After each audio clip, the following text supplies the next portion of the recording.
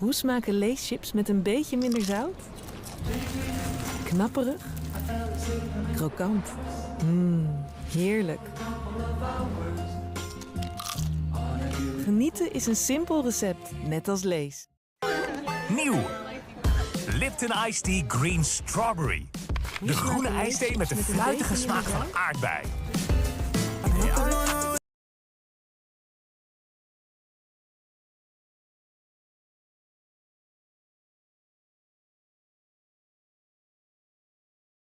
A very similar sentiment to Thomas H. Creasy, where it's like, this is that last thing we want to achieve in our careers, and we are willing to do anything to make that happen.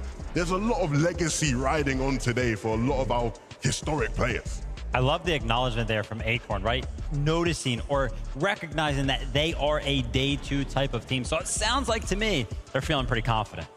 And how many other duos are feeling the same thing, right? Day number two. We've had it, and I kind of, again, I think back to the drop spot leading into this, right? Benno saying, hey, day one, it's about kind of coming out with these strategies. And then day two, everyone goes, okay, this is what we're kind of having to deal with. How are we going to respond, right? So some of these teams will definitely look to come out strong to just change. I mean, if we start to see people go, Peter Bapoyo, we're not going to give you that medallion. We need to take it back. I mean, how will that go? More to see in the future. With that being said, though, we were kind of curious to hear the players' thoughts on how they felt about each other. So take a listen. This is the biggest tournament of the season. 100 players, 50 teams of 2, players all around the world. They all travel to one place to play on a stage in front of everyone. One weekend, one map, last one standing wins the game, 12 games, and they crown the champion. That's how I'd explain it. No other games doing it like Fortnite. The esports here is crazy. So the most consistent duo this year, I mean, it's obvious.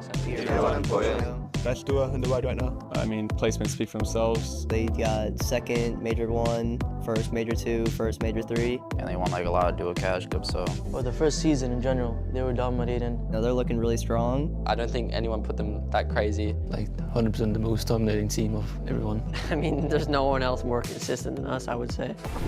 I'm not sure that it will surprise anyone, but I'm pretty sure that Kami and Saitsu will do good, as they always do on LANs. They kind of just have everything scripted. They have the entire game scripted and how they're going to play it. They're always just one step ahead of everybody. I'll say Epic Whale and Muzz impressed me with their performance. We just stopped playing with them last season to play with Benno, and I was really hoping he qualifies for Globalists. So them getting, I think, 7th, it was impressive for me.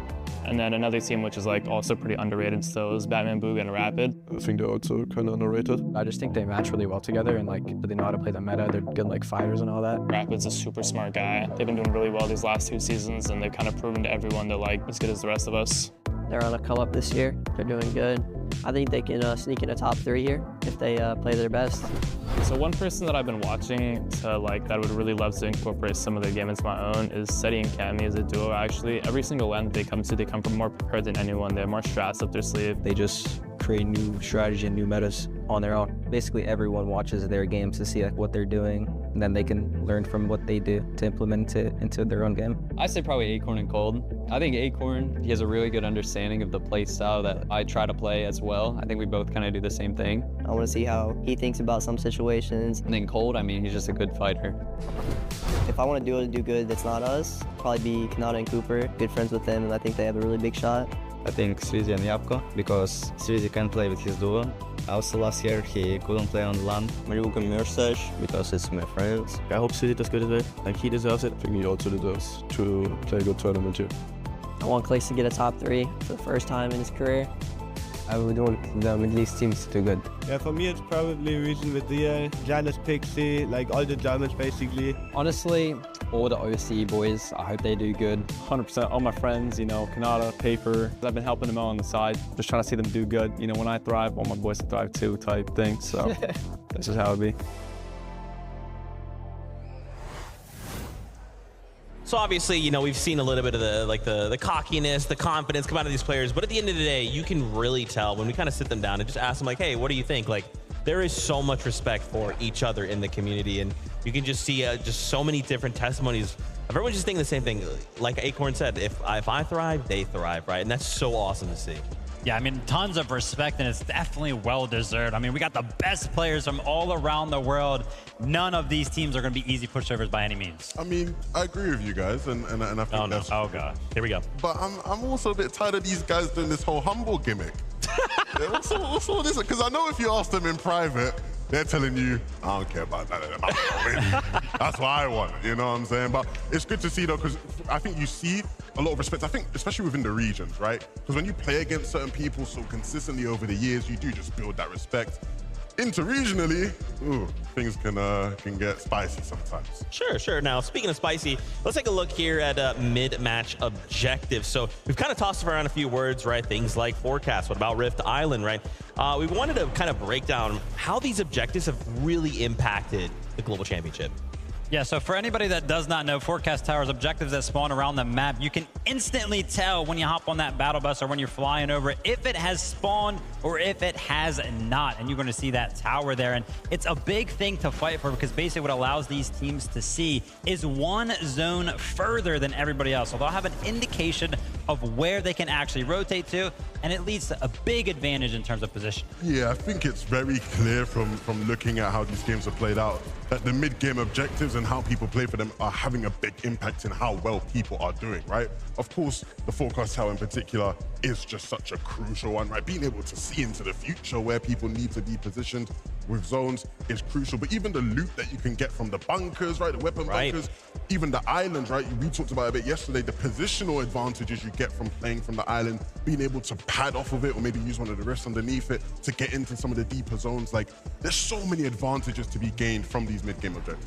And there's just something really small that we kind of always talk about as those weapon benches, the upgrade benches. And I was kind of curious, we kind of talk about, like players can get those benches. What does that mean though? So we take a gun, we can kind of customize it.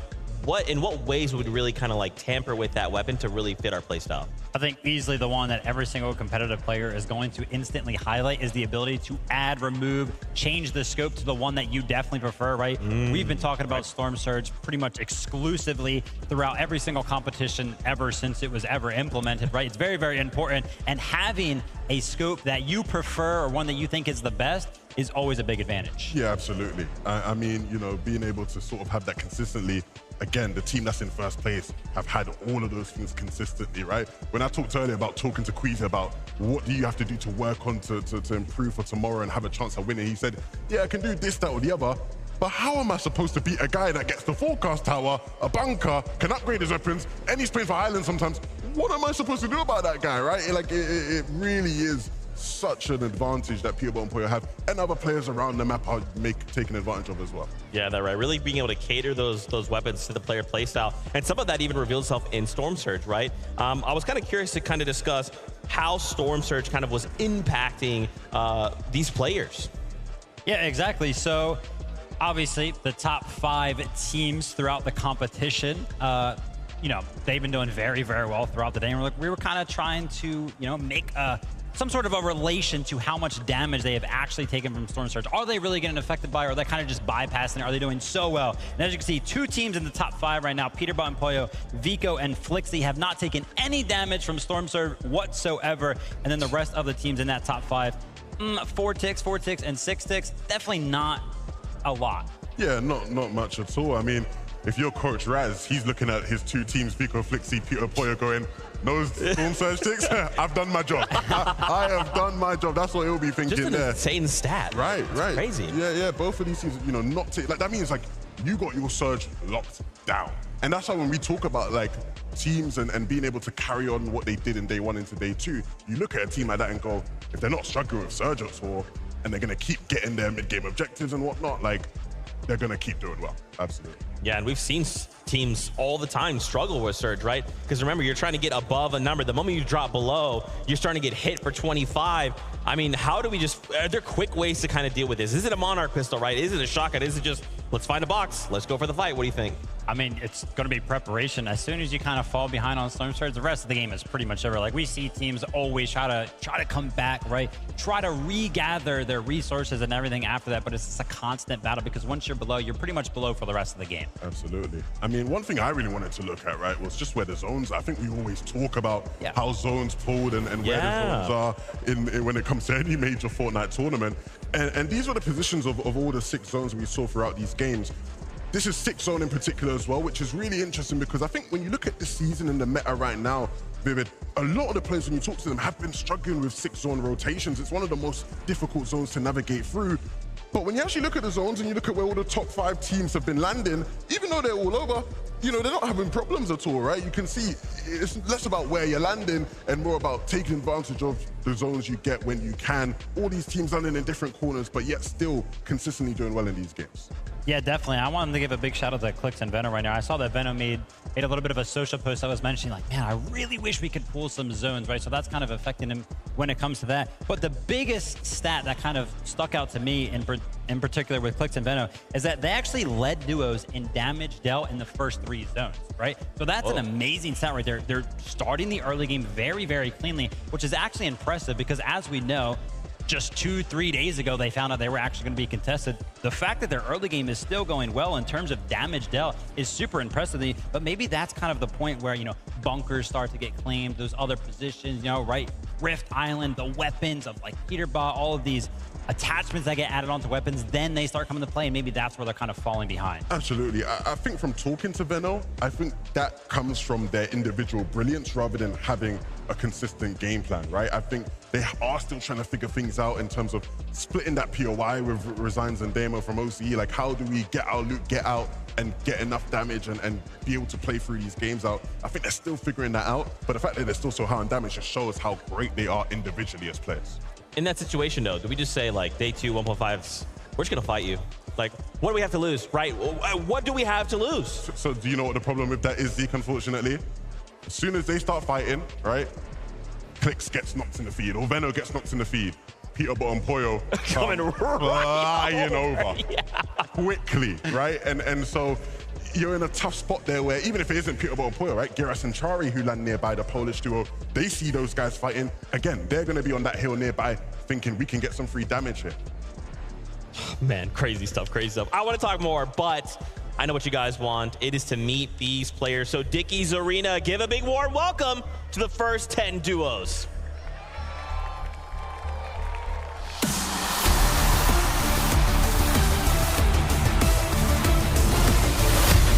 It's Alex and Worthy looking to even the off-spawn score. These guys are ready to start day 2 with a bang.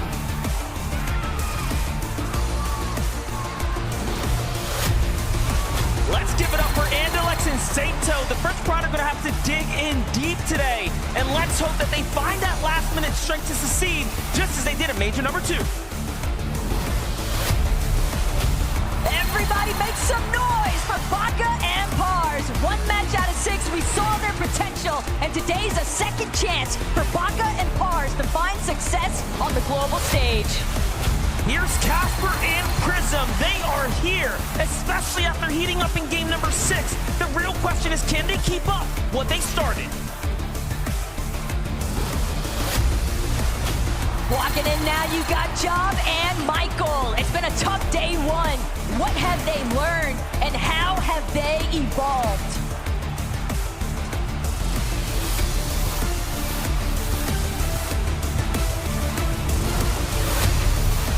Hold on, it's CCB and Nathan. We know they're known for their consistency, but who would have called them being just inside the top 10 after day number 1? Now, let's see what they can do. One more time, it's gonna be the double T's, Trashy and Threats. They knew it wouldn't be easy, but the top 10, it's so within their reach. Coming in hot is Skrull and Sky, the Danish duo that have had their biggest task in front of them right now after closing day 1 right inside of the middle of the pack. They know it's time to pick up the pace. They've got 6 more games to make it happen. Let's get after it, Kadu and Sion. It's none other than Booga and Aviv. 2 out of their 6 performances were stellar. And if they can find that groove again, we can definitely see them up at the top.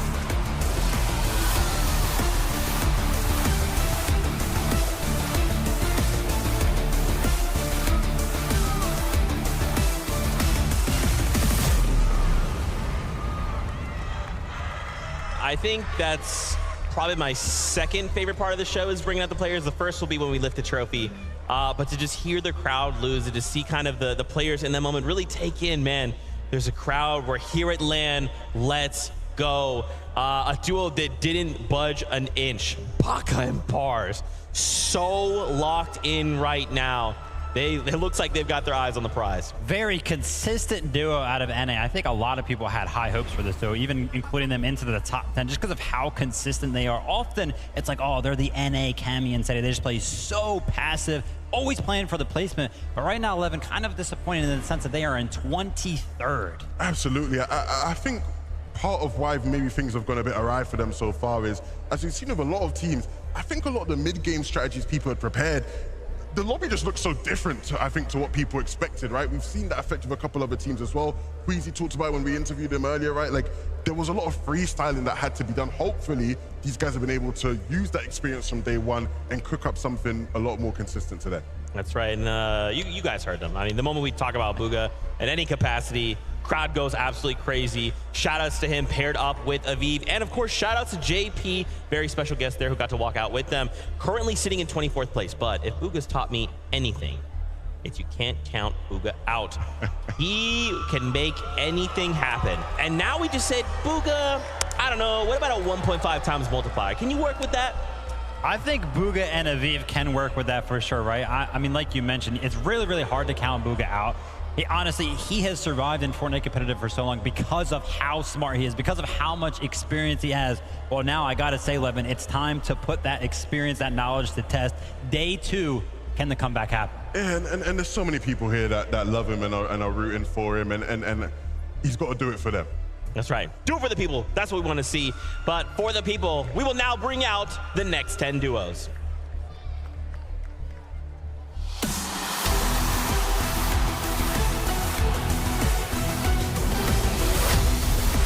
Epic Whale and Muzz know what it takes to win, and today it is time for an all-star performance. Show us what you got. Let's give it up for Chap and Teeny. After winning Game 1, they've already proven that they are championship caliber. However, it was just the start of their journey. Rise and you must start at day 1 off strong, but can they hone in on the consistency? Because this is where it matters most.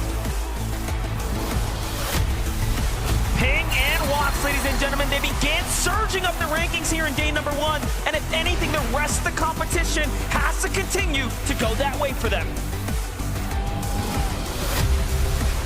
It's been a lot of growing pains for Danath and Tinka, but you can't count Oceana out. It's a new day, and it can always be a fresh start.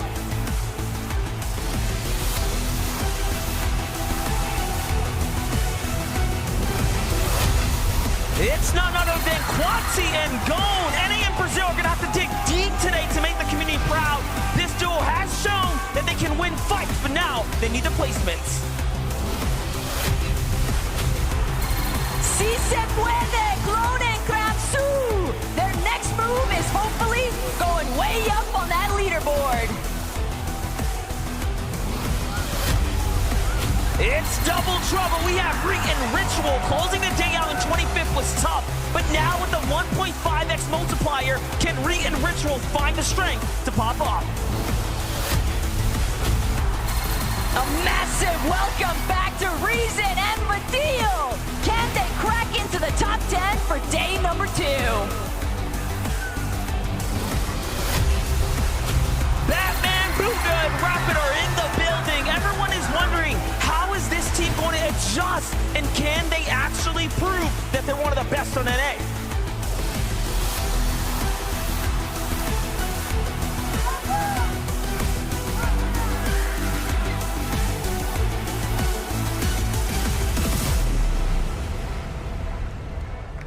Never gets old. Never gets old. Love to have these players walk in and just kind of, again, feel that energy from the crowd, feel that electricity. So for you guys in the arena, every time these duos come out, make some noise. Let's take a moment here to highlight some NA West teams. Kelly, well,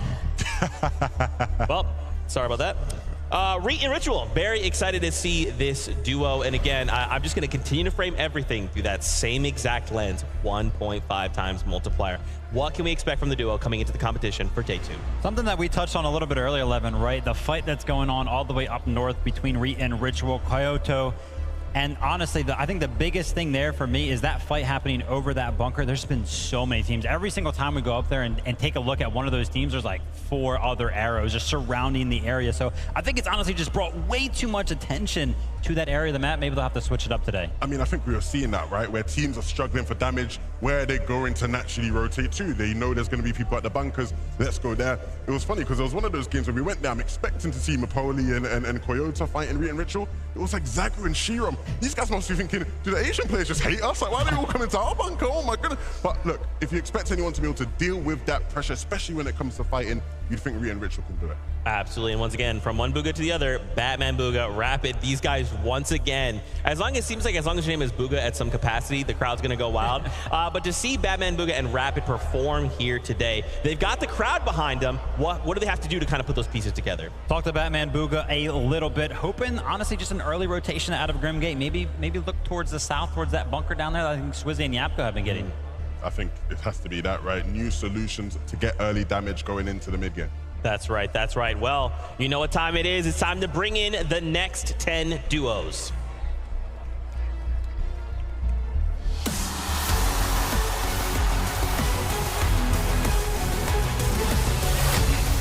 No matter the odds, Swizzy and Yapko are ready to run it back, but they'll need more victory royales if they want to get the job done.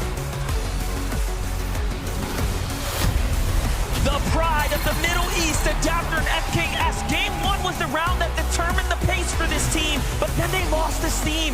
Can the Middle Eastern Pride make a big comeback today?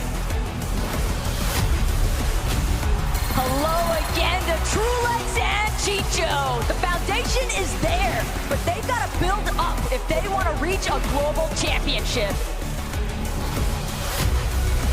Fort Worth, give it up for Kate Shota and Kate Key. If this team can make it past the mid-game, we expect huge things. However, we all know it won't be easy. They've had a day to work on their chemistry, but regardless of the outcome, Chiefs and Chris, you've got the hearts of champions.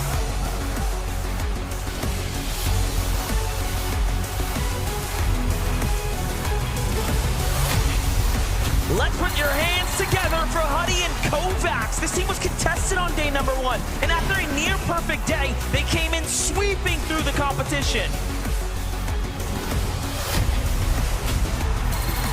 Dukes and Sphinx found their footing in day number 1, and maintaining their consistency will be a big step in the right direction.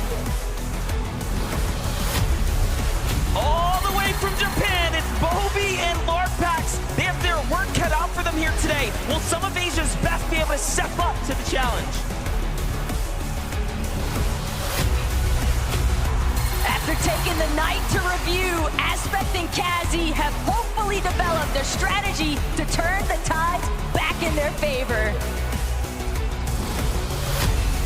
It's your boys, Acorn and Cold. They had a spectacular day 1 performance, placing in the race for a trophy finish. But let's see if they can close out strong now. Cold is what went.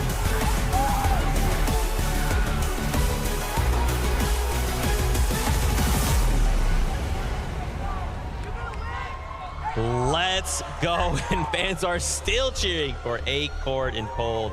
I wanted to take an opportunity here. We kind of referenced this damage, top 5 damage out of yesterday's performance. We got to look at Trulex and Chicho. Chicho on that top 5 as the most damage done. This is a duo we cannot count out. I mean, we called it out yesterday, right? Because we were watching their MM games and we tuned into them and they had like more than 5 elims, which if you know anything about them as a duo, that's not typically what you expect. These guys were popping off, they're dealing damage, their game plan is, ironclad, right? It cannot be throttled in any way, right? And so I expect to see these guys continue their dominance today. kind of known for doing those giant towers that put them above the rest of the lobby. An interesting stat there to kind of point out is that they're actually the only duo in the top 5 with 0 time spent on the higher ground as it pertains to the end game, right? So in that middle game, they're all the way up there. Come down to the end game, they're going for the low ground. Wow, crazy stuff. And of course, don't worry, crowd. We'll talk about Acorn and Cold, of course.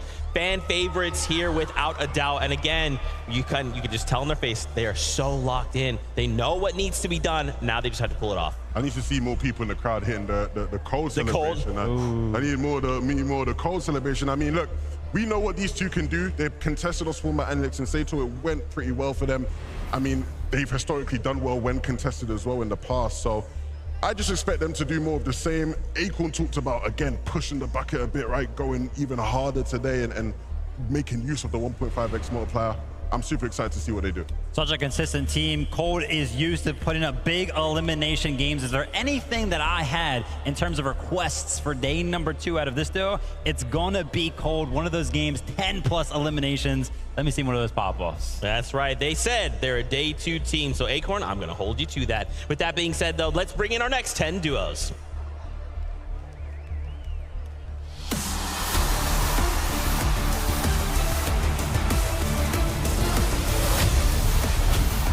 Starting the day off in 2nd place, but Queasy and Thomas HD have only one goal in mind, and that is to break the curse. Put your hands together for Koyota and Mipoli. This Asian powerhouse has their work cut out for them today, as they have proven to be the best team in Asia for day number 1. Experience gained is never a loss. Let's see what Shadow and Virgo have in store and what they've learned since day number 1. Gears and Shari, everyone, after the 18th place finish. We'll just have to see what this team can do, as they have a bit of a way to go here in day number 2. We know that they're entering from the final hour, but Visuals and Braids may still have some tricks up their sleeve here in day 2.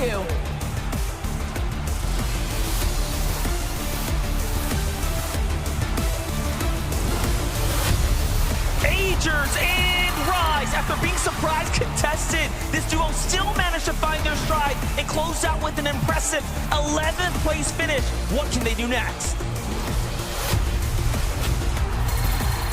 We know they've been hitting the VODs and looking to review, but now it's time. Janice and Pixie, they're ready for the fresh start, but can they break through?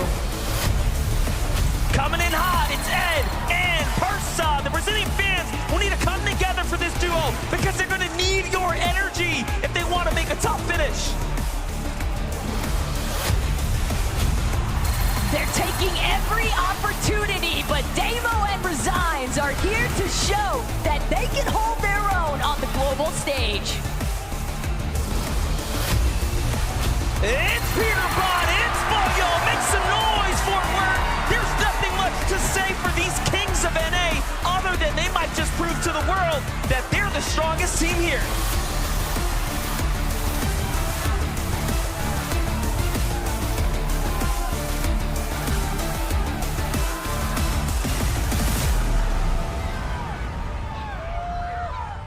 Man, I feel like the Dickies Arena was not making nearly enough noise there for Peter Bot and Poyo. I'm a little bit disappointed by you, crowd, just like a little bit.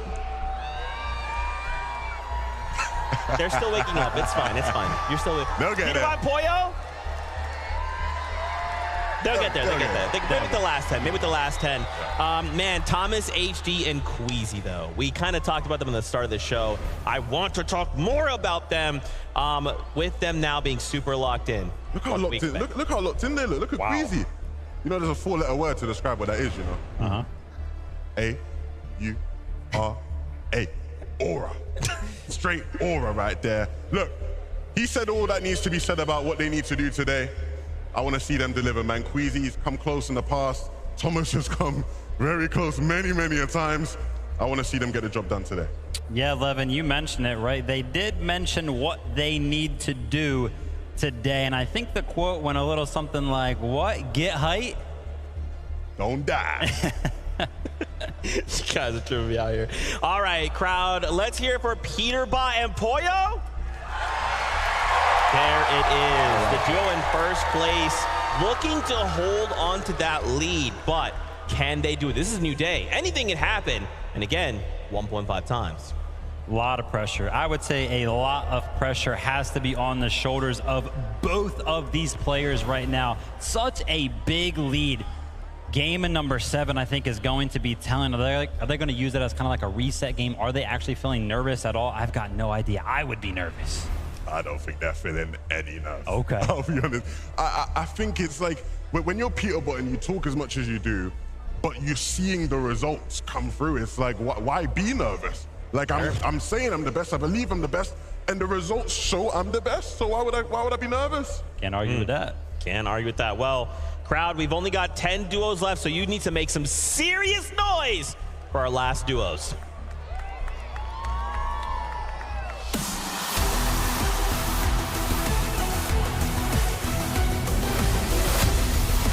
Everybody give it up because Vico and Blixie are back again. They had a good performance in day 1, but now it's time to be great. Here's the Asian powerhouse of Zagu and Shalom. The global stage pressure is truly showing that anything can happen. Will they be able to make a comeback today? Bryce and Bolt are back. Lucky number 7 to close out day number 1, but they're still aiming for the top. They're back. Malibu Gamer Stash, after being contested, they have their work cut out for them off the drop. They'll just have to see and wait what they can do. Another day, another opportunity for Cal and Haman. Let's see how they adapt and overcome.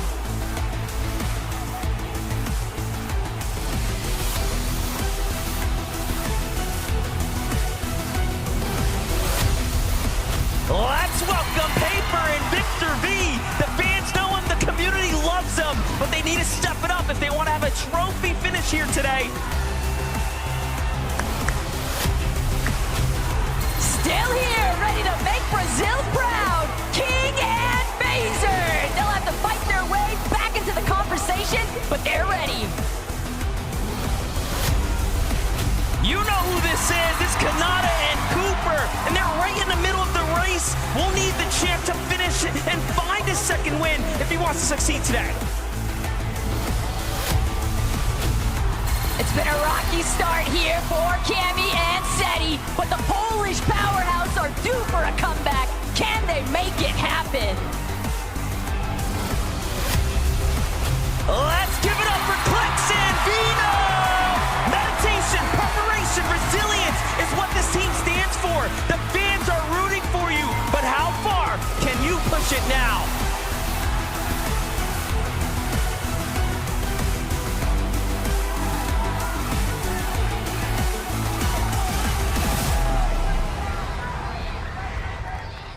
That is the kind of audience reaction I want, and that is what I hope we continue to just do that for the rest of the day. Shout outs there to Clicks and Vet at the very end. Hanging out with Max from Make-A-Wish. We got to hang out with JP and Max. Excited and thankful that they could hang out with us. Now, we got to start things off. We saw Sammy. I always Sammy. did it. He did it. I did it to myself. Oh, man. Seti, Cammy. I'm sorry, I just mix up letters in my head. Seti and Cammy, very excited. Much kind of like all these other dudes we talk about day 2 team, right? We can never count these guys out invitational winners. And now, what are they looking to do? They were the team that I felt probably had the biggest effect of what I talked about yesterday with Chapentini switching over to the Nitrodrome. Oh my goodness, it had such a big ripple effect on Cammy and Seti. When you look at how they were playing before, they were in a surge base, they had another surge base in Canada Cooper near them, they had Ryzen Ages near them, but Chapentini landing at Nitrodrome sort of warded those teams off, so all of a sudden Cammy and Seti, they're going, hello? Like, where is everybody, right? Nobody's here anymore, and had a big effect on how they played in the mid-game, so hopefully they've cooked something up overnight. Yeah, we had a lot of those zones kind of pulling north as well, right? So a lot of those southern teams actually like to sit in the storm, and with Chapentini there, right? Them being unpredictable in terms of being there kind of messes up that rotations for a lot of the teams that are to the south. Difficult situation, to say the least. Finally, Clicks and Veno kind of rounding out our duos here once again. They've been hot and cold, right? And they've kind of been put into these situations where they've been in these shambles situations. However, they've had time to go back to the drawing board. What do we expect in day 2? The drawing board, I'm happy that you kind of brought that up, Zeke, because if there was anybody that was hitting the VODs, hitting the replays, looking for something to exploit, it's the guy right there on your screen. Veno was looking for something. Levin, did he find it? I mean, I hope he did. I hope he did. I mean, you guys are going to have to show him some more love. Can we make some more noise for Veno? There we go. There we go. Look. These two, it's been a tough sort of tournament for them because coming in, they were the favorites for a lot of people, and understandably, things look so clear-cut for them. The switch up and being contested makes things awkward, and so hopefully now they've sort of got more of an idea of how they need to play with the loot they have and the timings that they have coming out of that spot, but I can't imagine it'll be easy even today. Yeah, no, I mean, crowd, you guys absolutely need to be cheering on Clicks and Veno. You can see it on Veno's face. He's locked in. He's here on a mission. And now they just have to execute their plan. We're getting closer and closer to kicking off day number 2.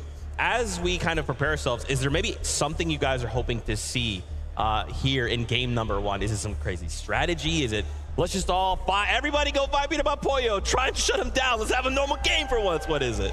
Man, what do I want to see throughout these 6 games in general? I just want to see some good Fortnite, right? There were moments yesterday. I think one of the biggest ones that everybody's kind of been pointing out is the Swizzy 1v2. Heck it, let's have 1v2 in every single one of the games today, right? Keep those end games spicy. I mean, me personally, I ain't praying on their downfall or nothing, right? Okay, but it would be nice for Peterborough and Pollo to have a slower start so we could have more of a competition. I'd like to see it be close by game 12.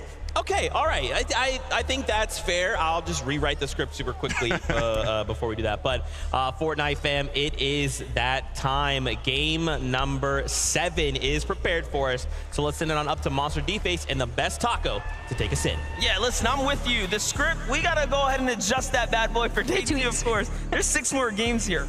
Yeah, and exactly. And I mean, I know it's really easy to get caught up in that point disparity that Peterborough and Pollo have established. But again, the 1.5 times multiplier makes anything possible. And we've already heard a couple of pretty popular duos. Some strong teams say that they're ready to challenge here in match 7.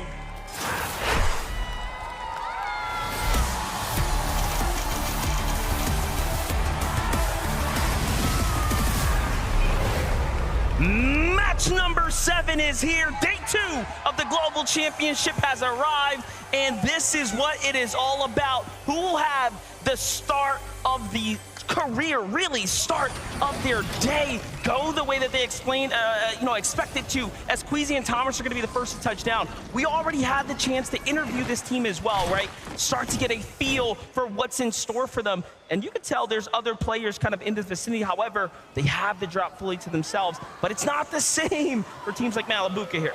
Exactly. Restored Reels has definitely been a pretty popular hot contest here between Malabuka, Mustache, and the Power Boys from Oceania, Alex and Worthy. Worthy, though, managing to find a shield potion off rip, could definitely bode fairly well. And surprisingly calm start for both of these teams. They've got enough distance between them that they'll both have an opportunity here to loot things out and see how that next engagement really goes. Much different than what we saw in days previous. Meanwhile, Peterborough and Pollo also seems like there's a little bit of a different strategy going down here. Yesterday, Peterborough and Pollo would have already probably had 2 eliminations come the drop here. However, they are still at 0, but jumping on over to that conversation of Malabuka and Mustache, game 1 jitters, more like game 7. However, things are off to a fast start for Power Alex and Power Worthy. They get the tags and they find more onto Malabuka. Already, it's looking excellent for the Team Power Boys.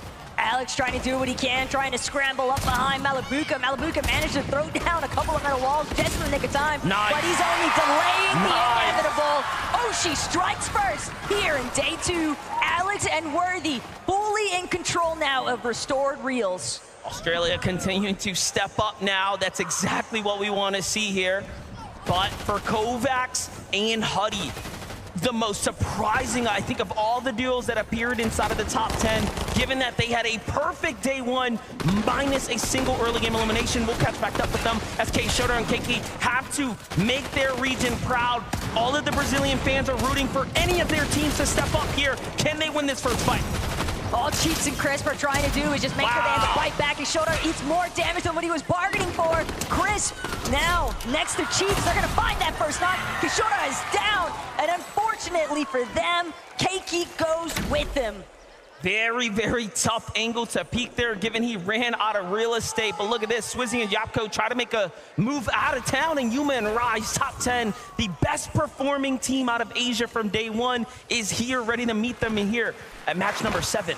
Something the analyst desk was asking for was a potential Batman Booga and Rapid appearance to maybe try and challenge for this bunker that Swizzy, Yapko already seemingly trying to create space around. They've got plenty of boxes surrounding them. Rise and Yuma actually going to opt to disengage for the time being, but curious to see if maybe we get a little bit more action located at that Karen's Crossing bunker.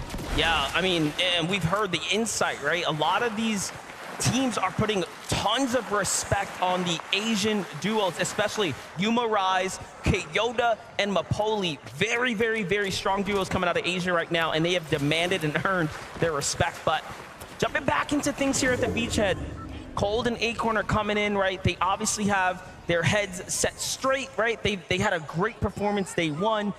Finding their stride here is going to be super important, given that, I mean, there are those external pressures, right? Teams playing off the cuff, teams, of course, hitting the reviews.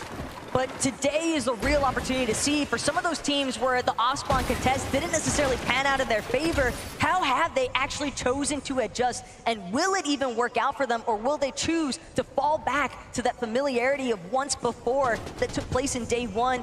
Kovacs, though, Huddy, still trying to ensure that they can try and maintain their position at the top of the leaderboard, and they're gonna have to fight their way through Scroll and Sky, just getting held here on the edge of Rebel's Roost. Yeah, all things considering right now, Scroll and Sky were winning this engagement, given that Kovacs does not have heals to work with, but Vino and Clicks in a very important fight, a quick rotate, a swift one to find Crisp and Chiefs here, and they shut them down, and they're off to a very hot start.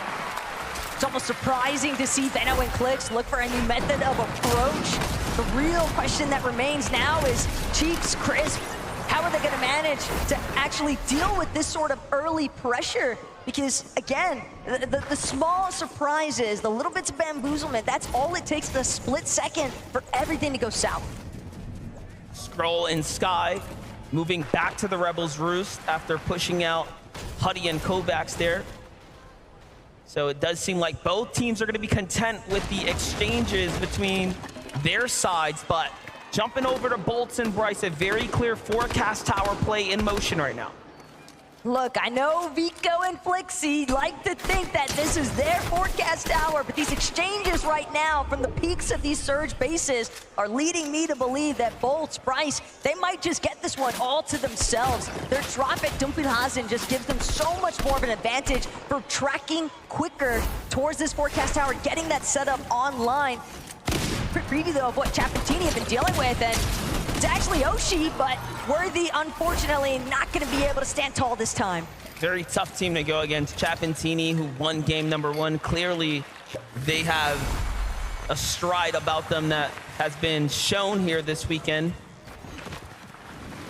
Match 7 now, starting off in almost similar fashion. It seems like while everyone's trying to get their bearings, they start a bit ahead, but keeping that momentum is going to be one of question here today with this European duo. And, you know, overall still within the top 20 is impressive to say the least. 1.5x multiplier, right? Every elim means a lot more. Placement points are going to weigh even heavier as things start to add up. But let's jump in with Sphinx and Dukes here, who are trading tags, it seems like, trying to farm some kind of damage here in the early game across what might be Acorn and Cold.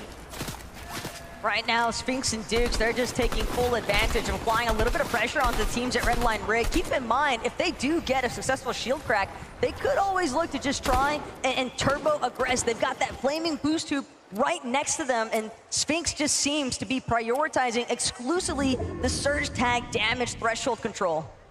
How impressive of Swizzy and Yapko to survive the drop. Trashy threats, Peterbot Boyo. A lot of action down at the raft. So it is, of course, in their best interest to get loot and hit the road, quite honestly. You don't want to stick around there given what can be in store. Kazi and Aspect clearly didn't want any more of that action as well, as they've moved somewhat north here to try to make the best of their strategy. But look at what happened. It's kind of causing this very congested area here.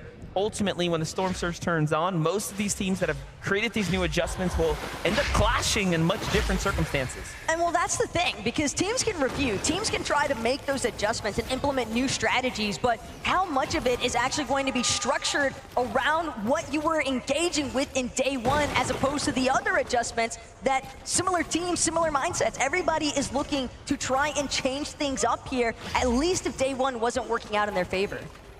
Yeah, Baka Paros, we saw finding some knocks there in the feed on teams nearby, but couldn't confirm their elimination, so their damage must be ranking up nicely. Meanwhile, Vico and Flixie have a bit of a position here over the opponents. Talk about fights for the forecast tower. The card is in the hands of Bryce and Bolt, whom are just outside of it, so if they want to activate it, they will have to fight their way through this duo. At the same time, though, Clone and Kramzu might be enough of a distraction factor. Bolt and Bryce are going to look to retreat just a little bit further east from where the forecast tower is currently at, but Vico and Flixie know that they've got the prime real estate currently. They don't want to allow for Bryce and Bolt to get a complete freebie for this forecast tower, but they might not have a choice. And even further still in the horizon, Thomas HD, Queasy, slight surge base on a hill just outside of Reckless Railways, but more importantly still, Thomas HD, he was on fire all day yesterday, especially with that Monarch pistol. And we saw moments where he was clutching up, perfectly timed there, back-to-back tags. This is the highlight you were just talking about, Taco. I mean, Thomas HD is a sniper with anything in his hands that does big damage. If it's got a scope, then Thomas HD is going to be an absolute fiend with that weapon. But Booga, Aviv, another one of our team's big fan favorites here, of course, but also just knowing that they need to try and develop some form of a new strategy. Even bumped into Aviv in the elevator earlier on today here at MDF and asked him, hey, we looking at the comeback? And he's like, well, I hope so. And it could start here. They've already got one elimination onto Danath. It's just Tinka trying to keep his duo's hopes alive, but Booga and Aviv, they struggled a decent bit with their surge damage, so this could be a big opportunity if they're able to pinpoint where Tinka is at, and they don't look like they want to let him go. I'm looking at the map, though. There's a team moving in very fast here from the south now, so other opinions are going to be thrown into the conversation here. It's Asia's Job and Michael, who have now started sliding their way towards the Doom's Courtyard. So anything really can happen. It'd be wise for Booga and Aviv to possibly make a move now, but of course, it's day 2. Strategies are being put to the test. But Job and Michael need to be careful with the way that they're crouch walking around that rooftop. Doom's Courtyard sitting at a slightly lower elevation than some of the POIs surrounding it. And there's a high possibility a team in a surge base happens to be looking around, see some freebie opened up shots. Players not protected from behind because they're too fixated on trying to get this surprise opportunity onto Aviv and Booga. There's Koyota, Mipoli, Kovacs, and Huddy. A lot of teams looking to set up an ambush at the moment. Gotta love this strategy here. We haven't seen too many big plays coming out the bush just yet, but doesn't mean even a top-tier professional won't get caught off guard, given that we've seen anything happen here on the desk. But there's just no foot traffic here, given that the zone is pretty far north, it seems, northeast-ish at the moment. Problem, though, for Kovacs and Huddy, since they were forced out of Rebel's Roost, they didn't actually have that time, that opportunity to properly farm out some of those much-needed hard materials. Their mat count looking a little bit grim, given the current circumstances. It's going to be hard to try and control your own mid-game. That materials to back it up is Ed, Persa tracking down solo in Nathan, but no backup this time in sight for Nathan. Persa on the move right now. Ed pressing hot on the walls here. Nathan trying to escape.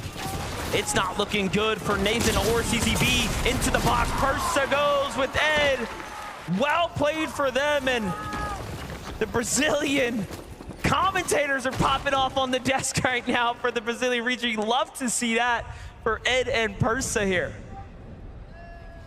A lot of these players also looking for those confidence, the momentum swings that can make all the difference for these next few matches. Clear up day number 2 here. Chicho, just strong connections off of that Monarch pistol. Meanwhile, Vico, Flixie find themselves a little bit of an aggressing situation here onto Clone, but with a team that knows Reckless Railways as expertly as Vico and Flixie, the split approach, they've managed to sandwich Clone in between them, and it looks like Kramzu might also be caught in the thick of it, but I like this pincer maneuver technique coming out of Vico and Flixie.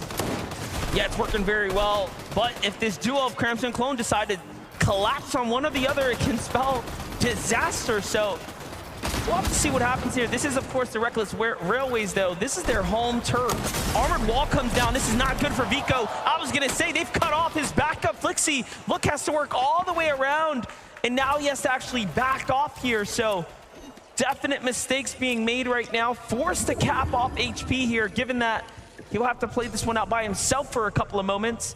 Meanwhile, still a lurking duo nearby in CR's Michael and T1 Job there. Anything can happen, but look at how Vico unfortunately gets caught off and out of position. There's a lot of trust that's implemented into that split technique, but more importantly still, Clone and Kramzu, they're still having to fight their way out of the Reckless Railways. One elimination might not be enough. Our international regions fully understanding they're gonna need more points to make their way up on the leaderboard standings.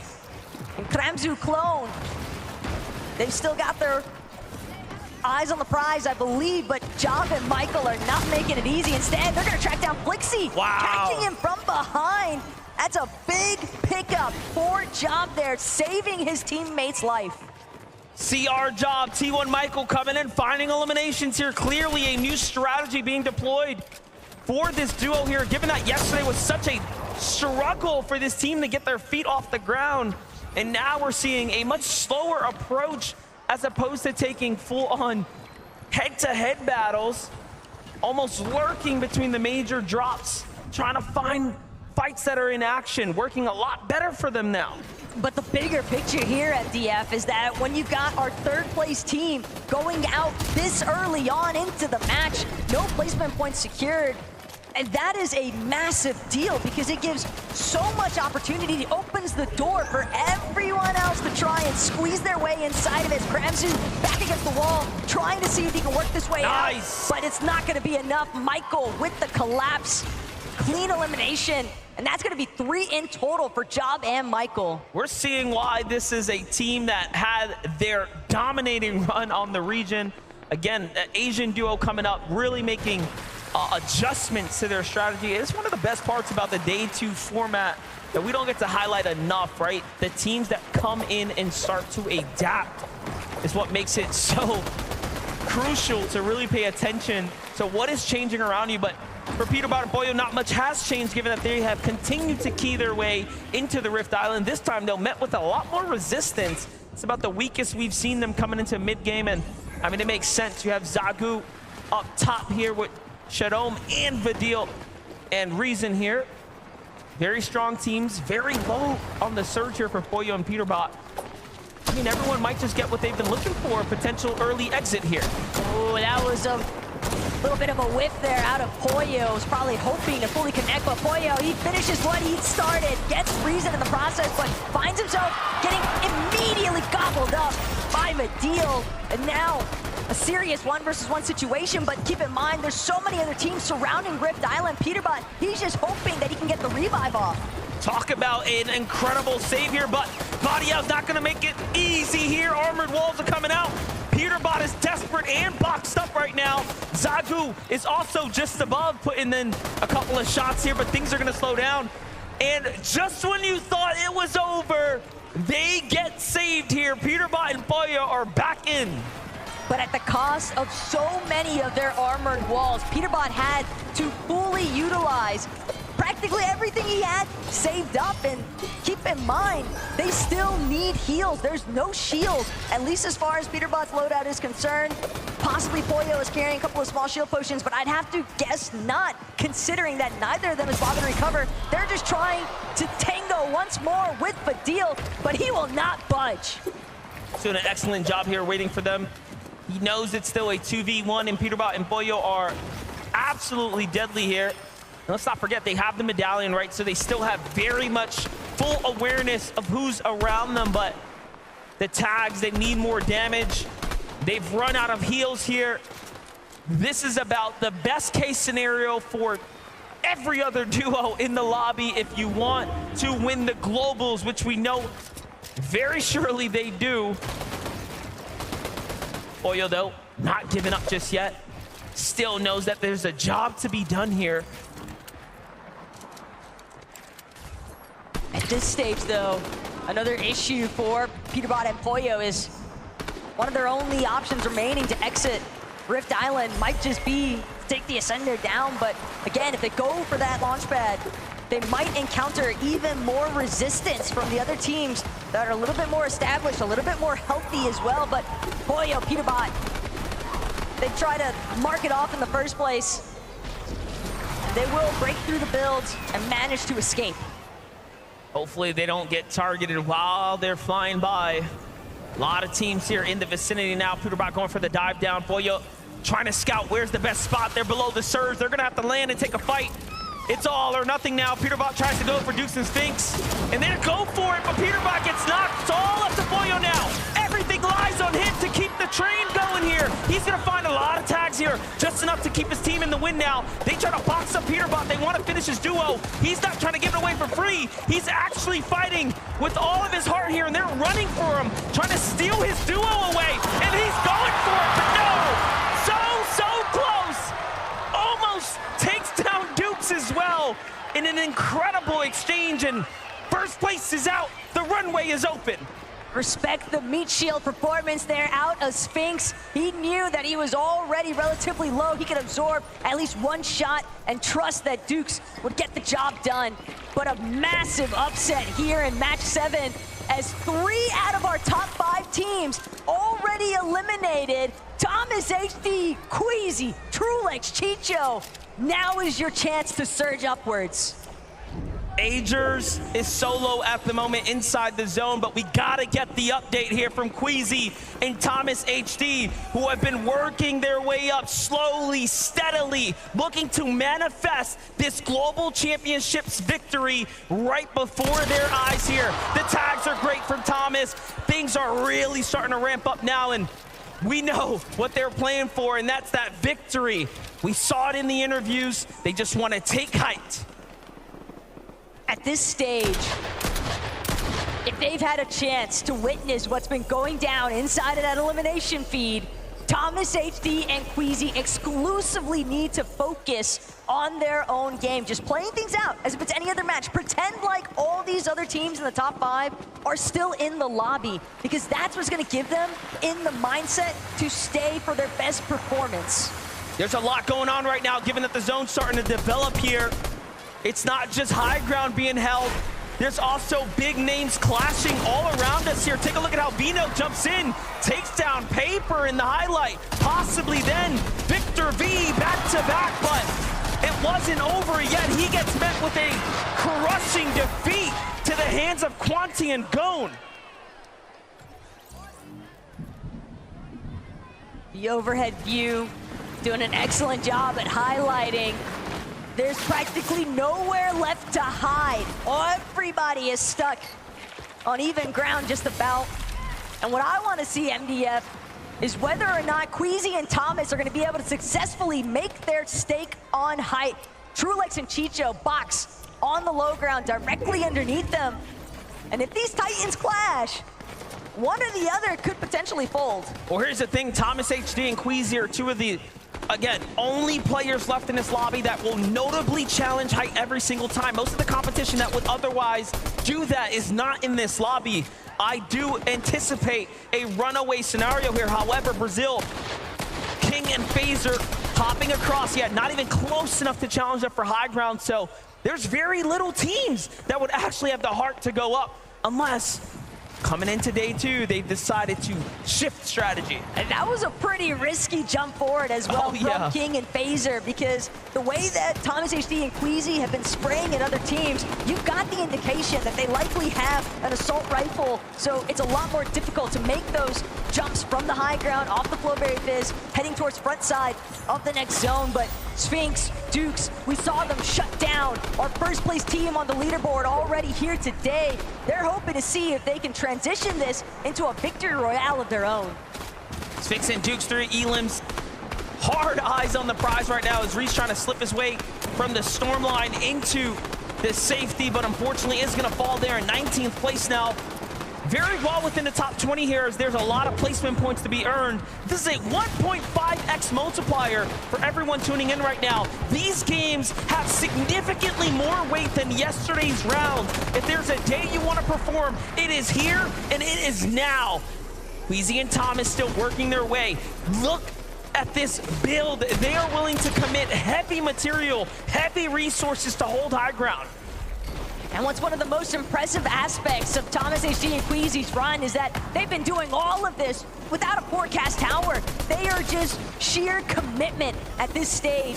Thomas HD continuing to try and prevent players from getting anywhere near that secondary high even, as Cooper forced to just utilize the medkits, playing from the backside of the storm and zone in general, but only a matter of time before he's spotted out as a solo. Just a complete shakeup with the teams we're seeing alive right now as well. Bryce and Bolt keeping up the momentum from where they left off in game number 6, carrying it straight into game number 7 now. A near top 10 for Bolts here, but he will have to fight someone on the outside of zone. Trulix and Chicho, meanwhile, just running game here on the mid ground. Now looking to jump down to low. They have enough maps to do so, cutting off their opponents here. There's a lot of reaction coming here, though. You have Asia on one side of the wall, OCE on the other, fully boxed in now. They have to be careful. There's no way out. Trulix and Chicho might have signed themselves straight back to the lobby accidentally now. Oh no, having to heal here. Chicho gets caught out. One false mistake, and it will come back to haunt you here. But high ground. Scope, Queasy, Thomas HD. They could tell Phaser for a moment. He got a glimpse, but he won't actually get a taste of what the high ground is like. Queasy now going to be the first to drop. He's continuing. He knows he needs a refresh. He wants more material. If he can find an elimination, if he can play the disturbance factor, he can prevent anyone from having the potential to threaten Thomas HD's current position. Thomas HD, in fact, alongside Queasy, just going to continue to try and secure as many eliminations as possible. We are witnessing greatness right now as Thomas HD and Queasy are putting on a masterclass from the high ground here. Doing a very good job now securing eliminations, starting to rack up. Queasy will have to get those mats there, has to jump to the tree. He sends Thomas HB down. The Soren to start cutting off the teams here. Completely new duos in the conversation as well. It's Zagu and King and Phaser now. That's all that's left in a clean 2v2 here. But the zone pull, Thomas HD and Queasy, they made it to the top of the hill. Phaser is going to manage to find his way up. Thomas HD instantly puts him down. Queasy with the cleanup as well, and a victory royale finish. We expect it, and now they're performing from the interview section all the way in to the first match here of the day. What a way to keep up the momentum. And of course, you know what we're gonna get next. A word here on the floor, given that we wanna hear what's happening. Would you please give it up, your Game 7 winners, Queasy and Thomas HD! Woo! Boys! That is the way to do a Game 7 on day 2 of Global Championships. Queasy, the high ground was king there again. What a way to start the competition today. I mean, take high, don't die. It's that simple. I love that. It's a man of few words, but you know what? They mean a lot. They pack a punch.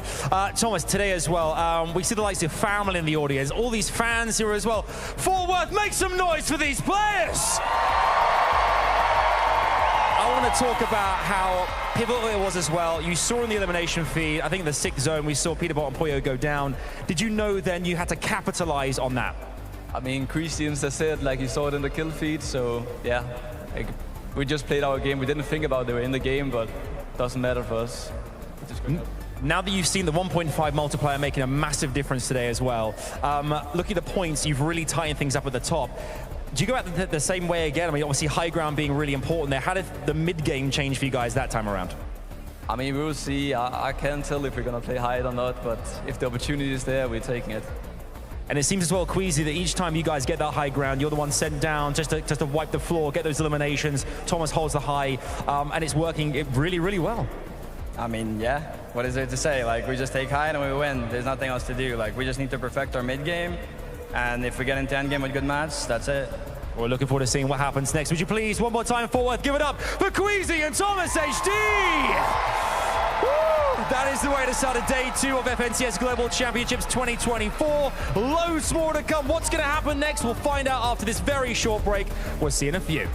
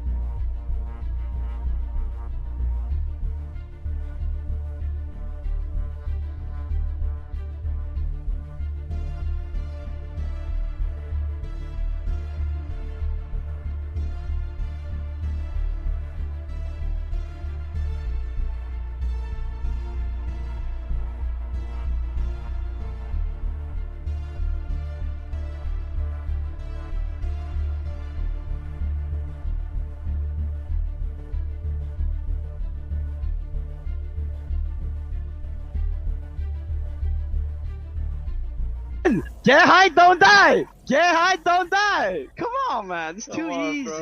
It's too easy. Fortnite fam, we got a tournament in our hands, baby! Hey, Lev, take height. Don't die. Take height. Don't die. Ah, let's go! Game number 1 on the day, 7 overall. Wheezy, Thomas HD find the victory royale, and they repeat exactly what they said yesterday. Take height. Don't die, Levin.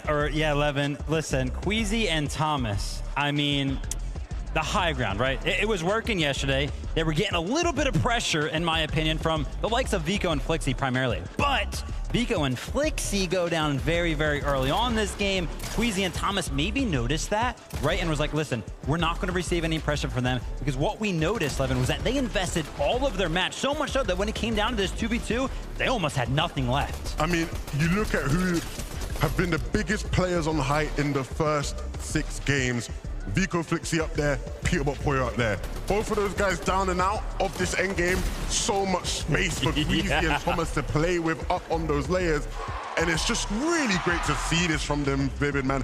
This is what I've been wanting to see from them all year, right? We've always known Queasy to be this dominant high ground IGL. This year, he took a step back from that when it matters the most, though, relying on what he knows best, playing the high ground. I just cannot believe it. And as well, when we kind of saw, I love the way that Queasy kind of commits to that high ground. We kind of look up and it's just cones as far as the eye can see. Most players would just kind of do a few floors, maybe 2 wide. He's just like, nope, this is mine, all of it. To be fair, there's not many players looking up at it anyway. Yeah. But if you did, and you just saw 300 metal just committed to high ground, you're not even bothering to go up there. Vivid, are you seeing this? Do quick math for me, Vivid. This lead is a lot smaller than yesterday. 23 points now separate Peterbot and Poyo and Queasy and Thomas. The question was, how is anybody going to catch up to them? That 1.5x coming into full effect. A bad game for Peterbot and Poyo. Shambles up on Rift Island, goes down early after trying to land and fight to get back into the game. Queasy and Thomas, they mentioned it in that little bit of an interview right there. They saw it happen in the feed. They played their game to it, and now we've got a tournament on our hands. Yeah, absolutely, man. Oh, uncharacteristic game from Peterbot and Poyo. They looked like they were working with scraps at times, but Thomas and Queasy, not at all. Still exactly what we saw from them yesterday, where they're looking strong, in good positions to get surge. Thomas in particular, the Monarch pistol again, it is just relentless, the amount of damage this guy is putting in with that. That's right, and guess what? We actually have a moment from that last game. Let's listen into that game-winning moment. I'm not gonna peep. We should remember their skins. We should remember their skins. Yeah. They're dashing. 30 on them. Okay, we know their skins though. Yeah, Catwoman. I got a kill. Disconnected them on the right. Yeah. They have dashes still. Catwoman on the right. Yeah, I see. Here, chop him, chop. I'm going across. I have armor wall. I'm armor here. Yeah, okay. Armor yourself as well. Armor. Yeah, I am. I did. We can get. Bring them. I don't have fizz. 60 or 100 points. Dead. Nice. He's coming up. Going up. Yeah, I see. 130. Crack. Dead. Behind you. 1 HP. Dead. Yeah. Take height, don't die. Absolutely amazing stuff there. Just to see them be excited. Levin, I want to double back. You talk about that Monarch pistol in hand. We joked about it at the start of the day. What kind of damage are we actually putting in with this? Let's take a look at the numbers. Who do you think is going to be leading with the Monarch pistol? Surprise, surprise. No surprise at all. Thomas HD by far and away just crazy with it. Again, if you know anything about Thomas HD and metas of previous years, it would have been the sniper rifle where you would have probably seen him be the leader.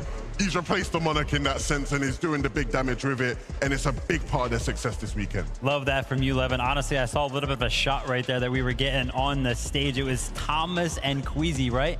If they actually turn around in their chairs, guess who's right across from them? Peterbot and Poyo. They were actually staring each other down up there, probably sharing some emotions right there. That's awesome. They're like, hey, listen, it's game on. That's right. Let's talk about Peterbot and Poyo here for just a moment. Very uncharacteristic out of the duo, right? They obviously had Medallion. They had mythic items in hand, but we kind of go up to Rift Island and they are just in shambles at one point. No materials, no shield. Well, the big thing for me was that Peterbot and Poyo, they're kind of used to getting the Rift Island uncontested. Usually there was like one other team that was up there yesterday. Sometimes that was kind of just based on the side of it. But we actually saw 2 other teams up there that were interested in even capturing the Rift Island, right? And once we tuned in with them when they were actually up there on the Rift Island, I think they were only like, what, 60 damage above? And usually that's like 400. That's literally what I was about to say, right? Where it's like, they shouldn't even have to rely on going to Rift Island to be getting their damage. Usually they are much higher before that. I think we're already seeing some changes in the way people are playing around that area of the map in the mid game, and they're clearly struggling with it. They're gonna have to figure things out, and fast. That's right. 3rd place, Trulex and Chicho. Just rising up the standings there, holding that third place. And to think here, Trulex had to do this as a solo player. He has to play heals, but in those moments with this multiplier, those placement points make a difference. Absolutely, it's exactly what you expect Trulex and Chicha to do. To be honest with it, a bit unfortunate with how that game sort of panned out towards the end. They were doing a good job on some of those mid to low layers. They get cut off, right, on low ground, and usually if you get cut off on low ground, it's possible to reclaim it. The problem was the team that cut them off used armored walls. So they're pickaxing through armored walls to try to get out of the storm, and again they just lose too much time. It forces Trulex to use those medkits earlier than they probably would have wanted to, and that leads to the end of their game. A top 6 ain't bad, but that could have easily been another top 3 for them. No, but it was super, super good for them, right? Because coming into today, remember, they were one of those top 5 teams, and we saw actually multiple of our top 5 teams go down. Those being Vico and Flixie went down early. Again, obviously, Peterbot and Pollo went down early. But another one was Acorn and Cold that also went down early. And I think me and Levin, we noticed something very, very fast that game. They were uncontested. They were contested for all 6 games yesterday. So that big switch-up could be affecting things largely. Those ripples making a difference here. Every little thing can change an outcome, but it is that time. Game number 8 is being ready for us. So casters, on over to you. Yeah, it does seem like being uncontested now is starting to work against some of the favorites who are up at the top. Yeah, and for the teams that are having to essentially switch up their strategies, one thing we were noticing, you pulled up something rather interesting from socials. Swizzy even giving the shout out. I will seriously do my best today. So match number 8, let's see if he's got it.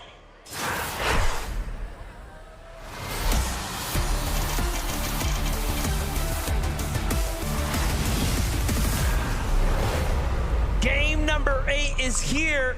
And there is a lot that we have brewing now here inside the Storm and on the Battle Bus, of course, given that the gap has officially closed. And you saw in the interview just moments ago, Queasy mentioning that, hey, if there's enough space between me and third, we're going to do everything it takes to secure number 1. And that might be one of the worst things ever if you're Peterbot and Pollo. You almost have to try and block it out, but how much can you really ignore when you see the gap chopped so viciously after a singular match because of that 1.5 times point multiplier? But drawing that conversation back to that little note that Vivid had touched on, teams that were contesting each other, they might have gotten very accustomed to having consistent damage. I think Acorn and Cold specifically, they were so directly in control of Brittle Beachhead, Andelix and Sato. They tried their best, but they realized this is not going to work out. We've got to completely revamp our strategy for day 2, and now it's up to Acorn and Cole to figure out a new game plan on the fly. Talking about that, even Huddy and Kovacs now have seemingly demanded their respect from Scroll and Sky, who have given up the Rebels. Roost already moving out. Likely that they had a bad drop here, and these small micro changes will absolutely create domino effects. So what we're looking at, 7th place now, doesn't have as many teams there. We already know Vino and Clicks had a little bit of a different situation unfolding at their drop. Peterbot and Pollo had a team move out, right? All of these teams now have to make adjustments. But Benno moving in quickly towards that launch pad. It's evident with the forecast tower in sight, there's going to be a brawl stemming out of Sandy Steps, but also drawing in the attention of teams surrounding this southern section of the map. Look at this. Stored Reels definitely getting active.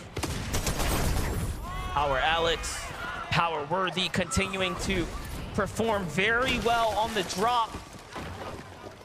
But that mid game, they can tighten things up, possibly leave the Reels faster. They'll be better off. Angles looking good here. All shield bubbles expended, but look at the distance. There is, of course, more players coming in. Love this snap fly adjustment out of Cooper and Kanata, though. They recognize, hey, we had issues with Surge. What better way than to try and third-party teams that won't be expecting it? Alex and Worthy, they're still trying to chase down Merstash. They find the second elimination. Malabuka and Merstash fall yet again to Oshi, but now Kanata, Cooper, they're not going to let them relish in the moment for even a second. Kanata immediately breathing down the neck of Alex. He's trying to get a scramble out, but he hasn't had a chance to regenerate anything. He's just hoping that his teammate can try to provide some relief, but Kanata and Cooper, they finally find Alex, and that's going to be the end of one half of the Oshi Power Boys. And you can see Alex's only concern there was, let me buy time for my teammate to get out. We can still play this game. So Worthy looking to secure as much loot as possible and then rotate out. Meanwhile, seems like EU's Chap and Teeny here are going against NA Pars and Baka. So far, so good for Pars and Baka, who have a defensive hold inside the factory, but Teeny and Chap likely feeling like it's a little dangerous to step in now. They're gonna take what they can and move on out, it seems. Teeny possibly reverting back to his old ways. There's Chap next to him. Seems like they want to look to try and apply some pressure to any teams that might be looking for some easy fishing strats over by the dock next to the ship it station. Yakko and Swizzy on the other hand, popping up at the raft. They're gonna manage to find threats in the process. And this triple contest situation just continues to heat up, but this is a very different brutal beachhead vision in comparison to what we've been used to seeing. Yeah, we got Cow Gamer, Haman here now, up against Andilex and Sato. Nicely done for Haman, finding Sato with a big elimination here. Now Cow Gamer has to win his ones, going toe-to-toe for the shot there. Andilex extremely weak, but instead calls in the backup, and beautifully done as Haman finishes the deal here for Middle East. And they're gonna find themselves a wonderful set of eliminations. Now the drop is theirs, no Acorn and Cold. So clearly a rotate must have happened and a lot sooner. They're not the only ones countering some slight adjustments to the loop path and rotation strategies early on. Vico, Flixie next to Booga and Aviv, but at the same time, some damage was clearly applied. Whether that came from Booga and Aviv, didn't necessarily get the chance to see, but Vico and Flixie are now inside of the cemetery, and there's a very high likelihood that they're just looking and waiting for the opportunity to make a play for the weapons bunker nearby. Take a little quick highlight here as we walk away. Unfortunately, King and Phaser gonna be some of the duos caught out. An old risky play walking into a building and a team sitting in the attic. What can you do? It's almost like how we saw Huddy and Kovacs sitting inside of a bush in match 7. I think a lot of these players, again, you don't really want to get messy. You don't want to cut any corners. You've got to make sure that you are checking every angle, proceeding with caution every step of the way. Otherwise, you might just find yourself off guard. Braids completely exposed. Huddy had the overhead view, but didn't manage to connect the shots. Still like this angle here. Plenty of gas in the tank here for Huddy. As he slides out, Visual and Braids put up a great fight so far. Huddy opening the distance here, still keeping tabs on the opponent, making sure the teammate doesn't find too much of an angle on him. And then you have in the bush, in the distance, in the base, Buzz and Epic Whale just listening ever so closely. Meanwhile, Peterbot and Pollo making up for match number 7 here in match 8. Trying to farm and fish for tags, right? This is their biggest problem in match number 7. Now that they're uncontested, basically didn't get to get those early fights, right? Things have gone a little bit differently for them. It's becoming a lot more difficult. It's the same for Clix and Venna, though. They've seemingly been surrounded. We knew that there was going to be a lot of foot traffic coming through this area based off the forecast tower spawn, but with Peterbot and Pollo seemingly in full control of that, Clix, Venno, they're now going to have to choose a new method to try and establish some surge tag damage. And again, with Storm closing in on their backs, they could take their time. They could still potentially loop back around, hit the vending machine that they're familiar with, if that's still standing. Vino looking to see if he can find any tags anywhere. Meanwhile, Chicho and Trulex, they've been putting on a performance worth studying. You have to start to wonder now, what is it about their drop spot, their mid game, their early game that they've been able to do so well that they've continued to make end game and then perform at the highest caliber? now being one of the few teams in the race here for the first place. But they still have to keep it up. They've still been contested, although the team that's there has given them a little bit of room to work with. Meanwhile, a team that has a lot less room, Swizzy and Yapko, right? We all know the Raft has been highly fought after. They have 3 Elans, so they're not making it easy for anyone, but hold up, Clix is in a battle. It's Crisp on the other side of this box, but Clix, Benno definitely looking a lot more healthy than their counterpart, and sure enough, Benno is gonna close this one out. That's another elimination, 12 points already. Keep in mind, that point multiplier doesn't just come into effect for the placements, but eliminations also being worth 6 apiece. It's a great way to climb. But Benno, Clix, they've gotta be careful, sneaking up when they least expect it from 2 separate sides. Aspect, Kazi, Damo resigns. This could go from bad to worse in a moment. Yeah, Clix already hears the shots coming out here, so they're not slick by any means. He does have a couple of splashes here, so being able to get their HP up is not going to be too much of a problem. Meanwhile, Vino looking to alpha up some positioning over Kazi and Aspect here. Trying to see what this team wants to do. Vino clearly doesn't want to stick around for too much longer. It's a lot of risk involved here. He does have a couple of med kits.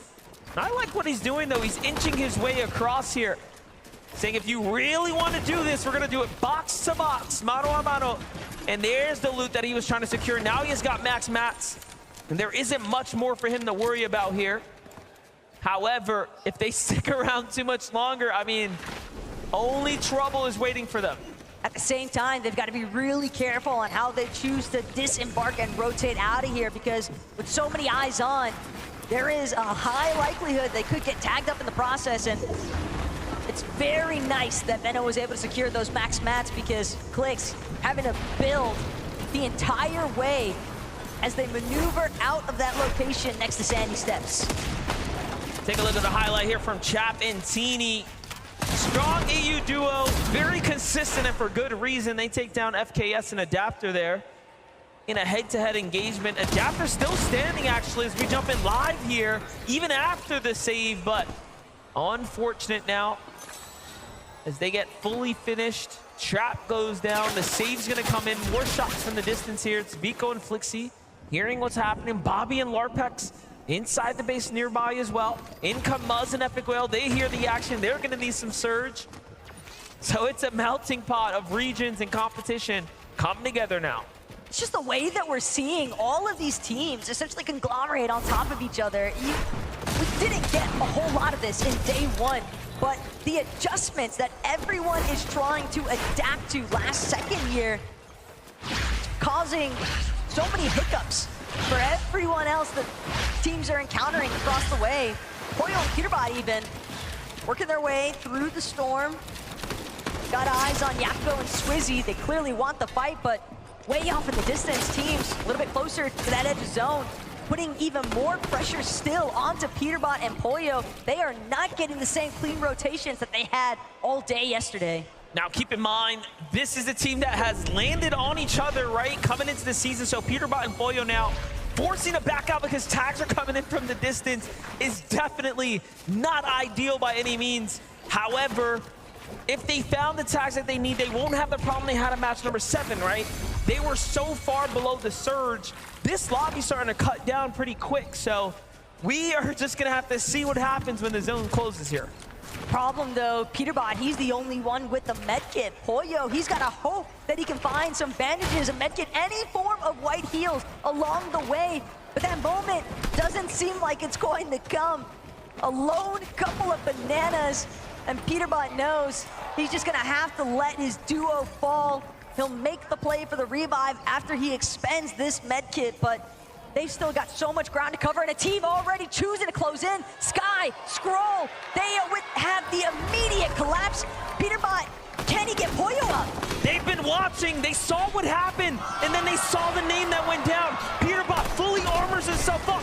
Every wall is covered here. They will have to literally break him out and then fight, and he is ready. Rifle in hand, shotgun in the backup kit, ready to go. He tries to go for the wall replace first. Very smart done. However, starting to run out kind of material. Peterbot is one of the best in the world, and for good reason. You just cannot stop him if he does not want it to be done. Look at how well he's putting up a fight in a 2v1 situation right now. The fact that he's even delayed Sky and Scroll for this long is phenomenal, as is Peterbot continuing to split them apart. He will not let them challenge him 1 versus 1. Anything else is not going to go their way, but Peterbot, he's still managing to scramble. He's on the escape. He's got the reveal marks as well. He knows exactly how he needs to move. But again, Sky Scroll, they realize we got to reconvene. We got to re-aggress. Peterbot from below. He's on his last little ticks of HP. And I don't think he's going to make it out. Finds a bandage, has to hit it, but unfortunately will fall now. And that is back-to-back games of trouble on the horizon now for Peterbot and Boyo. And it is just starting to slip away now. If there was ever a moment for the competition to really find their confidence here in day number 2, it is now. What a critical moment that just unfolded in match number 8. But again, we heard it even in that last interview that Adam just had with Queasy and Thomas HD. They choose to still play the game as if nothing's gone wrong. There's been no spoiler in effect for the first place team because they know their best performance is going to come from 0 distractions. Crazy to think that if the OCE team didn't rotate in at that time, he would have gotten the bandage off and we would have still seen something potentially unfold. But the reality is now, top 5 is going to shake up. Then at this point, Peterbot and Poyo, they might just have to hit the drawing board themselves because that's 2 for 2 on the start of today. That is just not gone anywhere near the direction that they would have hoped here in day 2. But on a separate note, Thomas HD, Queasy got a nice overview of the rest of the map from their current position, just trying to use some of the natural elevation to base up on. And here at Mount Olympus, a couple of teams nearby, but they've just got so much space boxed out and claimed. Bryson Bolt with the Rift Island. Chicho and Trulix down low. Still sitting pretty in 3rd place right now, based up under the Rift Island. Not an ideal situation to be in here, given that teams won't rotate because they see the island, let alone get a better angle for Chicho and Trulix. Very unlikely, but they have a duo in sight. It'll be important for them to find a couple tags here. 340 above, they should be okay for the time being. However, that's the damage that we're looking for. Another little bit of a shock, though, as far as our top 5 is concerned. Spinks and Dukes have also been eliminated. They've jumped up a few placements after their match 7 performance. They were sitting inside of top 10, 9th, I believe, to start day 2. So the fact that they've fallen here already just means, again, ample opportunity for some of these other teams to try and leapfrog their way up and over inside of that top threshold of the leaderboard. But Vico, Flixie, first off, they've got to deal with a little bit of pressure coming from the north side of where they're based. And again, Vico and Flixie, they had some success whenever they were able to find those forecast towers in yesterday's matches, but it's not going to be as easy this time around, and Bryson Bolts are a big part of the reason why. Bryson Bolts, slow and steady, wins the race, and they have been working their way on up. Just look at the standings right there. Currently in 6th right now. Most of the immediate competition sitting on ice for a second. Another unfortunate run for Cold and Acorn here. And they're a day 2 type of team, so really have to scratch your head and wonder what's happening over there. But Clix and Vino have a lot more to worry about here. Resigns and Demo out of the question here, trying to look for the fight. Vino with a monstrous tag, and they just shut down Resigns and Demo, really showing them who's the kings of this one right now. But Chicho and Trulix have also met their match. What is happening over here? Rift Island just continues to get even more traction surrounding the baseline of it. Teams that are potentially hoping to try and utilize some of the mobility aspects surrounding it, such as the rifts, and in fact, Chicho, Trulix, they're on the go. But remember, Queasy, Thomas HD, they were sitting on a peak near Mount Olympus. There's a very high likelihood that they're going to be looking to take some shots at some of these teams rolling in from the Rift Island. Aviv and Booga are definitely one of those teams as well. They have a lot of high ground. Back on over to Bolts and Bryce, though. Finding Agers out here on the rotate there. Very, very important tags, given that they are just 40 above the damage threshold. So just a couple moments before that starts to affect everyone here. Big moves coming in, though. Once the zone closed, the damage will start to escalate very, very quickly.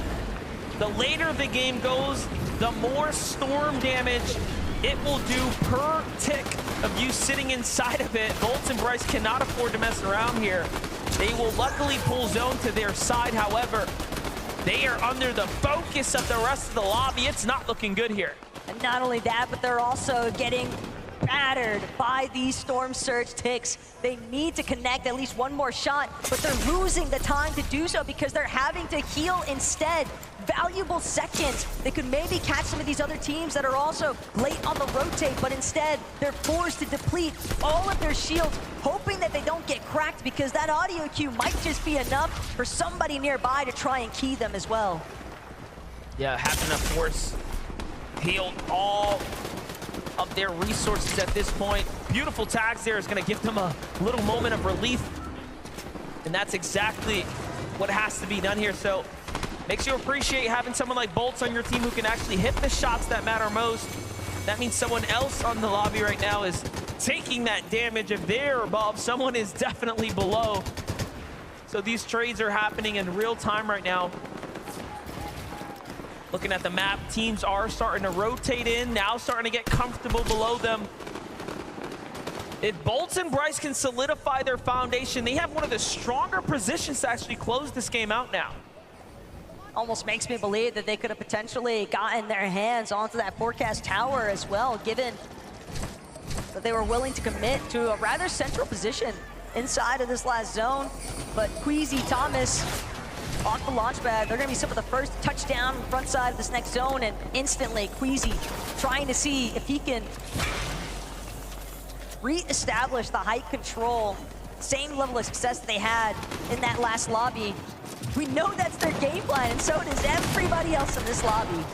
I like that though too. He's got a lot of distance to work with, that natural elevation as well, not looking to overcommit given that the zone's gonna pull here, and it was the right call. It's going far south. You know, these are the things you can't really account for.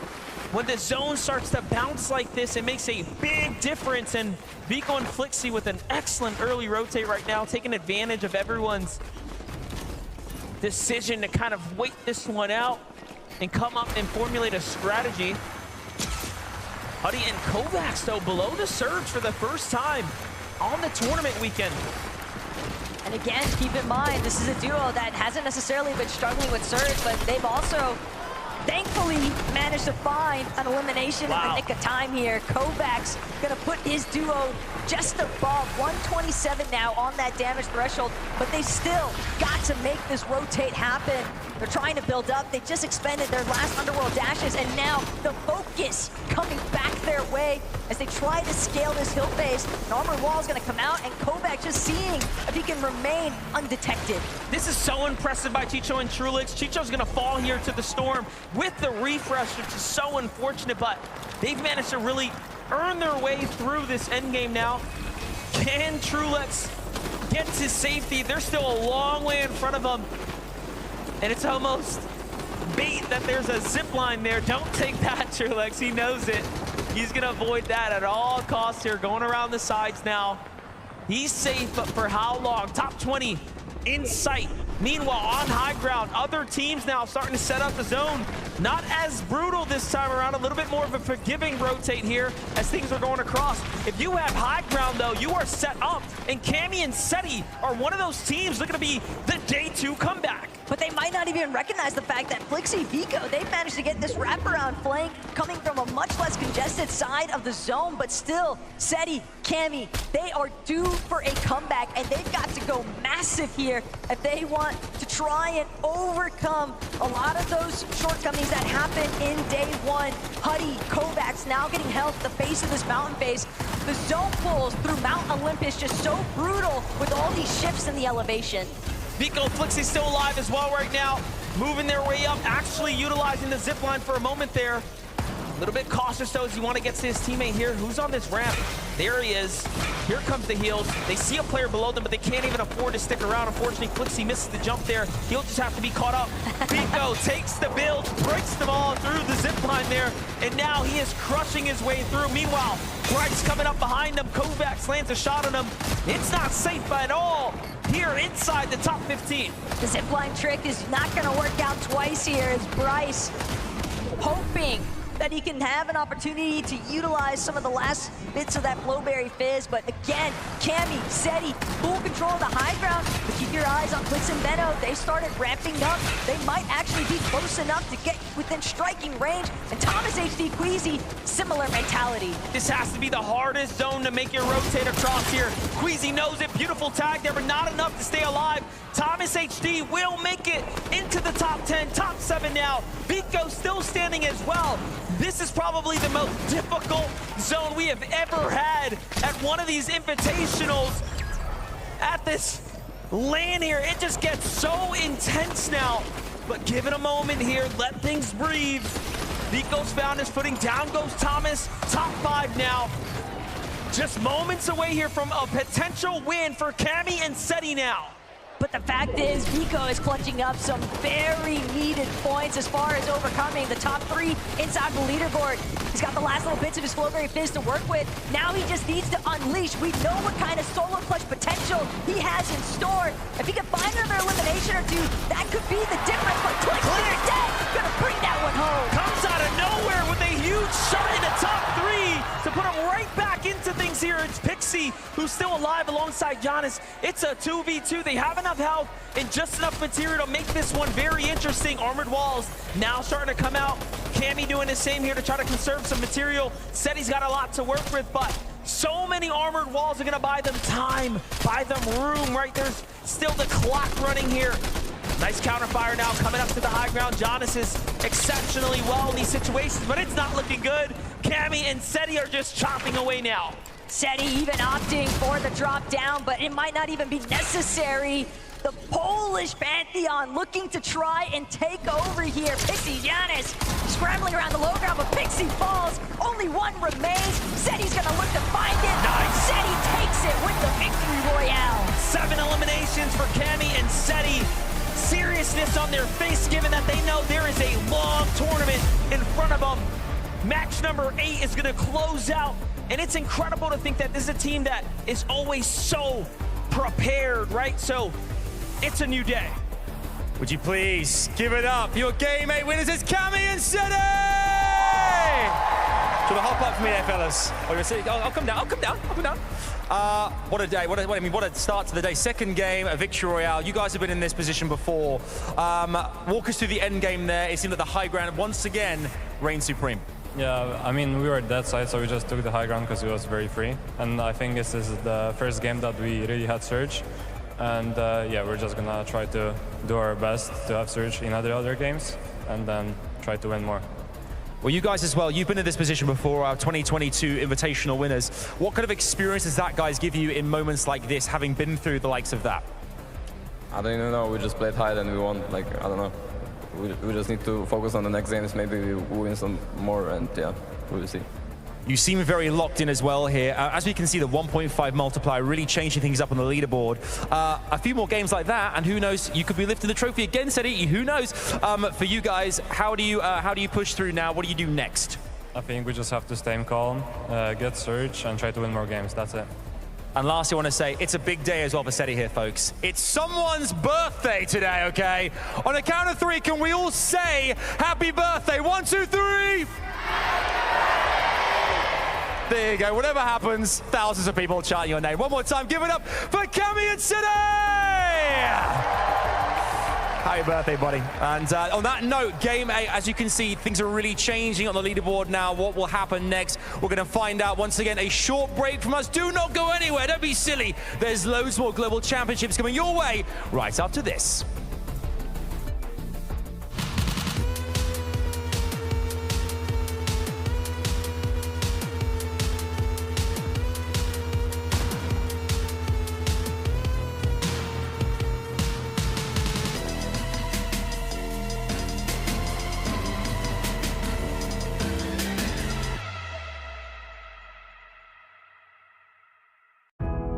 Goodbye, my lover.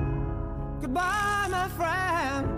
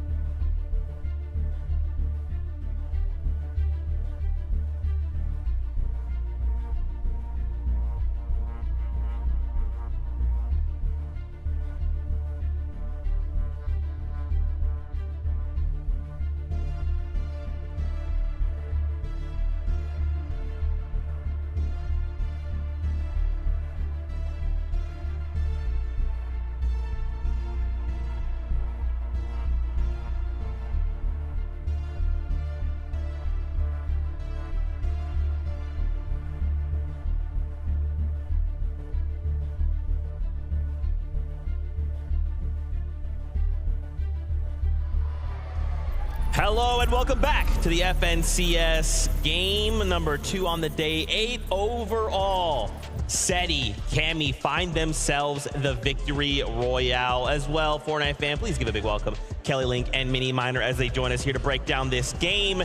I cannot believe how insane this game went for the duo. I mean, when we saw kind of the new season, we thought, wow, low mobility. This really seems like this could be Cammy and Seti's season, especially when we had the lackluster performance from Major 3. And then day 1, it was a bit of a disappointment, but they are here to show up now from the high ground, taking absolutely crazy shots onto some of the biggest names on the low. Yeah, and it's something that we spoke about on the desk yesterday. This team have the potential to take high. I think if you're a traditional Fortnite viewer, maybe you haven't watched for the last few years, you might think, oh, this is a sort of low ground consistent duo, right? That never play high. No, that's not the case. These guys have learned how to play high these last few years, and of course they can pull it out when they need it. The zone really worked in their favor for them this game. We saw them setting up. Of course, it went all the way back over the Mount Olympus mountain. We saw Queasy and Thomas as well on the front side trying to set up for height, but with the way that zone pulled back, there was only one team that could take height. I love there after that when they just sat back down, just leaned back in the chair. That's right, everybody. We're going to take that in. You watched it right. We got ourselves a victory royale. I would love as well him just calling out, you know, hey, we got dead side. We had our surge in check. A lot of these duos are still having those issues, right? Trying to manage Storm Surge. Yeah, I mean, honestly, taking advantage of kind of that early high ground where they were able to kind of get those tags that they need from around the lobby, and then using it, seeing where the zone is pulling on that Mount Olympus south side mountain, where obviously if you get the high ground, you pretty much control the rest of the lobby. Yeah, 100%. And what's most surprising to me about this is actually their first win of the entire chapter. So it's like, how have Cammy and Seti not managed to get wins? It hasn't been their most amazing chapter overall, but this is going to give them that huge boost of confidence, because I was looking on the leaderboards going into this game, they were quite low down there. I think it was like sort of top 40 area. So this is going to boost them up in the standings. It's going to boost their confidence as well. And I hope to see more from this duo like that. Also, what better birthday gift than to get a victory royale? Not bad. On the global stage. Why not? Happy birthday to you, Seti.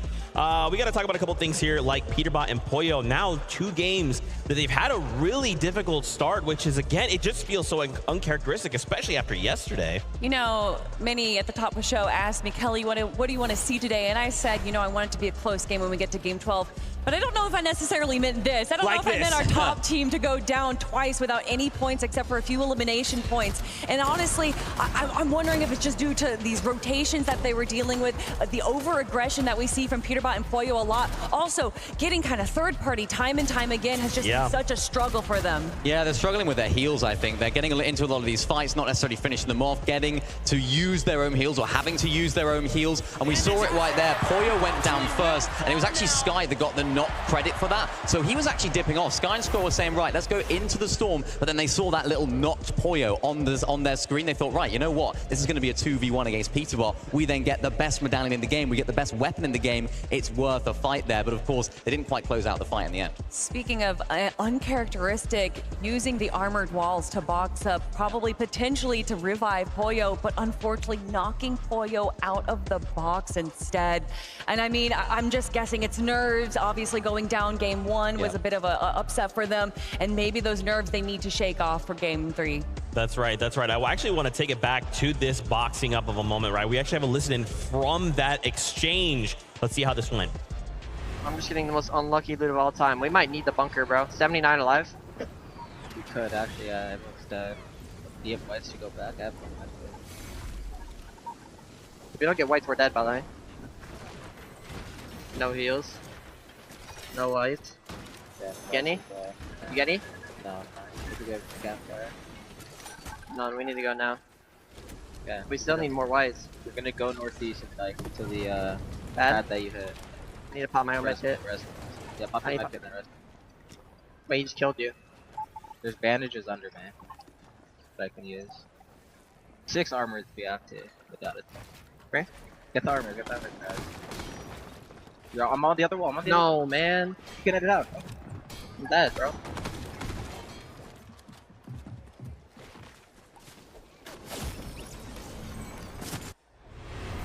Definitely a difficult situation for the duo. I mean, did you see how many different opportunities there was for any heal available at all and did not receive a single one? Sometimes it just goes that way, you know. That is a little bit of that RNG factor we're kind of used to seeing. That's exactly what I was going to say. Unfortunately, there is just an element of RNG when it comes to Fortnite, and that does mean what you're going to get out of those chests, what you're going to find as floor loot, and unfortunately finding barely any white heals going as far as into the storm to get that bunker. But now, seeing where they are on the leaderboard, Peterbot and Pollo dropping down to second place, meaning that Thomas, HD, and Queasy are in first place. Yeah, they are. I mean, what a turn of events right here. That's the first time this entire chapter that Peterbot and Pollo have placed outside of the top 25 in back-to-back games. And who's taking advantage of that? It's Thomas, HD, and Queasy. They would have seen Peterbot and Pollo going down in the feed. And you can see the way that they play this endgame. They weren't necessarily taking too many risks. You saw Thomas, HD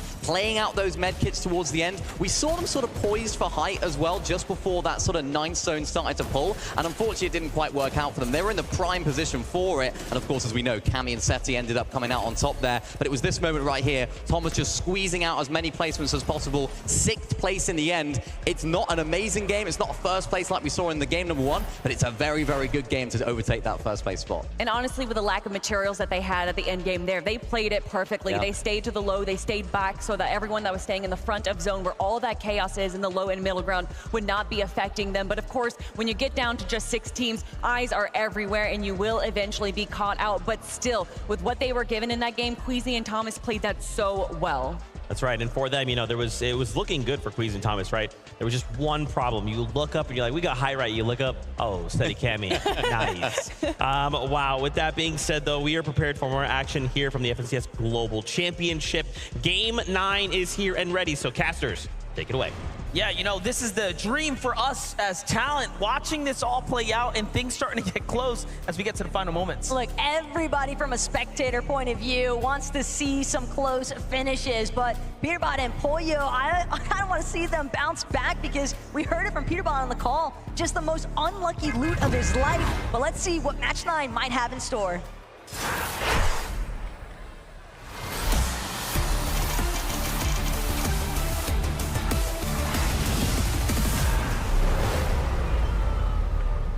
Just like that, we are back. Technically, MDF approaching the halfway point on today.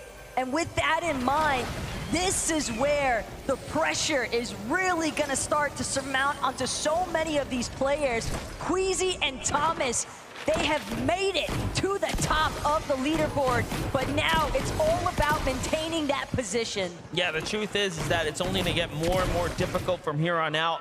You start to see the reality of the situation, and that's you actually have a chance now to take it all away.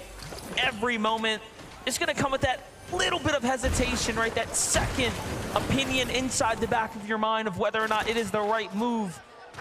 But you have to continue to follow your instincts, follow your gut here. Worthy and Alex right now doing what they've done since yesterday, carrying in the momentum here. They've continued to win the drop. They're on 4 wins of the drop consecutively. And it seems like things changed after they started getting loot first.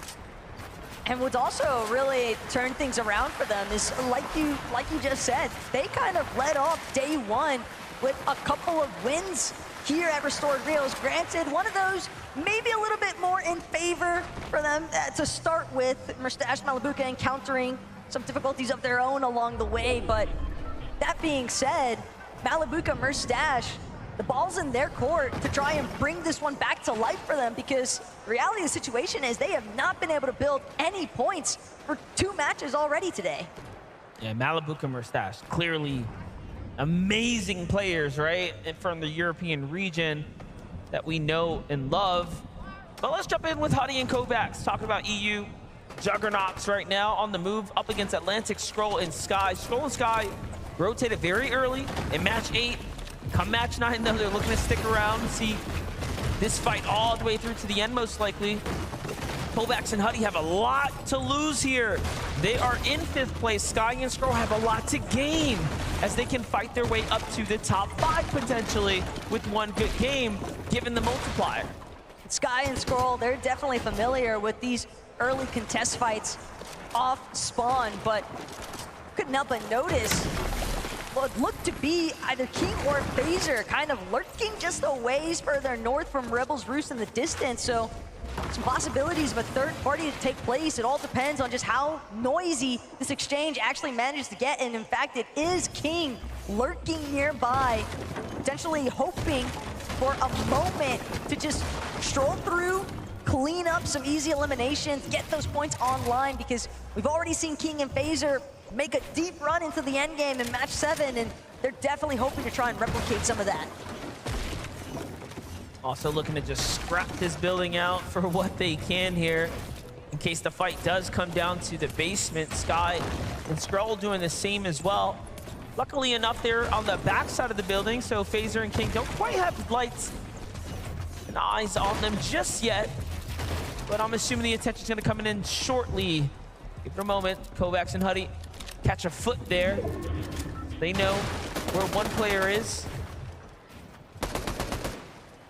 And look, we're familiar with these battles, these early exchanges, but everything that I've noticed so far here today, MDF, is that it's very evident so many of our competitors are just freestyling every single part of their strategy here today. No one is on the same loop paths, the same rotations that they were making all throughout the course of yesterday, and that has made it incredibly difficult for some of these teams that I think just got a little comfortable with what to expect, now having to completely switch things up on the fly. Yeah, even this battle is gonna hit the brakes for a moment, but here we get a little update with Clix and Vino in the early game. What's happening here is that they're just trying to get situated for the first time in what feels like the entire tournament. Sandy Steps is in the zone. That's gonna change the dynamic quite a bit, actually, given that they won't be sitting in the storm potentially fighting other players, and other teams won't be just rotating in expecting them to be there. And again, Clix and Benno definitely like to play for the vending machine that's nearby so they can expend that little bit of extra time inside of the storm, tanking those early storm ticks without having to necessarily worry about it because they'll have that ample amount of white heals. But Scroll, Sky, currently recognizing the fact that there's more than just one other team nearby. And Phaser and King, they've actually got the cutoff route. The moment that any of these other two duos, whether it's Kovacs and Huddy or Sky and Scroll, chooses to try and depart from Rebel's Roost, they're gonna get held on the edge of zone depending on where Phaser and King box up. But not only that, Phaser King, they have to close out on that exchange because they spent so much time not getting early search tags. Take a look at what's happened here. Aviv already has an elimination, and Booga is right behind him right now. Remember, they land just a little further north, so sliding in, cleaning up house. Seems like Job and Michael were also here, part of this fight. Chicho and Trulex on the move right now, trying to get into the zone here. Being held out now by Booga and Aviv. They're gonna Flowberry Fizz and get a move here shortly. Take a look at the highlight. Aviv comes in, finds Shadow, cleaning up what's left of Virgo. And then T1 Michael takes the punishing shot there before pumping the brakes and backing off. Peterbot and Poyo definitely looking a little bit more set up this time around, but Peterbot gonna find himself momentarily chopped, and Poyo, the only intention from this duo currently is to secure this forecast tower, and with nobody else in sight, Poyo and Peterbot have just unlocked knowledge for every future zone this game, but now they have to make sure that they can actually transition this into a solid late game run because they've been cut short 2 times here today already. And again, no one looking to make it easy for this team. Talk about Michael and Job. We're making that rotate out. Seems like an equally as dangerous duo's got sights on him. Vico and Flixie now making a move here, pushing into the walls, grabs the first one, takes the second. He's fast, he's quick. The reaction is so good for Flixie. And now up from top, coming in to see if he can end this.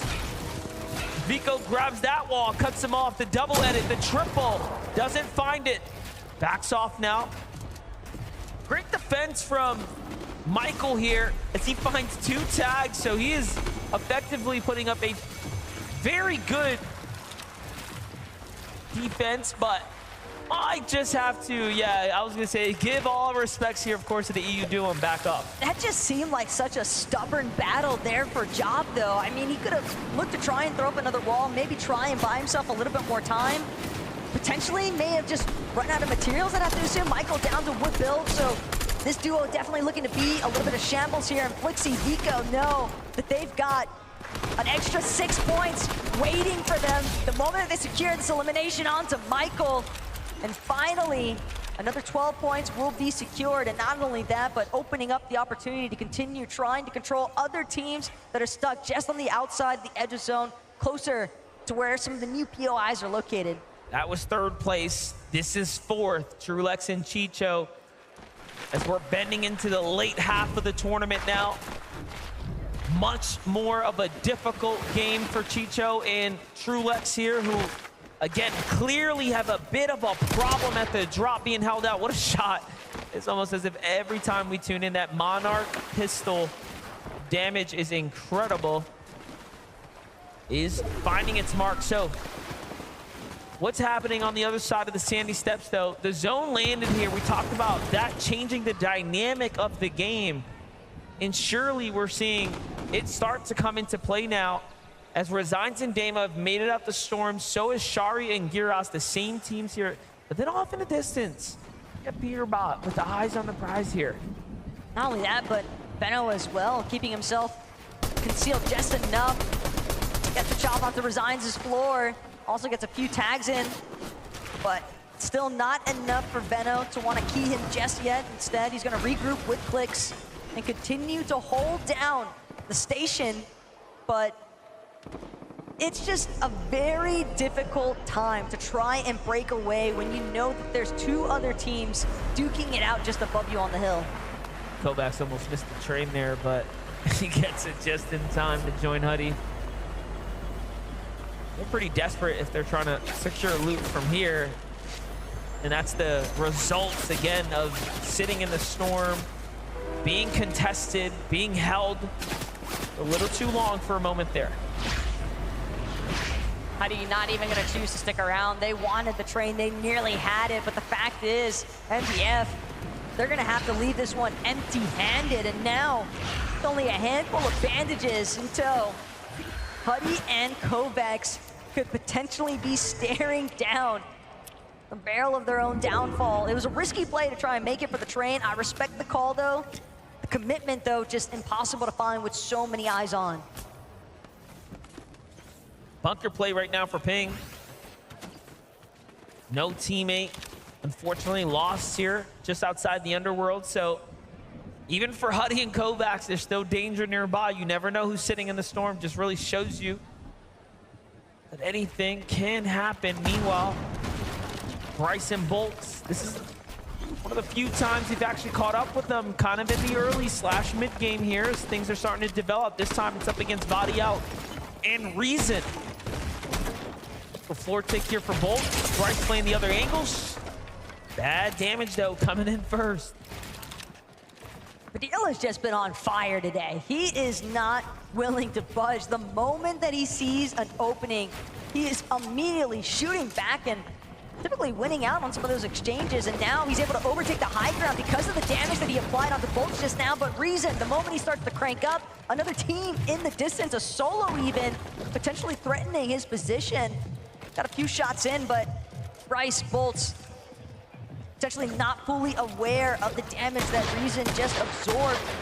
And they're gonna choose to actually sit into the low ground and wait for a new opportunity to see if they can engage yet again with the Germans. Reason and Padilla playing a dangerous game here, though. A lot of these walls are not theirs. They are sitting in all this Bolts and Bryce territory. Now they have successfully infiltrated, if you will, this base here and taken over a good portion of it.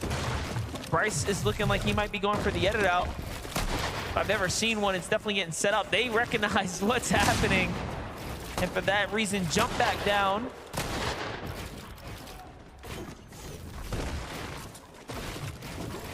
Again, though, this is a lot of time being spent from both sides, and we've already seen a lot of teams here today struggling with some of these surge thresholds and maintaining damage that puts them in a position where they can just be comfortable on their rotates. And the longer these fights draw out, the easier it is for other duos to get ahead of you, to look back, take shots, prevent you from entering a solid position inside of the zone. And Baka and Pars, a little bit more so in control. Surge base inside of the heart of Nitrodrome. They've got a couple of white heals collected at the top of their base. Meanwhile, finally getting a little peek into what Cold and Acorn have been up to. Relatively quiet day so far, but we heard it first from Acorn. He's after that trophy. Day 2 team still yet to show us it today. Couple of points slipping down here from Acorn and Cold. You know, these things do happen. The adjustments being made by the other opponents have surely affected their strategy. But they will have to continue to adjust here, continue to make up for it. Bugha and Aviv seem to be on a faster track here today as well.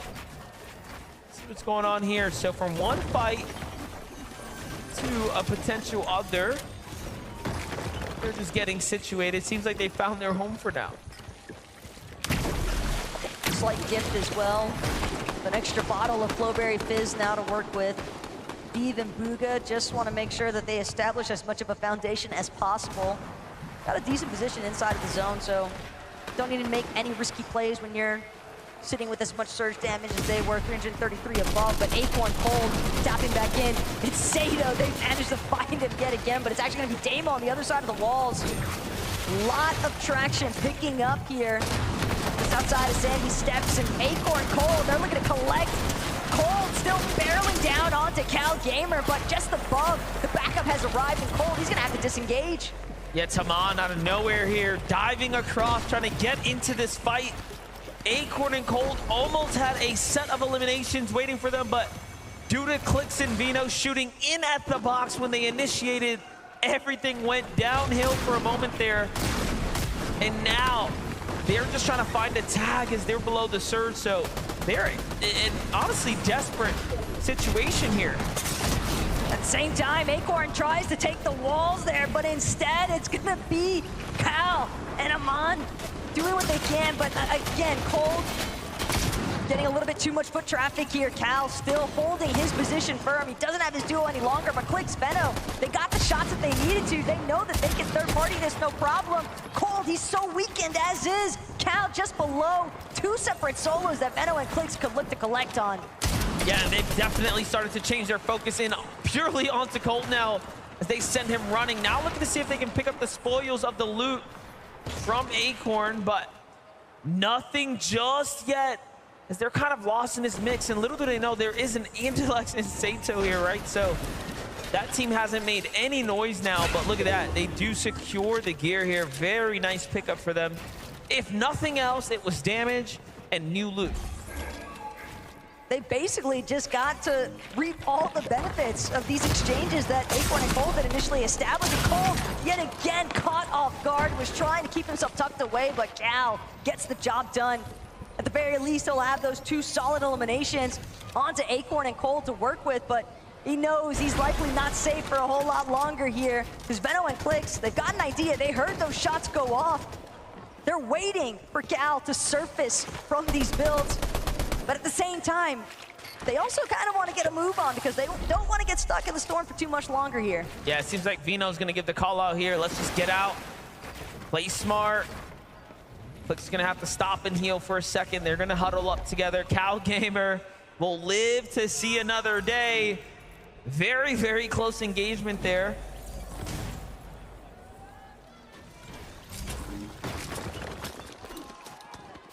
I always think it's so impressive how every single time we check in with Queasy and Thomas HD today, it just seems like they have so much surge, and for good reason, but somebody who wishes they had a little bit of backup at this point. Kovacs just lost his duo to King, and this exchange has been trailing them ever since the Rebels roost.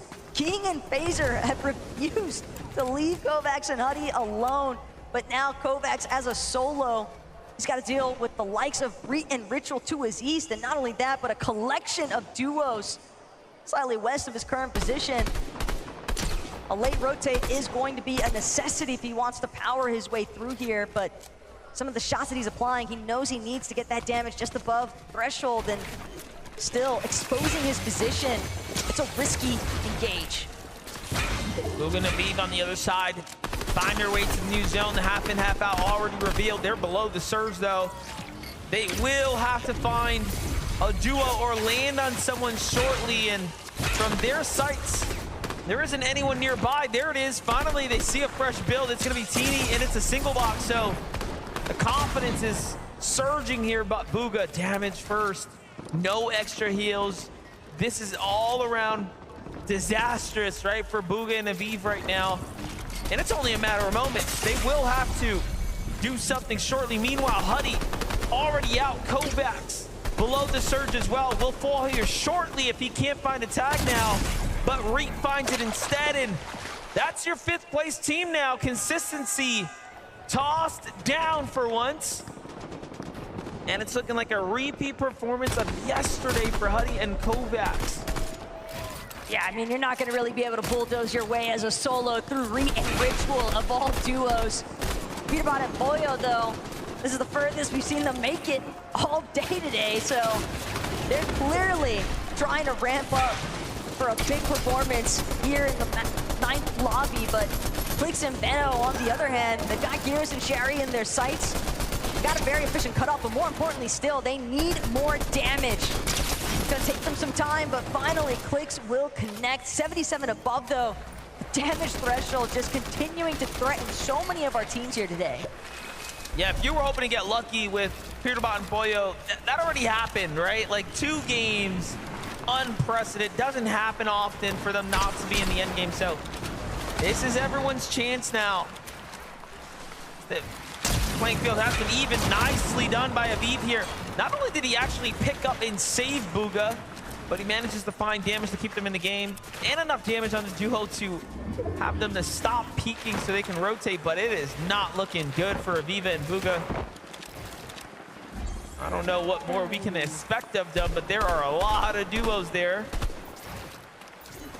Toyota and Mapoli, the strongest Asian duo from day number 1. They finished in 10th, so they came in today with a lot to live up to, but have fallen a bit short now up against the likes of Aviv and Bugha here. What can Ping and Walks do? If there's ever a time to prove himself, it's now for Aviv, but he has so little HP to work with.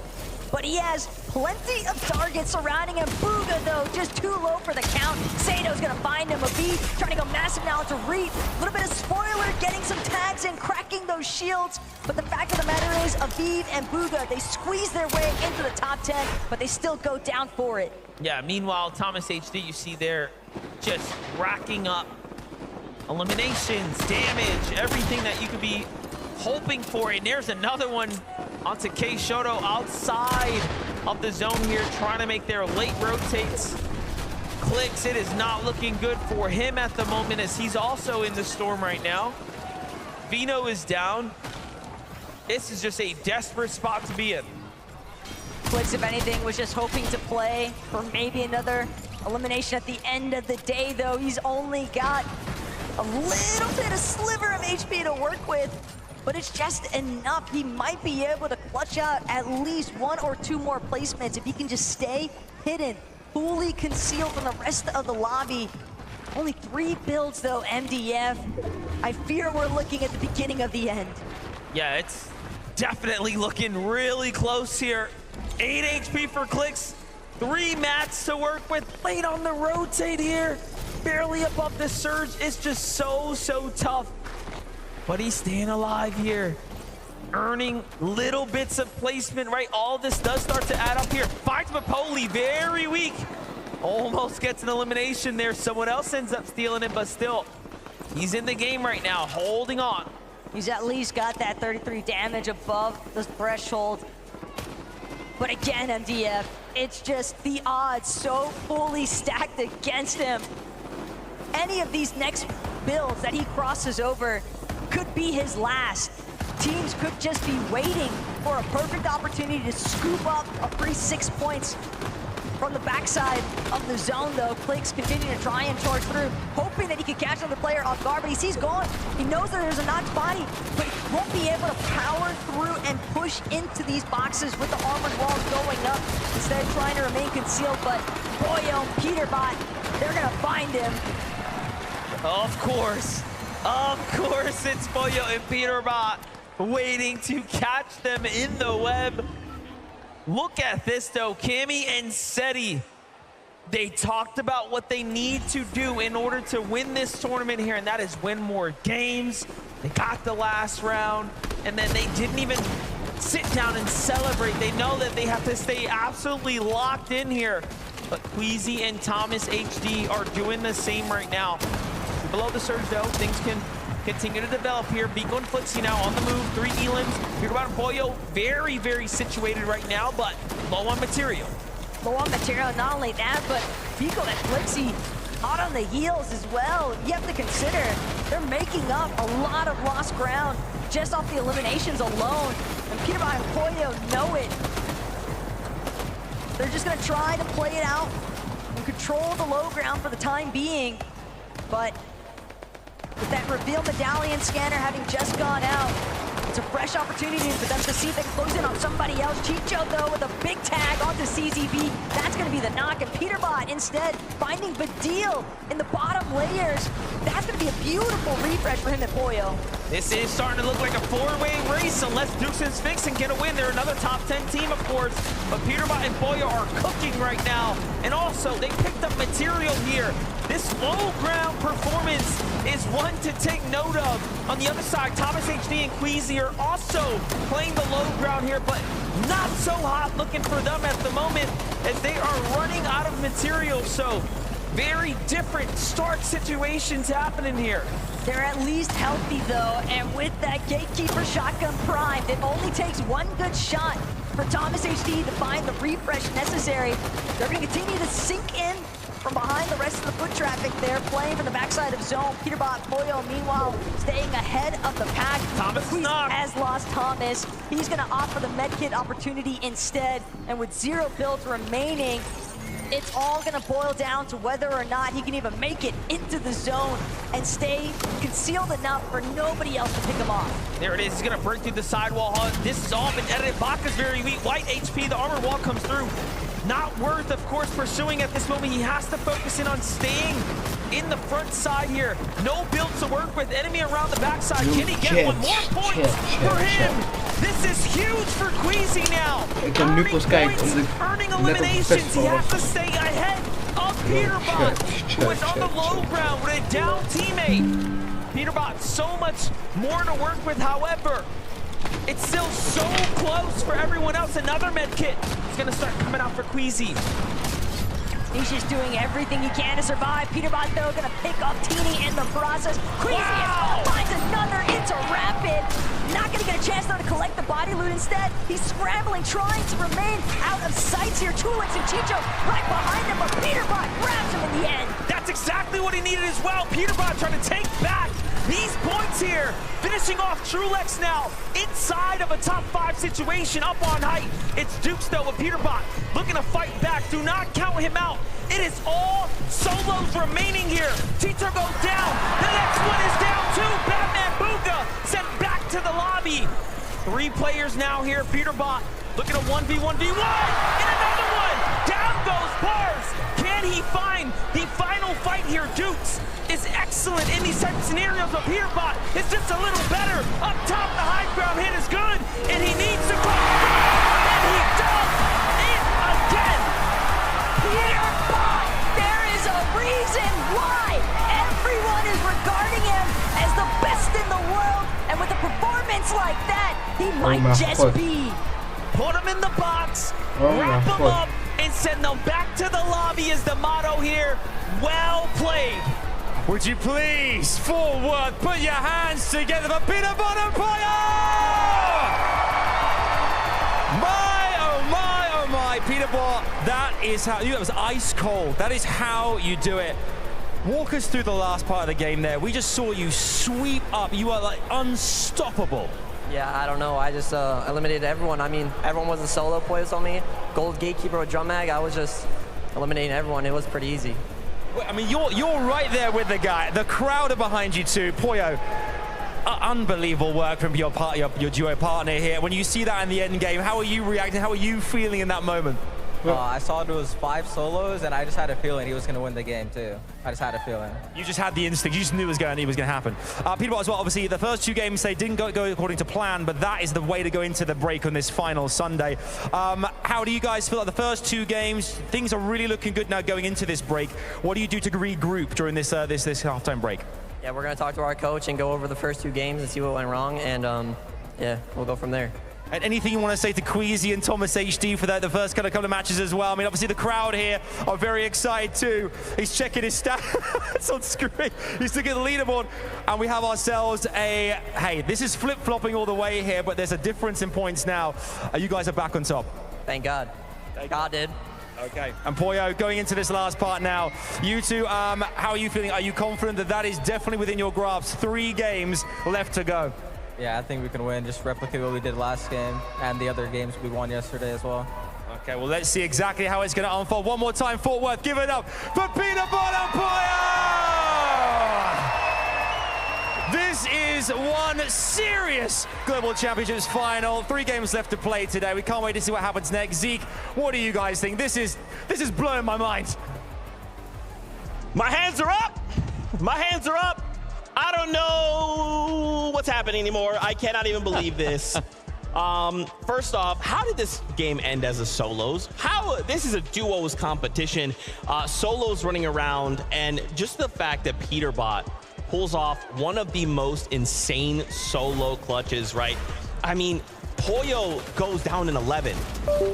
Yeah, and then Peterbot, one by one, systematically takes out the rest of the lobby. And you can see it in his load up right there. And he called it out, the gatekeeper, with that drum mag. So no longer does he just have 3 shots. Oh, is there 5 solos? Oh, perfect. That's exactly what I have in my gatekeeper. I am going to take down everyone. And it was such a good run from them on the low ground. Even though they did have a little bit of a rough start with these first 2 games of the day, they did not let that knock them down. And now they're knocking everyone else out. I mean, this is what you need to do to win a global championships. You need massive solo clutches like this. I mean, these final moments right here, every single elimination, every single refresh he was able to get was just compounding. Look at all these builds that he was able to get. Double elimination right there was absolutely crazy. And I noticed when I looked at the Duke's POV, Duke's had no materials. So Peterbot had the advantage. This elimination on low ground was crazy as well. Peterbot had so many more materials than him, so he took height perfectly.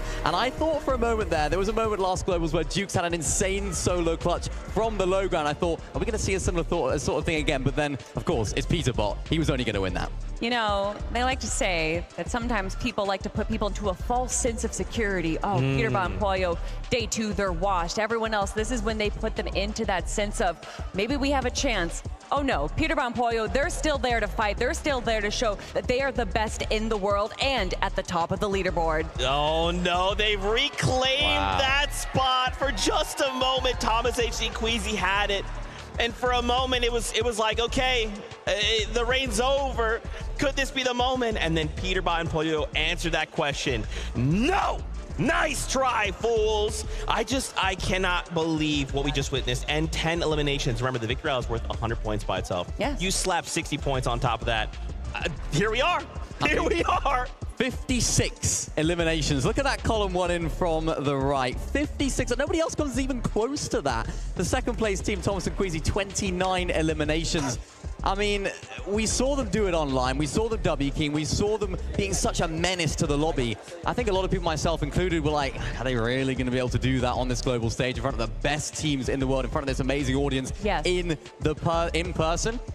Yes is the answer. They can do it. They can still do it. And I mean, that's a great response after the first 2 games. Wasn't the best for them, but that's a response of winners right there.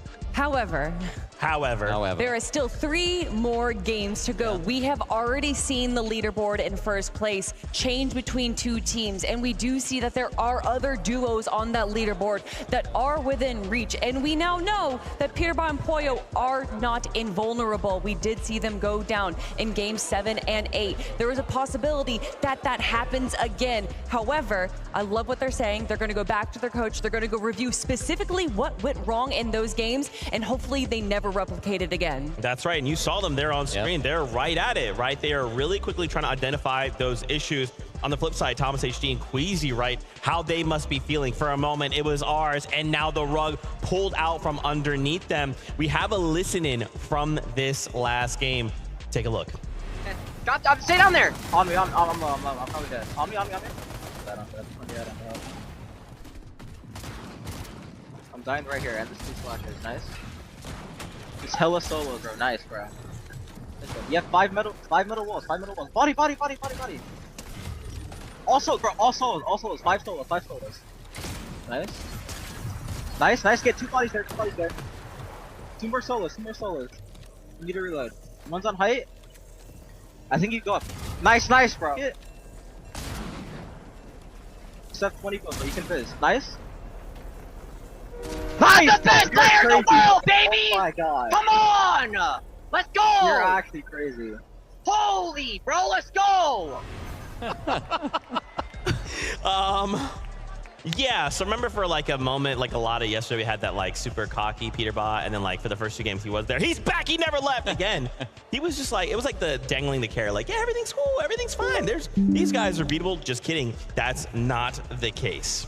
I do want to mention, though, yes, Peter Bot and Pollo did absolutely well there, but Queasy, a solo on the low ground with no mats, able to get back-to-back eliminations as well, just making sure that they are still collecting those points because they don't want to see the 150-point deficit that they saw from yesterday. Yeah, they really don't. Really well-played game from these guys. I mean, it's unfortunate that Peter Bot and Pollo had such a good game from their perspective because this was another solid performance from them. You saw how Thomas HD went down right there. Really unfortunate situation. Queasy was actually able to pick up Thomas HD's materials once he was finally eliminated in the storm, so that just kept him going and allowed him to make this solo clutch. Some really, really nice eliminations. This one in particular, unfortunate that he couldn't get those builds, because I think if he could have got those builds, he would have had a little bit of a better placement in the end, but solo clutching 6 is so good, and particularly for Queasy, who I feel like people don't often give him the credit as a really great mechanical player. It's all about Thomas HD. He's the fragger, he's the best player in this duo, but no, Queasy has what it takes as well. He's proved it previously, he's proved it today. He is one that can perform as a solo.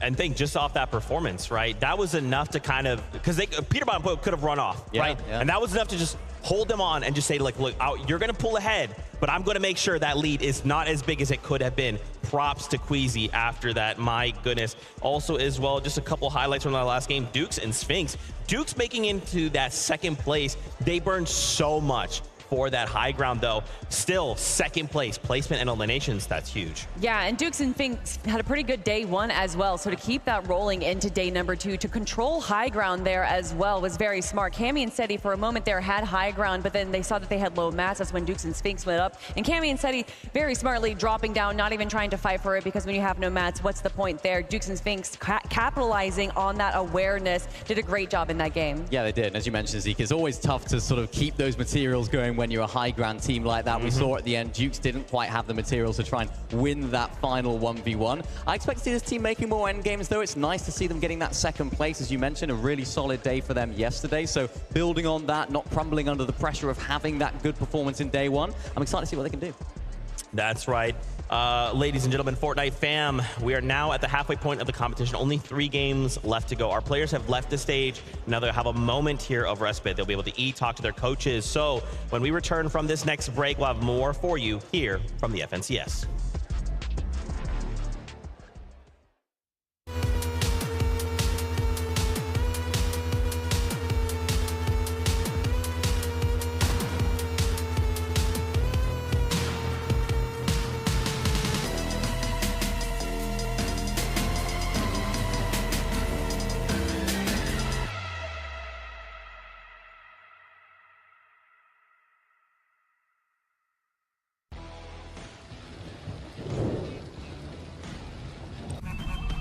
Here we go.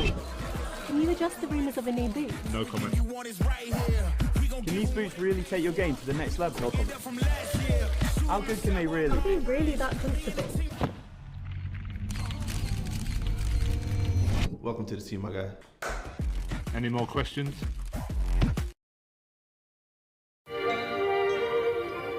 Who let the dogs out? When the party was nice, the party was pumping. Eet smakelijk. Met een eigen KPN Unlimited abonnement maak je het hele huis happy. Zo geregeld op kpn.com/happy. Tienduizenden horecazaken succesvol laten draaien en blijven innoveren? Bij Sligo zit het in ons DNA. Adviseren, inspireren en bewuste keuzes maken. Het mooiste vak, de mooiste momenten. Werken bij Sligo. Dat voelt goed. Oh, so gentle.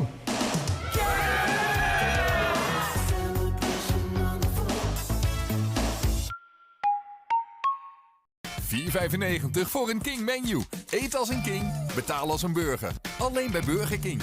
Net het verschil tussen ik ga naar huis en nog eentje dan. Ontdek daarom onze voordelige BEN studentabonnementen. Ga naar ben.nl/student. Nieuw. Lipton Iced Tea Green Strawberry. De groene ijsthee met de fruitige smaak van aardbei. Lekker fris, lekker Lipton.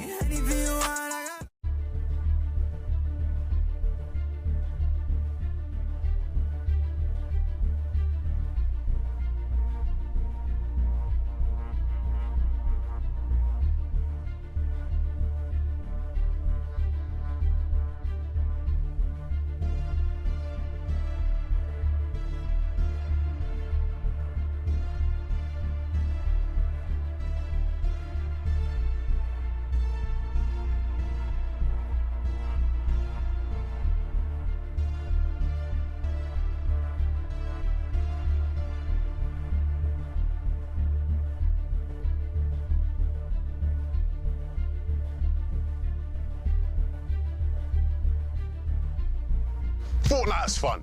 We all know that. But how do we make it even funner? How about by playing it on one of the biggest screens in the world? Today we're going big. Big shout out to NASCAR for bringing us out here to the Texas Motor Speedway, just outside of Fort Worth, where we've invited some Fortnite players to play on the NASCAR Daytona rocket racing map. It's gonna be a great time. I think the biggest monitor I've played on is like 30 inches maybe, so it's a huge upgrade for sure. Just to show y'all how big that monitor actually is, here, zoom in, see if you can see Benno. I think you need probably 1 million Bennos to make that whole entire monitor. Yeah, he's waving right there.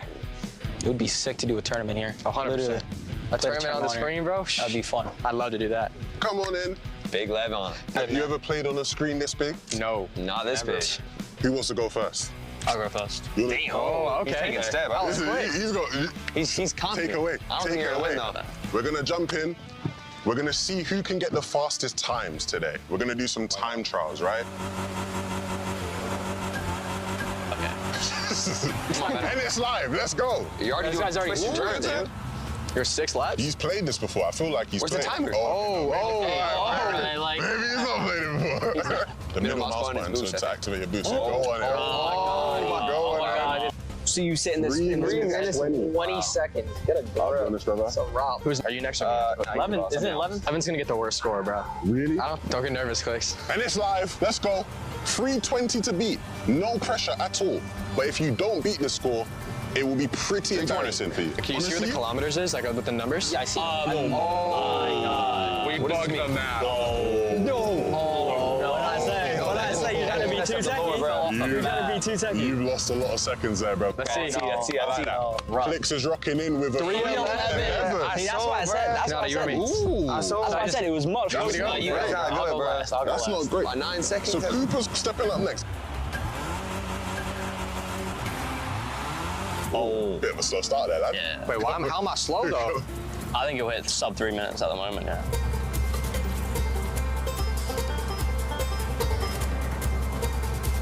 Oh, you got strong finish. You got like strong finish. 253. Oh no. That's a good time. That's a good time. That's a good time. Canada, start your engine, lads. Let's go. Strong start. Better than Cooper. Hey, Canada. Yeah, wrap this up. No, get the fuck on me. No, I'm getting green. Not on me, it's on me, bro. No, this bug's on me. I'm getting green, bro. Oh, no. What's it gonna be? Damn, no. What's it gonna be? Ooh, 3 minutes on 7 the clock. seconds. 8 seconds out. Hey, at least I beat. Do you think he beats the timer? I beat these two. Who the worst is? Who's the worst? Oh yeah, your turn. Let me step up, bro. Now, Crazy. Now it's time for the tutorial. No, it's an overcut. Oh, no. Tutorial? Oh, no, man. He's drifting. He's techie with it. This is a guarantee. I got it. I hit it. Oh, no. Come on, give me a good time, please. Under 250. Under 250. 3. Oh my God, you got slower than me. You got slower than me. Commiserations. Commiserations. Commiserations. Commiserations. Nice try. Nice try. Next time. Nice try, bro. You guys got next. Let's go. To the winners. To the winners. Place. Well done. Second place. Yes, sir. First place. Third place right here as well. And that was some rocket racing on the big horse. 218 feet wide, 97 feet tall. The biggest screen you guys will probably ever play on. What do you make of that? That was crazy. Some fun? It was fun. It was fun. It was a lot of fun. Especially playing the racing game. Yeah. That hit. It was good. Hey, shout out to Rocket Racing. We're going to see you guys on the next one. Peace out.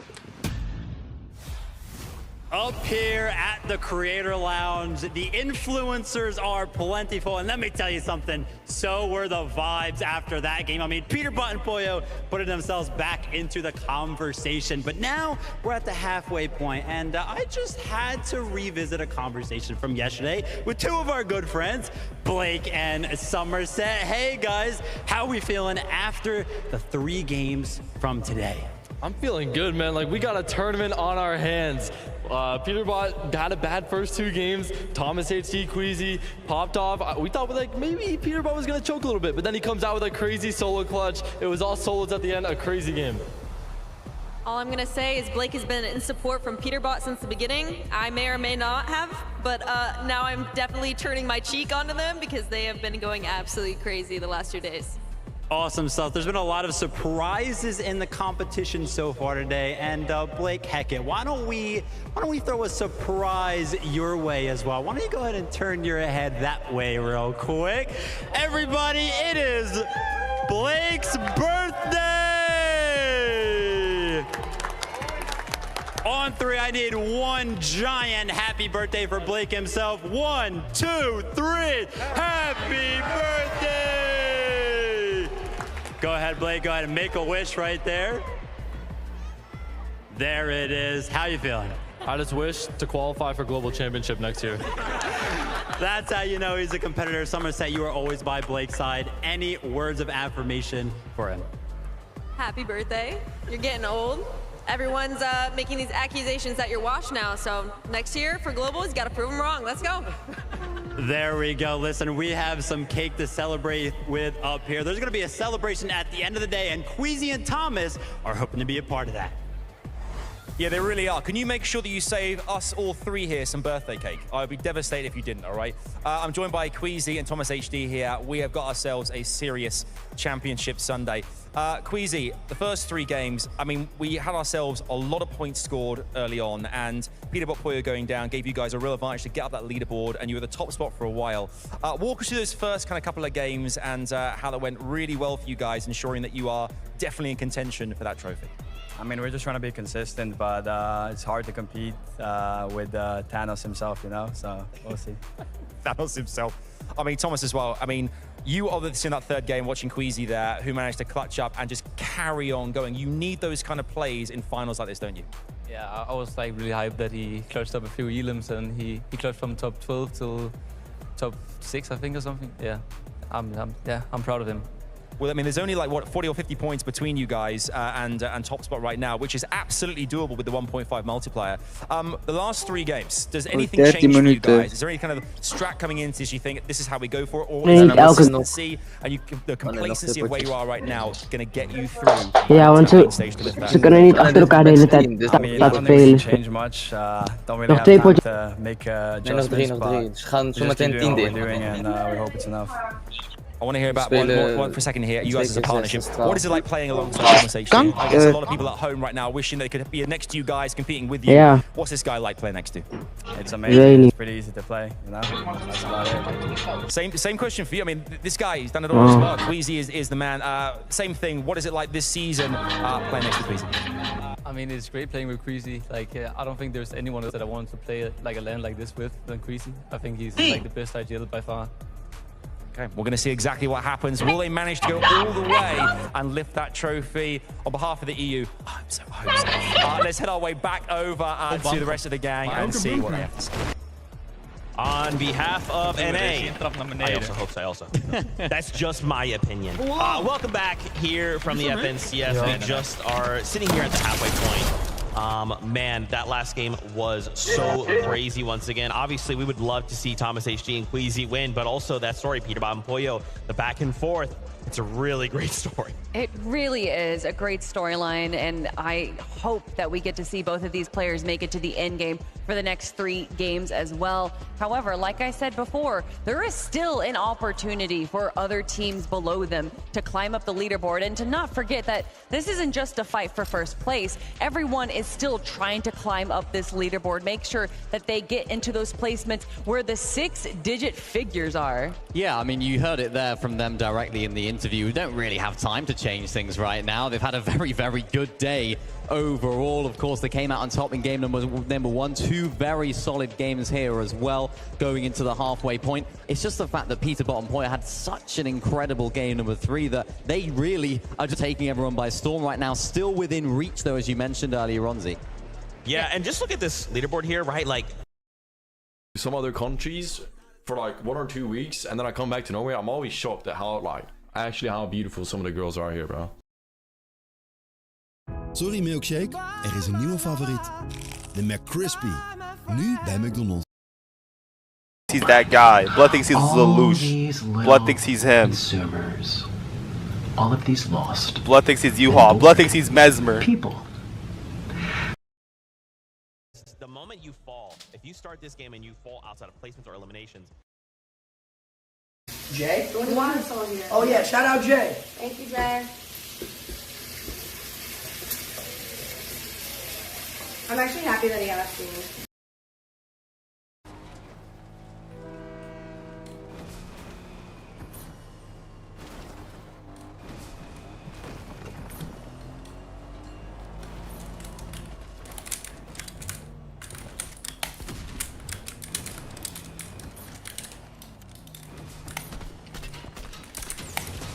What the hell?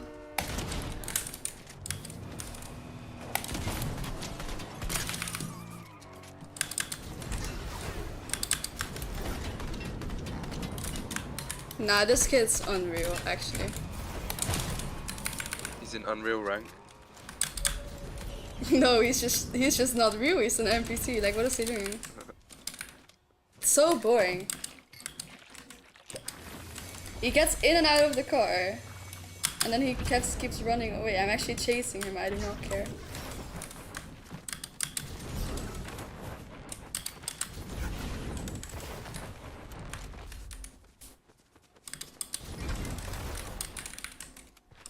You're taking so long right now.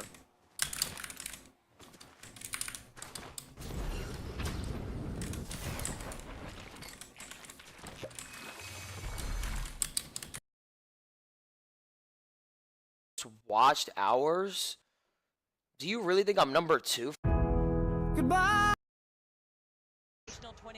Deinen Screen, also auf Discord, wenn ich eine BÜ mache. Ja, kann ich machen. Warte, muss eben. Jetzt geht's los, Chat. Let me just paint you a mental picture, and I'm not saying this come true, but I did. Warte, ich muss gucken, ob ich... Nee, ich habe das Falsche. Ich muss einmal hier auf Downs ausdenken von Fortnite. Sag, wenn du ready bist. Oh, jetzt geht's los, Alter. Okay, ich bin ready. Das ist die Lennart Sill. Ah. Ja, jetzt. Okay, warte. Ich muss selber noch den... Es ist die Lennart Sill und Axel Schmidt Screentime in Global FNCS Stream. Aus der Runde 9.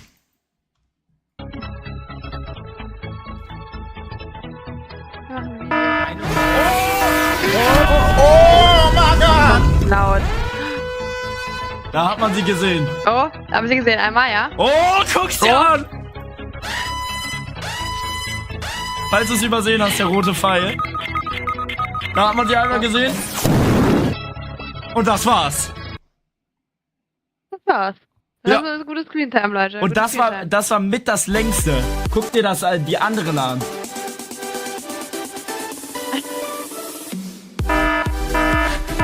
Oh, einmal. Oh mein Gott! Zweimal. 3. Ende. Das war's, Chat, die gönnen.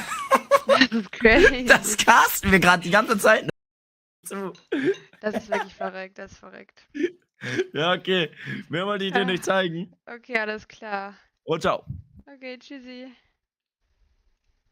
Das war schneller Call. Oi.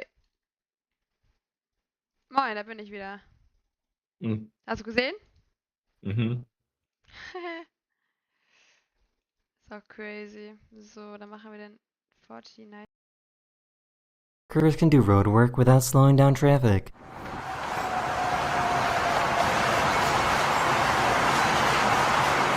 I feel like that would take so long to set up, though. competition will advance to the next round. What is this? And the next round is going to be crown the best Fortnite Festival Battle Stage champion. So this is arguably like the largest prize pool in like guitar game history, and the fact that Fortnite Festival Battle Stage Champions is happening at all is like, it's incredible. This is the most calm, the most zen I've ever felt going into a tournament. Won 3 national championships in the old days. Looking forward to maybe adding another. All right, guys, welcome to round 1 of Fortnite Battle Stage Dallas. May the best rocker win.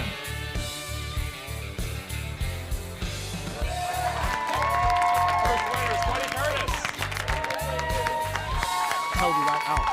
I'm gonna win the whole thing.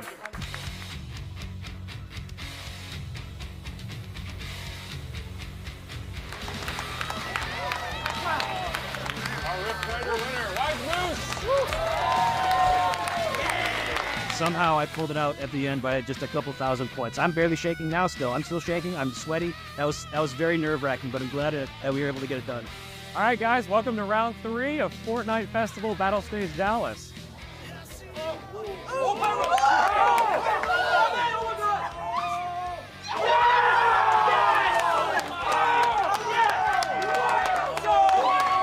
Nerves being up here is just insane. Like, you are not prepared until you get up here. Battle stage is completely different from main stage. Like, it's truly competition at its finest.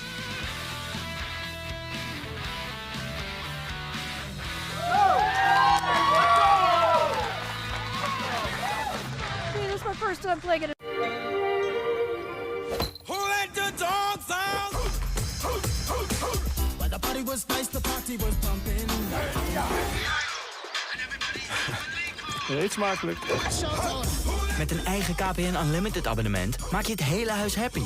Zo geregeld op kpn.com/happy. Here we go. Can you adjust the rumors of an EB? No comment. Can these boots really take your game to the next level? No comment. How good can they really Are they really that comfortable? Welcome to the team, my guy. Any more questions?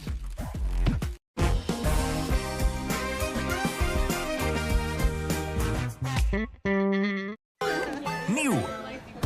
Lipton Iced Tea Green Strawberry. De groene ijsthee met de fruitige smaak van aardbei. Lekker fris. Lekker Lipton. In spirit that I did it for him. My best friend, I don't know how to feel yet. I don't know. It doesn't even feel real at this point. But it is real because I'm holding the golden guitar. So that's very cool. I could be more happy with how I played. I hope we see more competitive events like this in the future. Because, man, so many people getting into great music. So many people getting into competition. That's what it's about. I love it. Well, next time, I'm definitely bringing it home. Moose better watch over his back. Shout-outs there. Fortnite Festival Battle Stage Champion. That's what I'm going to be doing after this. I know this has been super fun. I'm just going to go. I'm terrible at that. Let's just, anyway. Here we are, though, back once again. We are almost ready to jump back into the action. As we kind of talked about, only 3 games left to go. And then we are looking to crown global champions, Kelly. It's finally happening. I mean, since 2023, where we saw Cooper and Miro raise their trophy, I've been waiting for this moment, and to see these 2 teams so close in reach of that title of the FNCS Global Champion, I cannot wait to get into this next game. I'm so happy it's close. I'm so happy it's so close. As a neutral, if you're watching and you don't have a team that you're following, I think it's so good that things are so neck and neck going into these last 3 games. And of course, with that 1.5x points multiplier, anything can change so quickly. So even the likes of Vico and Flixie, if Peterbot and Poyo, Thomas and Queasy don't have a very good end to the day, Vico and Flixie could be your FNCS Global Champions for this year. So it's still all to play for, and it's going to be electric, Zeke. This is really where, this is the business end of the competition, we call it. I know, we just cannot discredit this Victory Royale. 100 points. Yeah. I mean, right? A single duo could find themselves a Victory Royale, and then everything changes. This leaderboard shakes up. We could see Peterbot and Poyo have a slip-up like they've had, right? The same thing for Thomas and G. Any of these teams could. Now, we don't want that, No. but it could happen with 3 games remaining. Yeah, Yeah, and I love the way that these end games have been going. We've had wins from the high ground, we've had wins from the low ground, we've had solo competitions, we've had 2v2v2s. It has just been an all-encompassing experience of what Fortnite has to offer. Yeah, we've had a little bit of everything, haven't we? Solo clutches went crazy. Of course, there was that one game today where we had like 5 or 6 solos just in the game alone. So yeah, we've kind of had a little taste of everything. Now this is where things get really, really serious. I expect to see a little bit of change of strategy from some of our teams that maybe aren't doing so great. Some of the teams at the top, I think I'm expecting more nerves from, because this is really where it's make or break. I think this is also where we're going to see a lot of issues with Storm Surge. A lot of players playing as safe as they can possibly be because they don't want to get eliminated. Regardless of going for those eliminations, they want those placement points. So I think that it's going to be a bit of a struggle for a lot of the teams that don't have kind of those off-spawn fights or other duos near them. They're going to have to make some big rotations to get those tags, or at least have some strategy in their back pocket. Yeah, I mean, I'm just curious to start diving into what has changed, right? These players have had this time to kind of just wash away. Those first 9 games don't matter.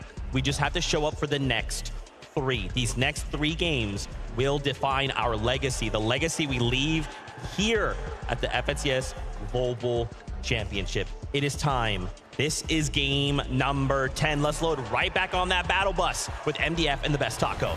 Thank you guys so much. And yes, MDF, we have officially crossed the halfway point. Match number 10 is in sight. And what's even more crazy to even consider currently was that performance out of Peterbot to close things off, because so many of these teams, they just had to sit and ice out for 20 minutes watching that. But we're ready to see what match 10 has in store for us.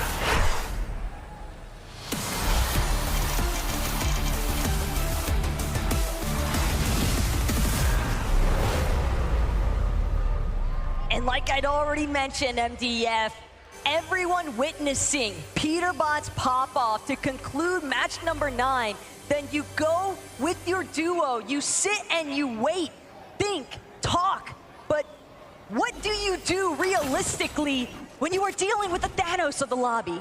Yeah, I mean, hey, they said it, we didn't, right? This is the truth of the matter, is that everyone looks up to this team as clearly the most powerful in the lobby, but now that we are in the back half, I mean, that short break does allow for other teams to try to sit down and formulate a strategy. 30 minutes between a game where you get to look into the VOD, look into the replay client, right? Feel out what exactly is going on around you is a huge, huge opportunity. I mean, even now, we're seeing people like Acorn potentially find fights there in the feed, but Huddy and Kovacs need to just escape this duo, quite honestly.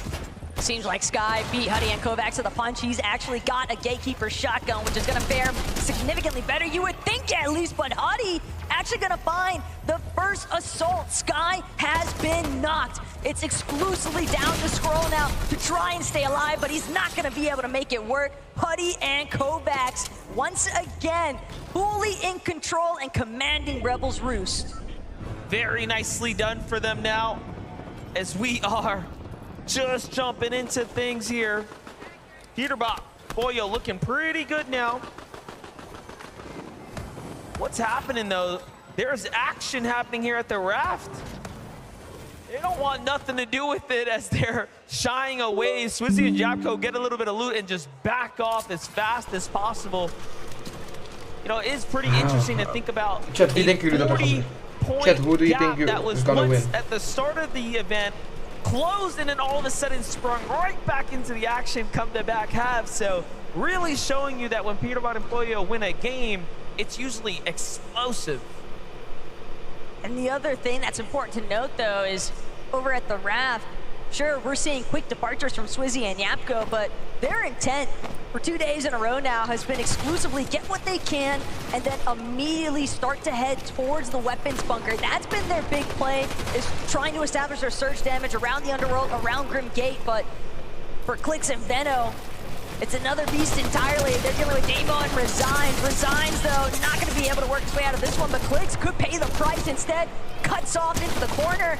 Damo left to fend for himself here, but Clix is incredibly low. Veno has been knocked, and it's going to be Oshi coming out on top. A massive upset for Clix and Veno. They were inside of our top 10, but with that confidence secure by Damo, this is a real opportunity because this is the fastest conclusion we've seen yet. Yeah, and you know, you saw what happened there. They didn't have material to work with. Things ended so fast, and not being able to secure the elimination itself is also just small points lost here. Jumping in with Chicho and Trulix, finding body tags. The Monarch pistol obviously hitting in the range of that 60 plus, but Kanata and Cooper, this is the earliest we've seen them go head-to-head up against Alex and Worthy, forcing them out of the drop. That was just one of the two, though. Malabuka and Mustache not happy with Kanata and Cooper taking their pickings here. This is almost a throwback to the Invitational when Kanata had beef at the racetrack up against Malabuka and Mustache. Malabuka, Thomas HD at the time, but things have shifted because Kanata and Cooper finding that singular elimination now puts them in a power position here at Restored Reels. They have a very real opportunity as well to try and see if they can look for not just the solo, but also taking advantage of the other half section, because keep in mind, Restored Reels usually getting split between only 2 duos, but since Alex and Worthy got cut off so soon, that's going to be even better opportunity still, because Kanata and Cooper know that that POI has not been fully looted. Well, matches 9 and 10 have been very interesting since we can see that the zone is going to remain down south once again, and Pewterbot and Pollo saw Clix and Vino get eliminated, and they wasted no time to rush in and secure these eliminations up against Resigns and Damo. Damo seems to have escaped outside of the Sandy Steps, but it makes sense, right? They would come in and just finish the job. But Pewterbot and Pollo also knew that if Clix and Veno aren't there, they have zero fear of Oshi, and they've been very open about that. Japantini, on the other hand, they've also joined the fray here at Restored Reels. Malabuka, Mustache, they've got 1 elimination as well. Teeny and Jap find themselves boxed in the center. They're trying to see if they can escape, but they're both gonna pressure onto Malabuka's walls. Malabuka hasn't had his shield fully cracked just yet, but he's definitely low enough. Same could be said though for Japantini. Armored wall gonna cut off that aggressive path from Mustache, and they'll have a moment to regenerate their shields. Japantini have fallen down to 12th here, but still are very much in the running here. Let's not forget 1.5x points to be earned, so every game having that much more significance on the standing. Look at Teeny slide up behind Malabuka and find an elimination right there. Very nicely done. And in quick fashion there, picks up the loot. He desperately needed that. He's only got 200 material even now. Tap on the other side though, getting tagged off in the distance. Teeny looking to finish off Giras and Shari, who seems to have rotated north from the south after seeing Clix and Vino go down. They're like, oh, okay, there's no one in third party. Let's go the opposite way. Everyone's adjusting. And I think that adjustment was so unexpected for Malabuka and Mustache. Malabuka was trying to stay hidden because he recognized the fact that there was Giras and Shari on the other side, but again, Teeny, Chap, wasting absolutely no time, just caught in the center of the action. I just want to say how interesting that Pewterbot and Pollo see Clix and Vino fall and they push in. Giras and Shari see it and like, let's get out. Very different philosophy, very different strategies at play there, but nonetheless, we progress here onto Bryson Bolts now, who have a little bit of this high ground spot here. Bryson Bolts continue to kind of remain inside this top 10 conversation. However, still shy of a victory royale to really propel them up to the top. For sure, but for Baka and Pars, this is a site that they haven't had a chance to really take too much advantage of in a while.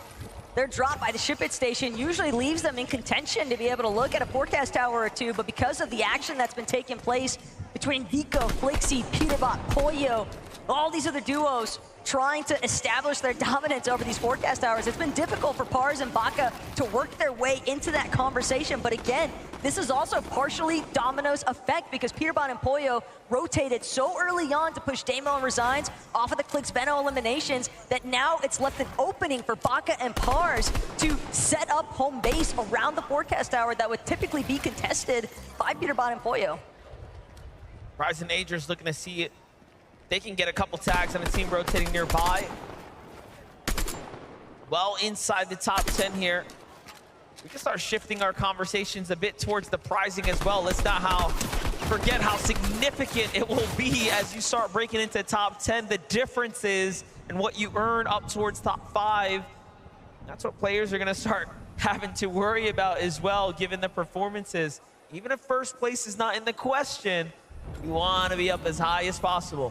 And that's also an interesting dynamic to consider, because some of these teams that are outside of that top 25 in the leaderboard, this might just be a prime opportunity for them to be as reckless as they want, because realistically, 6 points per elimination, if they're able to stack 3, 4, possibly even 5, it's never going to be easy, especially not at the caliber of a global stage lobby. But when you know that everybody gets money, and when you see such distinct gaps between the prize pooling just for 1 or 2 point placements higher, it's definitely worth trying to key after. Yeah, Vico and Flixie thinking about keying Shadow and Virgo on that note. Shadow and Virgo very much aware that this bunker's gonna open here. Now looking to back off, seems like they've sort of met their match. We had time to catch up with Vico's parent, and they said they expect Vico to get much more eliminations today. That is what is the hopes. And look, he has done just that. He is in 3rd place right now. Vico and Flixie absolutely have proven to the world that they are a scary team and someone to be respected. Just seeing the way that Vico's mom is so invested, though. I mean, granted, I would imagine that any parent would be, but it's just the emotional display. I can only imagine what it's like, because even for us watching, the anxiety is bound to hit. Nerves definitely starting to build here, but the shots have to stay clean as ever for all of these players involved, because you might not have as many opportunities as you would hope for, and Sphinx managing to connect some very optimal shots with that striker burst assault rifle. He's definitely under a little bit of duress himself on the top of his surge base. Haven't seen much of the early game from Dukes or Sphinx, but they are creeping their way up the standings. Just a silent team at the moment. On the other side, Bugha and Aviv looking to make some noise here at the Reckless Railways. I was just gonna say, but you gotta be careful, because here comes Flixie and Vico coming back to home territory. First tag's gonna come out onto Aviv by Flixie from the low ground. A great peek, and Aviv's gonna respect the damage coming in from Vico now and back off. But both of these teams need to be wary of the fact that they don't want to get caught outside of the zone for a little bit too long. Teams inside of the zone already managing to build up more primary positioning, and when you're trying to break through some of these surge bases that are in more of that central map position, it can be very difficult to work around and still retain as many resources. All of these splashes, a little bit of Flowberry Fizz that Vico has left over. It seems right now he can definitely buy himself more time than what Bugha and Aviv had to offer, but because of that factor, Bugha, Aviv, they're not really interested in the fight. One thing to note too, the bunker, not really talked about how much ammunition it serves out to the players that secure it. You saw there, Vico and Flixie had 300 ammunition apiece, where you start jumping into other teams who are quite literally dwindling down on resources so soon, they'll start to run out. It's a big part of the reason why Kovacs seemingly wants to see if he can find another refresh if possible, but again, teams next to the Nitrodrome fully aware of the fact that these last little bits of metal are probably gonna have to be the hard mats that carry them through the rest of this mid game. Some nice connections though. Rapid, that is a big knock. A huge knock there, and look at this, we jump back in and Flixie's actually down. What went wrong? And now it's up to Vico to try to play this one out. We saw Flixie lurking, trying to get a weird angle onto Aviv and Bugha, and they might have actually caught him off guard.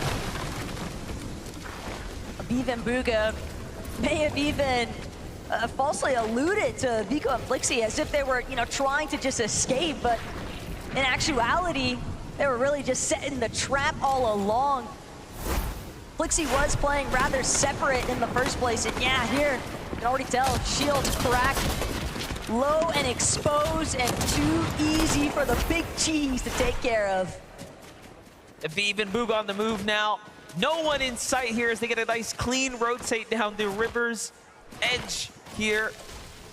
This is match number 10. The back half of the tournament is very much underway here. Aviv and Booga have a long way to go if they want to break into that top 10, but they are knocking on the door now as several eliminations in a good placed game here will put them inside the conversation. And this is after having such a struggle day one, right? Completely almost unheard of for Booga and Aviv, but this day two performance is one to be impressed with. Meanwhile, Huddy and Kovacs from one bad game the previous round seems like they're carrying that bad vibe into this one here as well. It's not looking good. From the frying pan straight into the fire is what it feels like currently for Huddy, but he's hoping he can continue to try and make his escape. Chap, though, intent on looking for the confirmation of this next elimination. He wants the points, but more importantly still, he wants the siphon of those materials, or all the little goodies that Huddy might still have to offer with his loadout as well. Keep in mind the splashes and the ammunition can go a long way for some of these teams that don't have those weapon bunkers like you already called. Vico has now brought back Flixie with the reboot van. The most important part about losing your teammate, I think, is the time lost, right? And the resources handed over to the opponent to, of course, secure it. Sure, you'll have time to kind of get back into the swing of things, but you are very behind on time now, which obviously is so valuable, and you do not get back. Well, I think what's even crazier still is the fact that they were still a couple hundred damage above the threshold. Despite this setback, they are still in an okay position to try and crawl their way out of the hole that Aviv and Booga essentially placed them into. But top of Rift Island definitely starting to heat up here. Muzz, Epic Whale, after some very essential material. They have 0 metal though, and that could be a massive detriment as the mid to late game transition begins to unfold, because they're gonna have to play exclusively off of brick walls if they enter any engagements at the top of Rift Island here. Still very, very difficult spot to be in for Huddy here. They have the damage, not much more than that. That's really the truth of it. Look at how many teams have also began to kind of house up here on the Rift Island. You have the likes of Muzz and Epic Whale, amongst others. Huddy here just trying to figure out what he can scrap together. Material is extremely low here. Even now, he's playing with fire here as he's trying to inch his way into the structure above, getting ever so closer to visuals and company. But on the other side, Peterbot and Boyo making a move here from the outside of the zone now, and they are not looking too hot down at the Redline rig. This could actually be a big spot of trouble here if Peterbot and Poyo aren't careful. They had teams on both sides of them as they continue to try and work their way into Brawler's Battleground. Just look at the amount of materials they've had to expend already, and they're still sitting just outside the edge of zone. All the while, Vico, Flixie, they have cracked into the edge, but now they got to try and break past Reason and the deal. This is a fight they've seen before. No strangers to one another on the European region. However, there's still Michael and Job also firing in on this fight, so it's not just a clean 2v2. Vico and Flixie, though, have a lot to worry about. They need damage, but more importantly, they need this refresh. Job steps in and just gets crushed for a moment there, but Flixie damaged as well. Vico doubles down on the armored walls and actually finds the elimination. Meanwhile, Boyo and Peterbot are fighting their way in as well. And this time it's up against Cold and Acorn. Cold and Acorn have been struggling today as far as their surge has been concerned, and big part of the reason why they don't have that direct contest that they were able to depend on in day number 1 up against the likes of Andalex and Sato. So taking this exchange with Peterbot and Poyo, it's only going to hinder both teams at this stage, because Baka and Pars, they're starting to put their heads into the mix, and Resigns, a lone soldier, he's not going to be able to make it out. Huge pickup for Epic Whale, though. He's actually going to be the one to get the last tag from the Rift Island down onto Resigns there. Meanwhile, you would have thought it was Damo who was close nearby, but no, it's Agers in the storm, looking like a solo as well. What is happening here? This is going to give a sense of security to Pollo and Peterbot when the scan comes out and they see Agers potentially there in the distance. Yeah, they're also going to recognize the fact that he's a... They're going to think he's a solo, but he's not. Agers is just far enough away from Rise, though, that Pollo and Peterbot, you saw the confidence in that movement. They were full sprinting. They're not trying to hide anything about their intention. And Agers instantly recognizing the danger in sight. It's going to fall back immediately. And now Pollo, Peterbot, they see his duo in the distance, and they're going to opt to fall back. Agers and Rise will live to see another day. Definitely a close one. Pollo and Peterbot were moving so fast as well. And, you know, for good measure, they need more damage. They are not quite there just yet. Giras and Shari going to be the next ones up for Pickens here. But nothing is going to connect. Getting close now to the top 25. Take a look at the highlights. You blinked, you missed it. Baka and Pars get deleted by the young Cold. Very nicely done. He's starting to heat up, it seems now. In the back half, that short break probably much needed.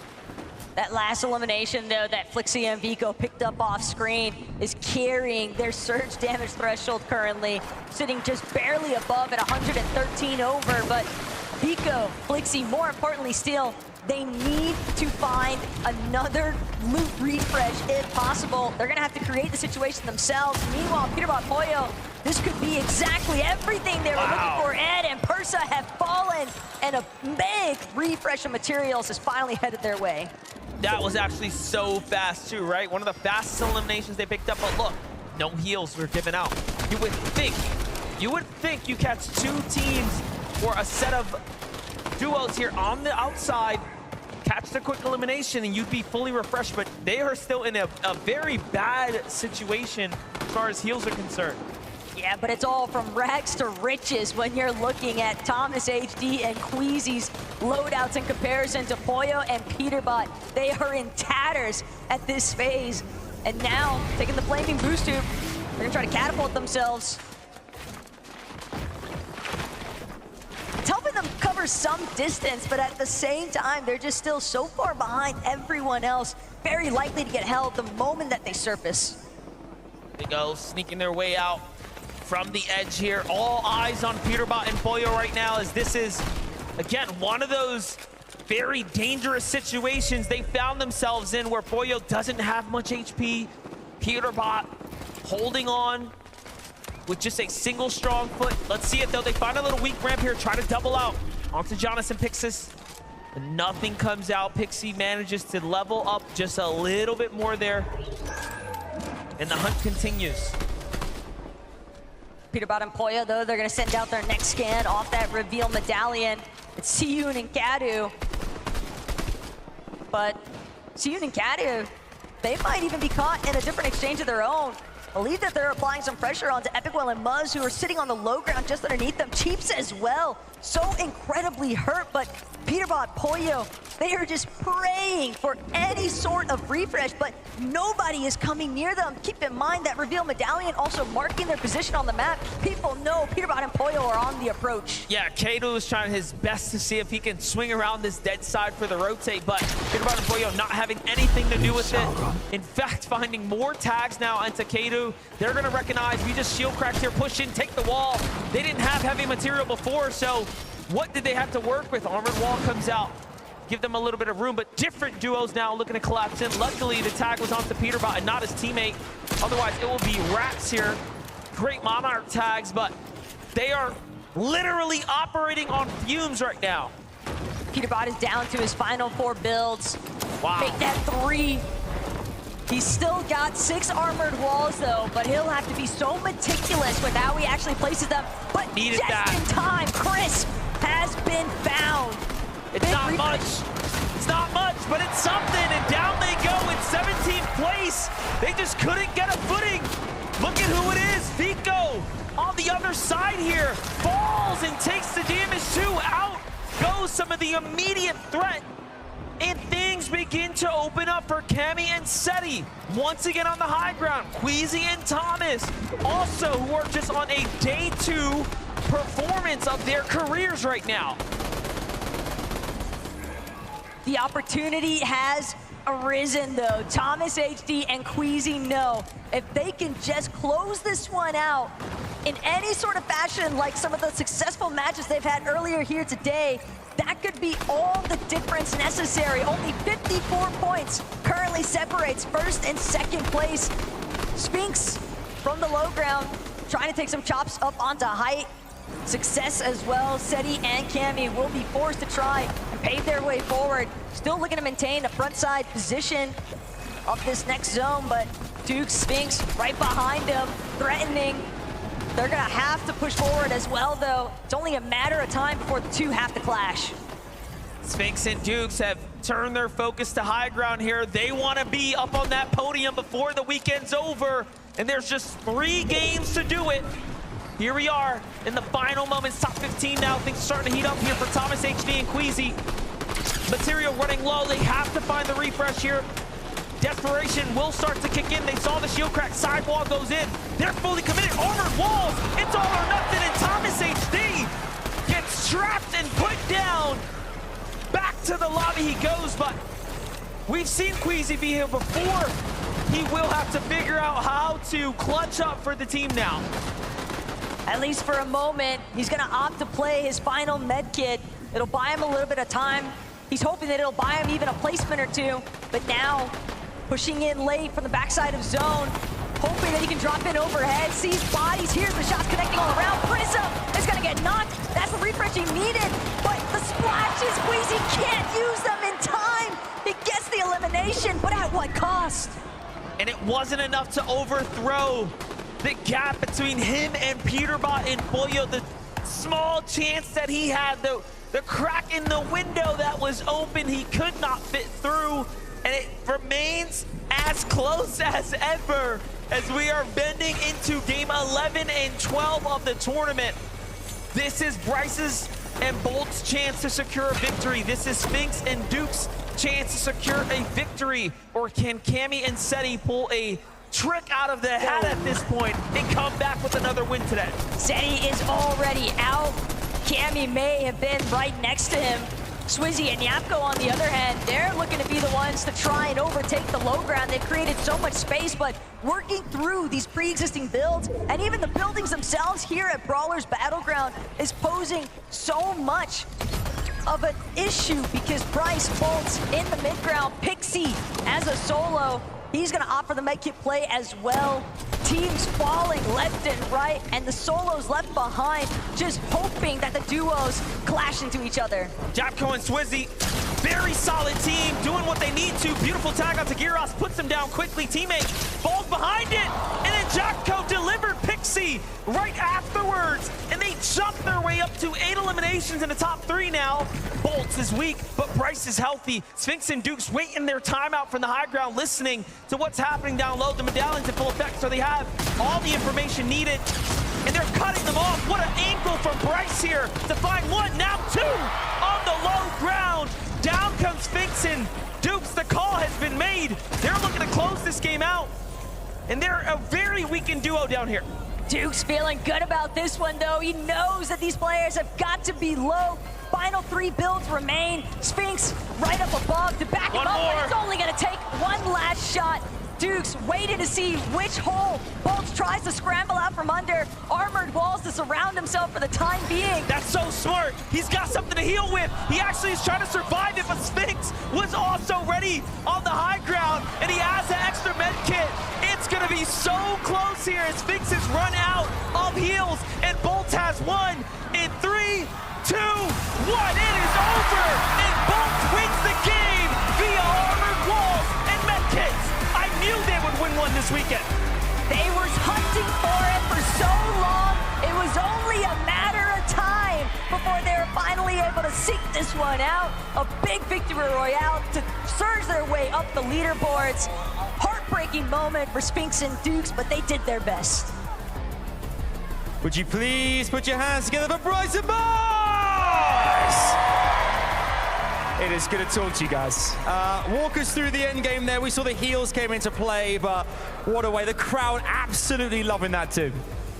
We finally got a south pole for the first time. It went to the sand. We also got surge guns this game, so we decided to just stay our spot, get surge. after that, we made it to endgame pretty easily. Once we were there, it was just refreshes, you know, it was just clockwork. I don't know, Bryce is one of the best IGLs in the game. I'm one of the best fraggers, and put that together, we're one of the best players ever. I mean, Bryce, you know, we hear it from their bolts. It was an incredible way to round things up here. Obviously, you guys want to get as far up the leaderboard as possible now. Walk us through this competition thus far. How has it been for you both as a duo? It's been pretty challenging, but like we're the best duo, so it's nothing like different than NA East, pretty much, or NA Central. And I got to ask as well, we heard it from these guys, Fort Worth. I mean, Fort Worth, let them hear you one more time! You've got the crowd on your side too here. That must give you a lot of wind in your wings as well. Yeah, a lot of adrenaline running. I'm really nervous, but I'm also excited. All right, you heard it there. Bryce and Bolts, one more time, give it up for your winners! Whew. Lots more coming our way here. Bryce and Bolts, they're securing the victory, but we've got 2 more games left to play here. What's going to happen next? You have a front row seat. Do not go anywhere. This crowd already, we know you guys are too. We'll see for plenty more right after this break.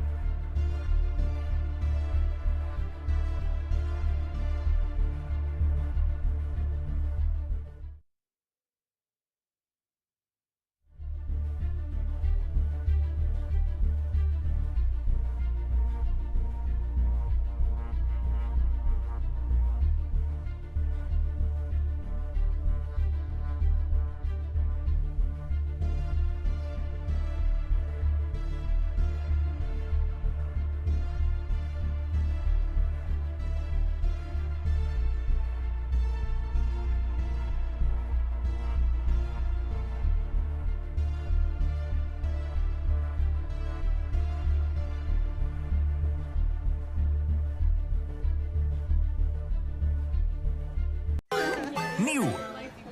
Lipton Iced Tea Green Strawberry. De groene ijsthee met de fruitige smaak van aardbei. Lekker fris. Lekker Lipton. To say this last game was chaotic, I feel is almost like an understatement.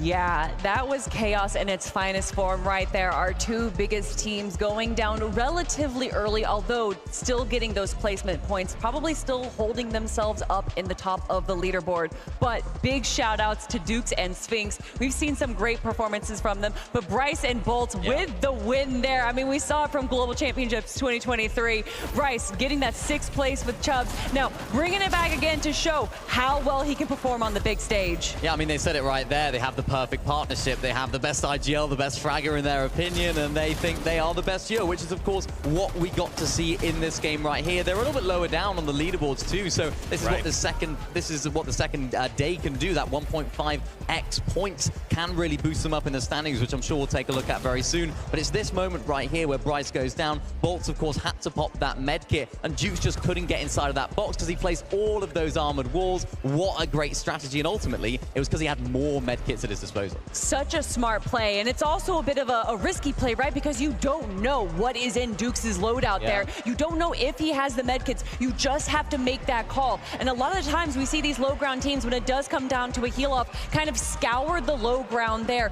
trying to find the medkits. But he says, no, I have to believe this is my chance. I'm not giving the high ground team a chance to drop down and eliminate me. I'm going for the heal off. Yeah, you just have to commit, right? That's a great point, because like obviously we as viewers, we have all of the information, right? We can kind of see everyone's healths and everything, but the players can't, right? They're just going, they're down below me, commit health, the med kit. We don't have another choice. This is the only health I have, right? So very interesting to see. Let's take a look at our leaderboard with only 2 games left. How are things going? Peterbot, Pollo still holding on, especially after that last game. What I found very interesting about Peterbot and Pollo in that game, they started the game with bunker, right? But yet most of the game, they were just shambles. Yeah, we saw how deep into the storm that they had to go for that bunker. And when that happens and you have to do a big rotate, they're landing over the raft, and it was a southeastern zone. And then by staying in the storm to get that bunker, you just have so much potential to sacrifice, especially when people are paying attention to all those outside teams going for those tags. You just have to use mats, and you're going to have to use your heals a little early in that situation. Yeah, the casters mentioned it as well. They made a more quick south rotation, of course, within that very first zone to take out the OCE team down there that took out Venno and Clicks, and I think they didn't get the forecast tower there either, so they were always back in the storm. They didn't know where that next zone was going to be, so they couldn't plan ahead. And we've kind of seen that a lot throughout the day and the whole weekend, I guess, with Peterbot and Pollo. They haven't necessarily looked like the most healthy team, the most stacked team at all circumstances and all situations, but they have the fragging power, they have the ability to pull themselves out of that situation, and that's what makes this team so great. Absolutely. We saw there in a moment, Thomas HD jumps into a box, making the maddest play I think I've ever seen. What's interesting about this duo, right? Earlier on in the game, around 4th zone, they're sitting 700 above. Yeah. And then we go into like 7th zone, they're 400 above.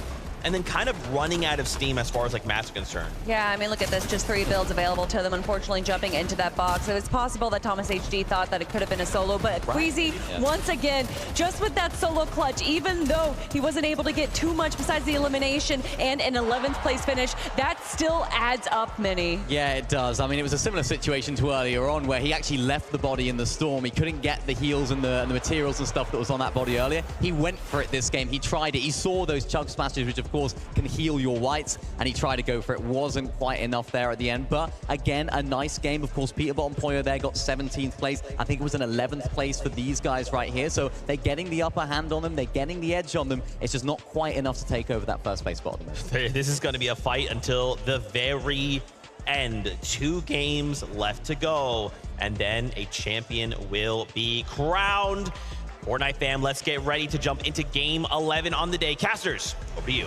Here it is. There's only 2 more chances now. Match 11 being one of them, coming right up. It almost feels so surreal at this point, MDF, that we are right on the cusp of crowning our next global champions. Yeah, and it is really close at the top. I can't believe Queasy and Thomas couldn't take the small opportunity available, but let's see it.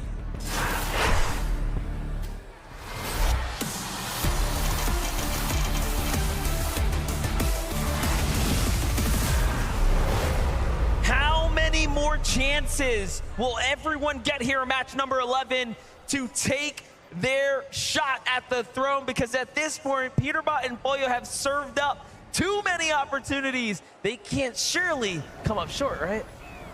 You would think so, but at the same time, NDF with a 1.5 times point multiplier, anything is possible. And speaking of crazy possibilities here, Brutal Beachhead, Gal Gamer, Haman, they're actually gonna fly right overhead. They've recognized they have been completely outdropped. Their intentions are elsewhere. Sato and Andalex, though, on the north side of the warship here at Brutal Beachhead. Could be a moment for Acorn and Cole to potentially manifest their own destiny here on the day, because they have certainly encountered a fair share of struggles. And the contest also continues at the Rebels Roost for Kovacs, Putty, Sky, and Scroll. Looking for an opportunity, looking for an angle right now. Putty's gonna get a huge pickup from the drop right there. So that's the round out the loadout here. Shotgun, AR ready to go. Burst being a great option so early right now. Monarch pistol for Kovacs, so not exactly the best. However, this is a hot drop, so you can see there are plenty of drones flying around that'll drop good loot as well. But Scroll and Sky this time not content with what they've received. Back off. We've seen them do this before. Meanwhile, on the other side, a power-worthy and Alex kicking things off, continuing their domination over Restored Reels.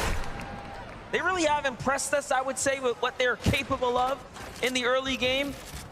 If they can just patch up that mid-game, I mean, they would make OCE very proud.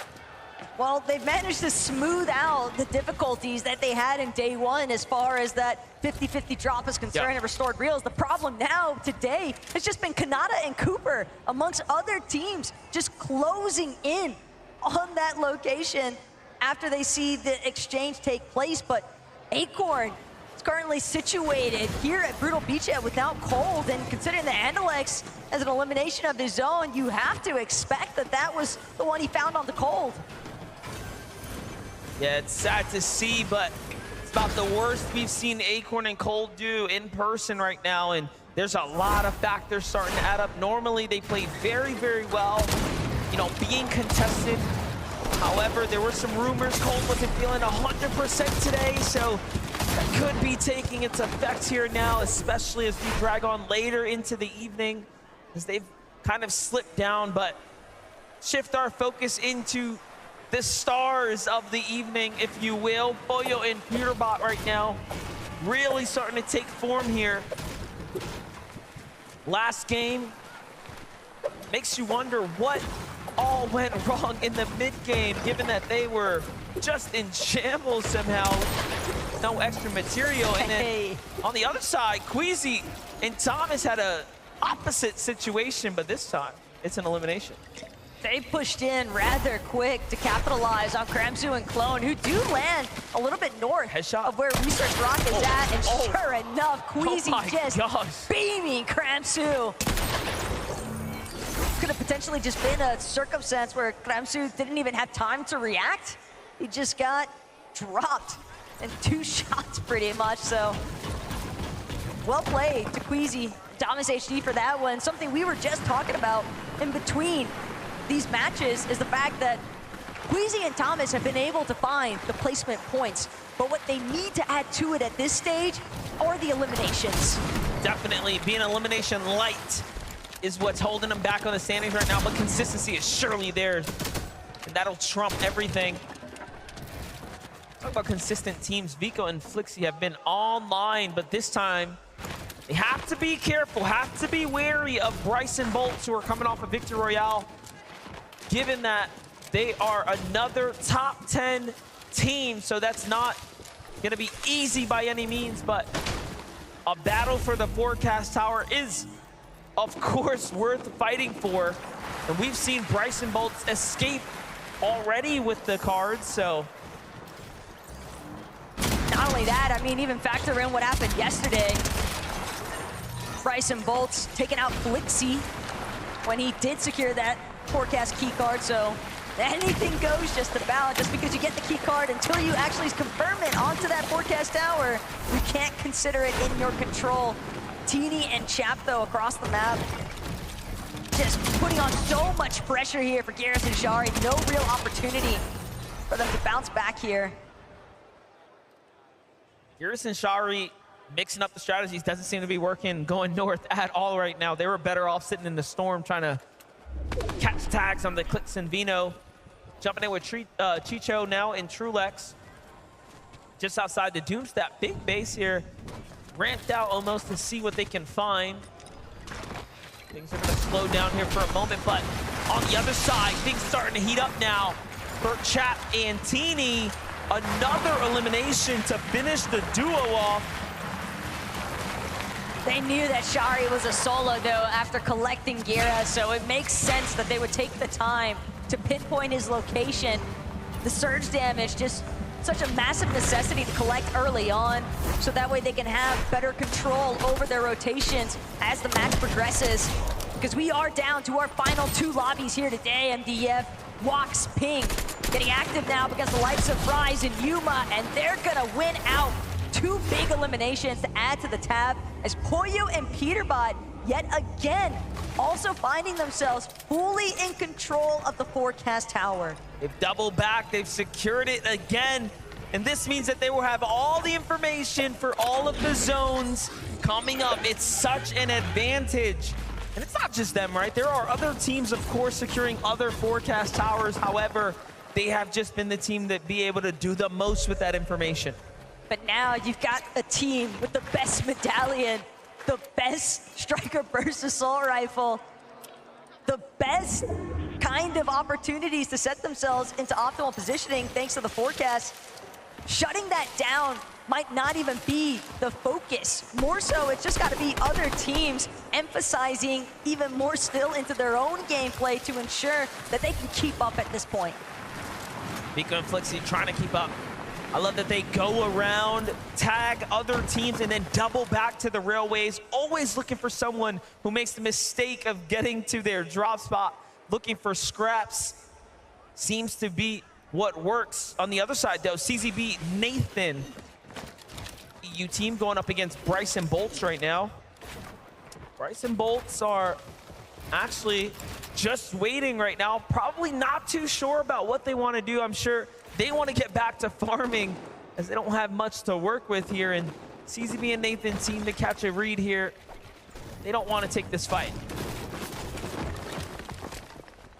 Yeah, Season B and Nathan, they're in a far better position as well, just having that little bit of elevation to work with. So Bryce, Bolts, they're likely going to head the opposite direction. But something I couldn't help but notice, last time we checked in with Trulex and Chicho, that surge base that they had established, the way that they were taking shots into Doomstad, wondering how much interference they've been playing today up against the likes of Muzz and Epic Whale, Reet and Ritual. Keep in mind, those two teams are trying to head, they're already softly contesting each other. They've been splitting Doomstad between the north and south sides, but when you've got Trulex and Chicho, such strong mechanical players, you know they have such crazy pinpoint accuracy, and they're holding you with the surge base from so far. It can be very difficult to actually work your way out of that location. Especially if it forces you into another team that you're not expecting, which of course will be disastrous. Chicho and Trulex doing just that as well, talking about manipulating these rotates. They're trying to do that here. No tags right now into Rapid and Batman Booga. However, Trulex has got a completely different angle here on the outskirts. But the call's being made. Time to get a move on it here. They'll be one of the first to rotate now. Plenty of rocks, though, to easily refarm some of the brick that they had invested for that first surge base. And just behind them, you can see Muzz, Epic Whale. They've had to maintain a low profile to prevent themselves from being victims of Trulex and Chicho's Eagle Eyes inside of that surge base. But the surge bases continue to pose issues for plenty of other teams around the lobby. Here we've got Pollo and Peterbot actually looking to see if they can capitalize onto Sky and Scroll. One above, one below. Sky Scroll caught in the center. But they're gonna try to just finagle their way out of this one, sure enough. Pollo, though, just quick to the chase. Haven't quite got the tags, though, right? So something isn't going right for this battle here. Clearly, the goal is damage and or eliminations, but none being earned. Meanwhile, Ping and Watts right here are in a completely different fight. deep into the storm, just outside the underworld. Wox, who's at 3 eliminations here, clearly fired up for match 11 right now. Chasing down visuals and Braids. Finds the wall, ping on the other side, gets the edit. However, Braid slips out.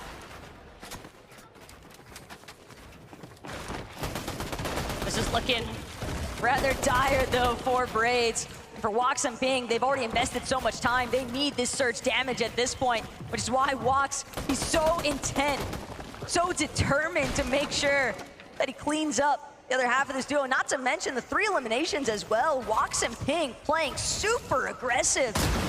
Some of these final lobbies. A knock, though, is going to be a big setback here for Wox and Ping. They have some white heals to work with, but keep in mind, we just saw Trulix and Chicho's positioning.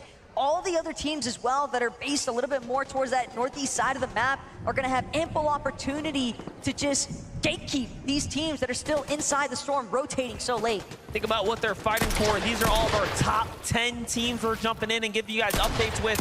You are seeing just why they are sitting well within the top 10, taking fights, dropping teams, making big moments every single chance that they get, and now Dukes and Sphinx are looking to do just that as well here, as they're sitting heavily in 5th here. But Kramsu, Clone looking for the double pincer here. Both sides are cut off, but Dukes and Sphinx double back one another. Good defensive wall thrown down there. The tags are even better, but Dukes, as mechanical as he is, can't take too many of those tags there. Will he be set back? Kramsu really pushing the agenda here, as is Clone. Keep in mind, Clone and Kramsu, they're trying to make up for lost time. Queasy getting that initial elimination posed such a big setback because they had to make a play for the reboot ban. So now you know that they need some surge damage to efficiently move throughout the rest of this mid game. And Dukes and Sphinx, they wouldn't mind the refresh materials at this point. They're using up a lot of their splashes just to try and get the job done. Not sure which duo actually decided to start the engagement, but at this point, somebody needs to find closure before the third party trickles in. Dukes and Sphinx gonna get another tag here onto Kramsu, but not much. Clone is also hurt, but so is Sphinx. Sphinx seems to be the one taking the most damage in this battle. All of these chug splashes coming out to make sure they keep him up. Given the circumstances, the Flowberry Fizz to reset the full HP now. They're gonna commit back into it. They're too deep into the water now to give this one up. They're gonna have to swim their way out. They need the mats, they need the material, they need everything that they can pick up off of Dukes and Sphinx here. And Sphinx and Dukes need to stay alive because they're inside the top 5, so much more riding on the line for them right now.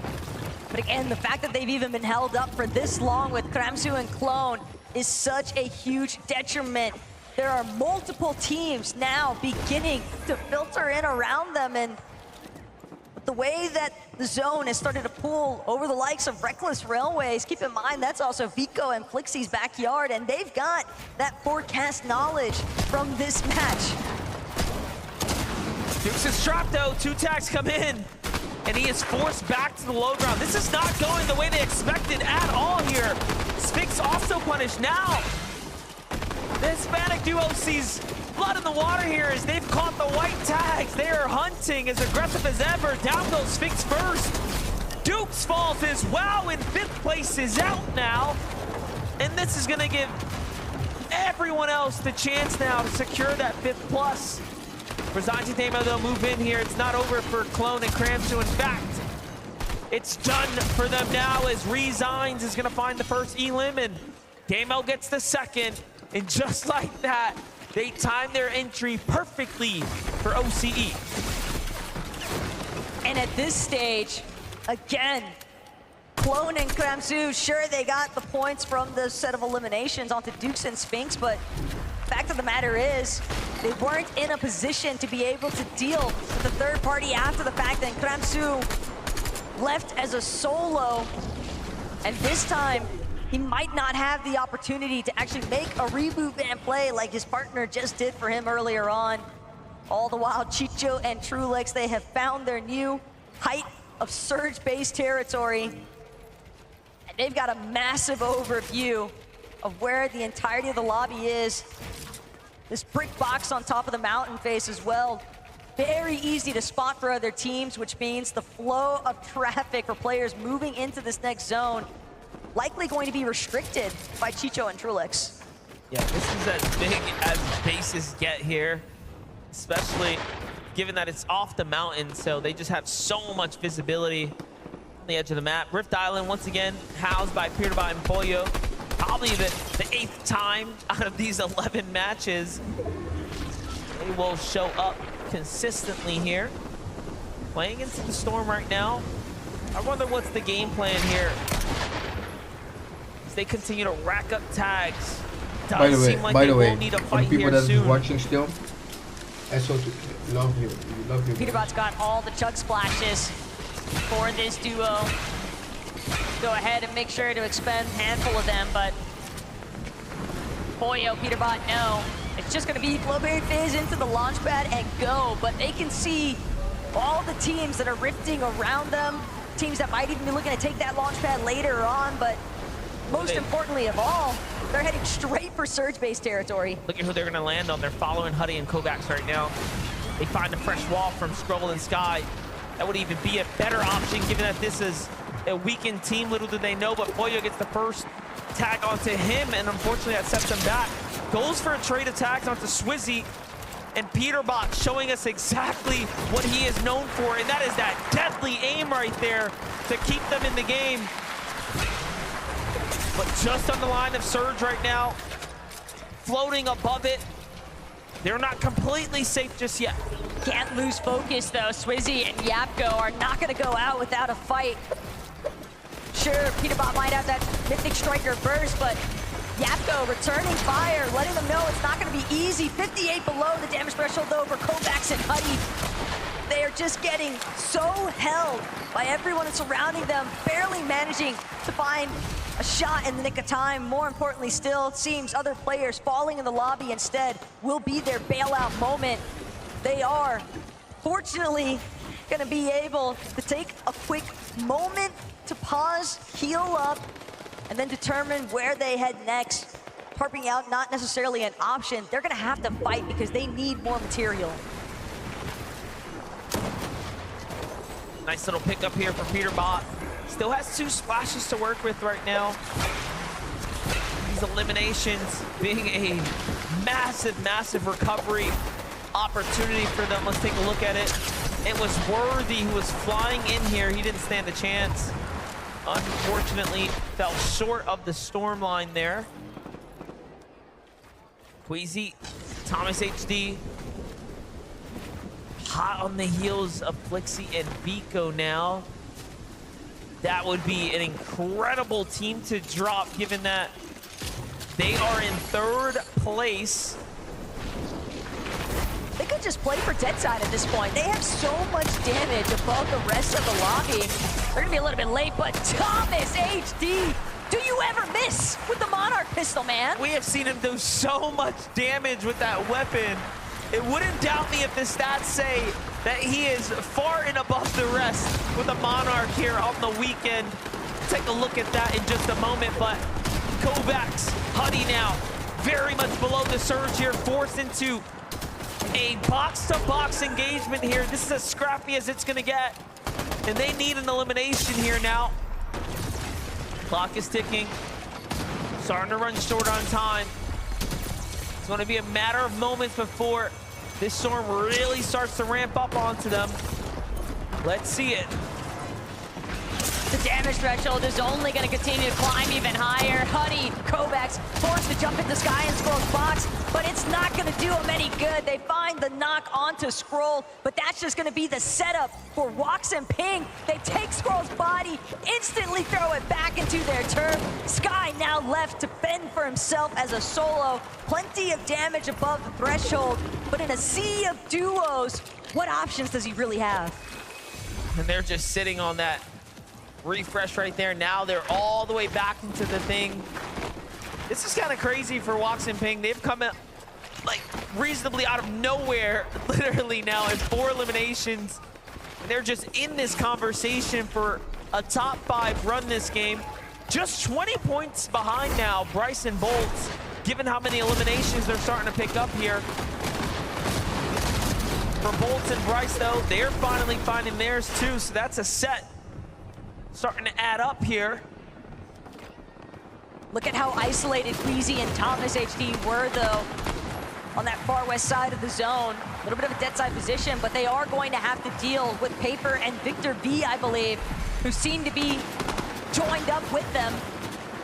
Not going to be an easy path to trek by any means, but right there with you, Bryce and Bolts have really started to heat up here.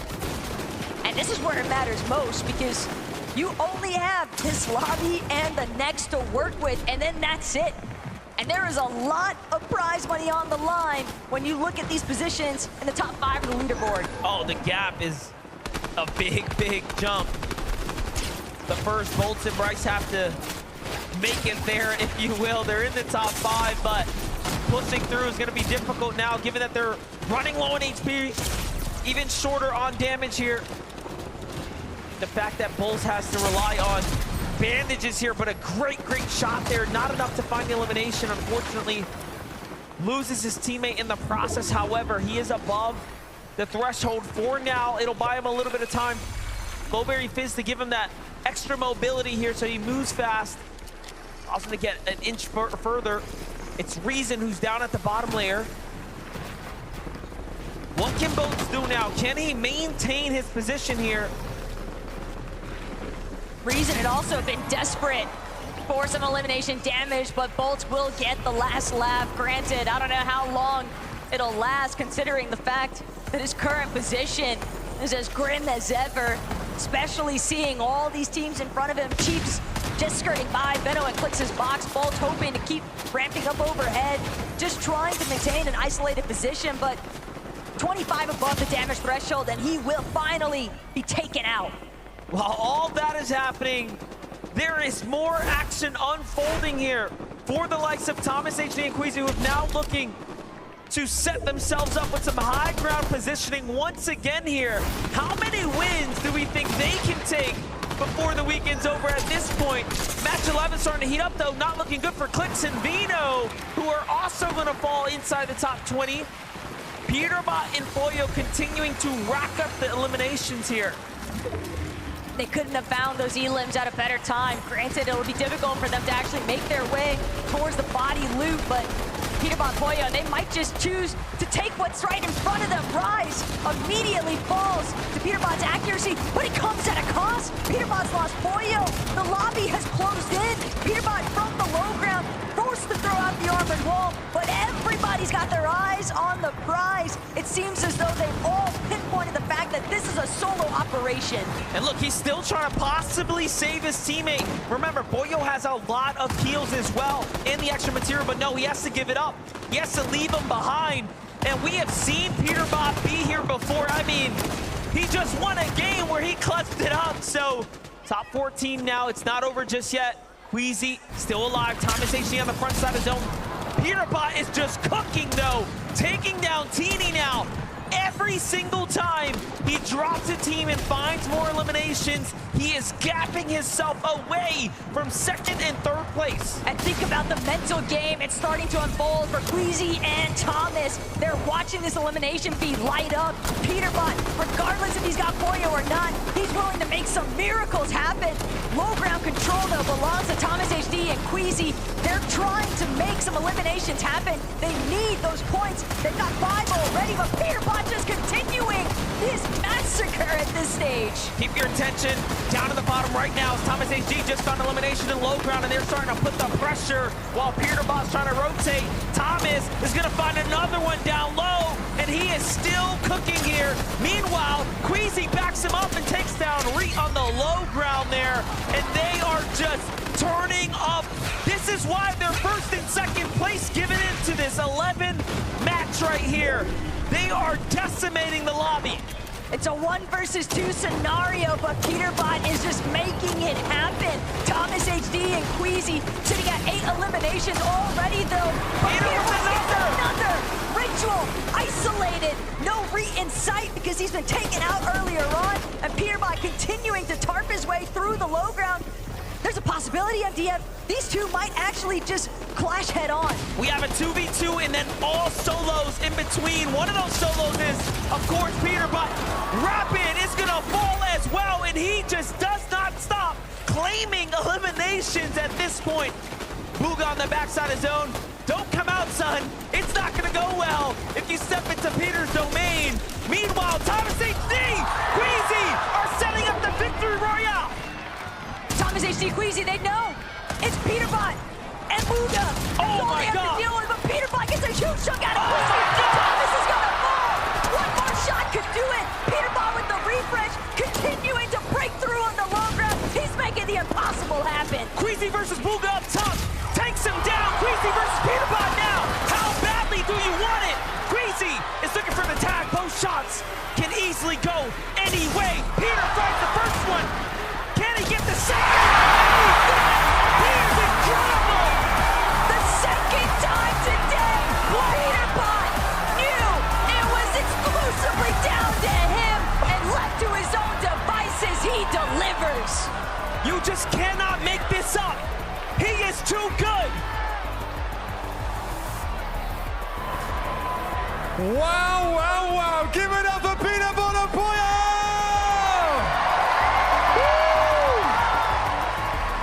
You know, is that a taste of what's to come? The 1v1 versus Queasy, the last play of the game. Peterbot, you were out of your mind there. Yeah, I don't know. So I eliminated Thomas, and then I knew Queasy killed one, right? And then I just knew it was a free win because it was Queasy, not Thomas, you know what I'm saying? Oh, okay. All right. Boy, yeah, I'm enjoying this. Are you enjoying this too? Yeah, I'm enjoying it. I mean, the solo clutch, both our wins today, so, I mean. We started the day with you guys, a good 60 points in the lead. You guys have been toe-to-toe with Thomas and Queasy all day long. It goes down to the last game now.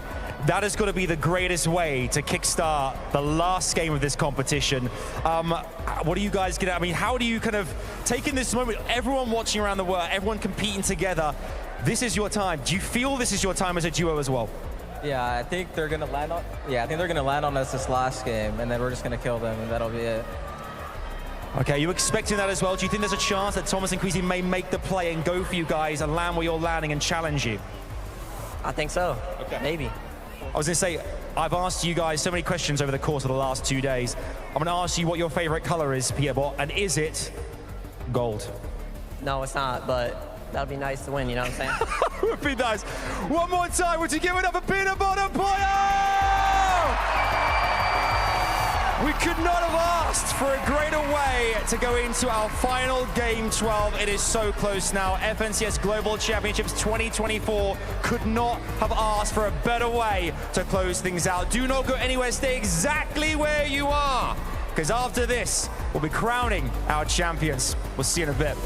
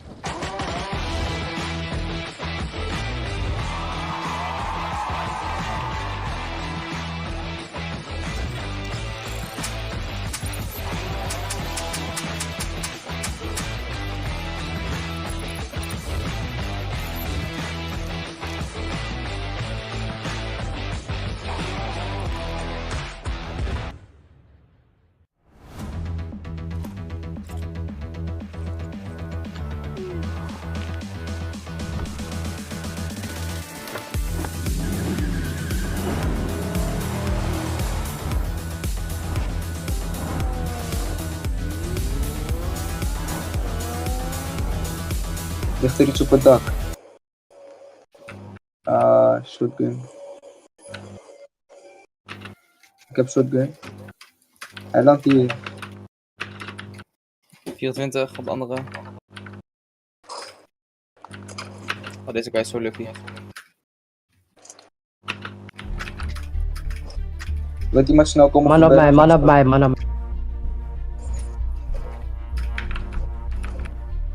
De mannen zijn greedy, waarom rennen ze?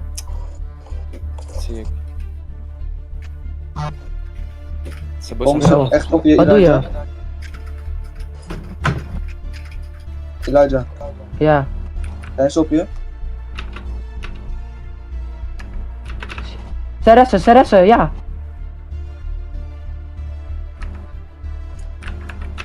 Ik ren weg.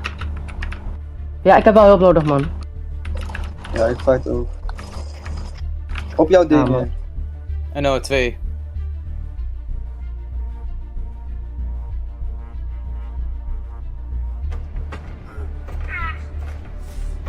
I'm trying to find this YJ you, bro. Kai Sanat said he'll be here and I need to find him, touch him right now. Hey, is that YJ? YJ, speak to this shit, speak it. Bro, what? I've never been asked that before. You don't even know what you're trying to describe. Bro, should I fly kick that afro off your head right now, fam? I need to calm down. I was just trying to be nice. Who you talking to like that?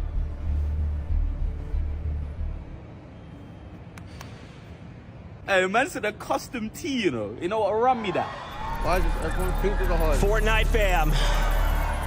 What? Should I bond this Fortnite fam. Wait, hold on. Did I hear that? We are seeing history being made before our very eyes.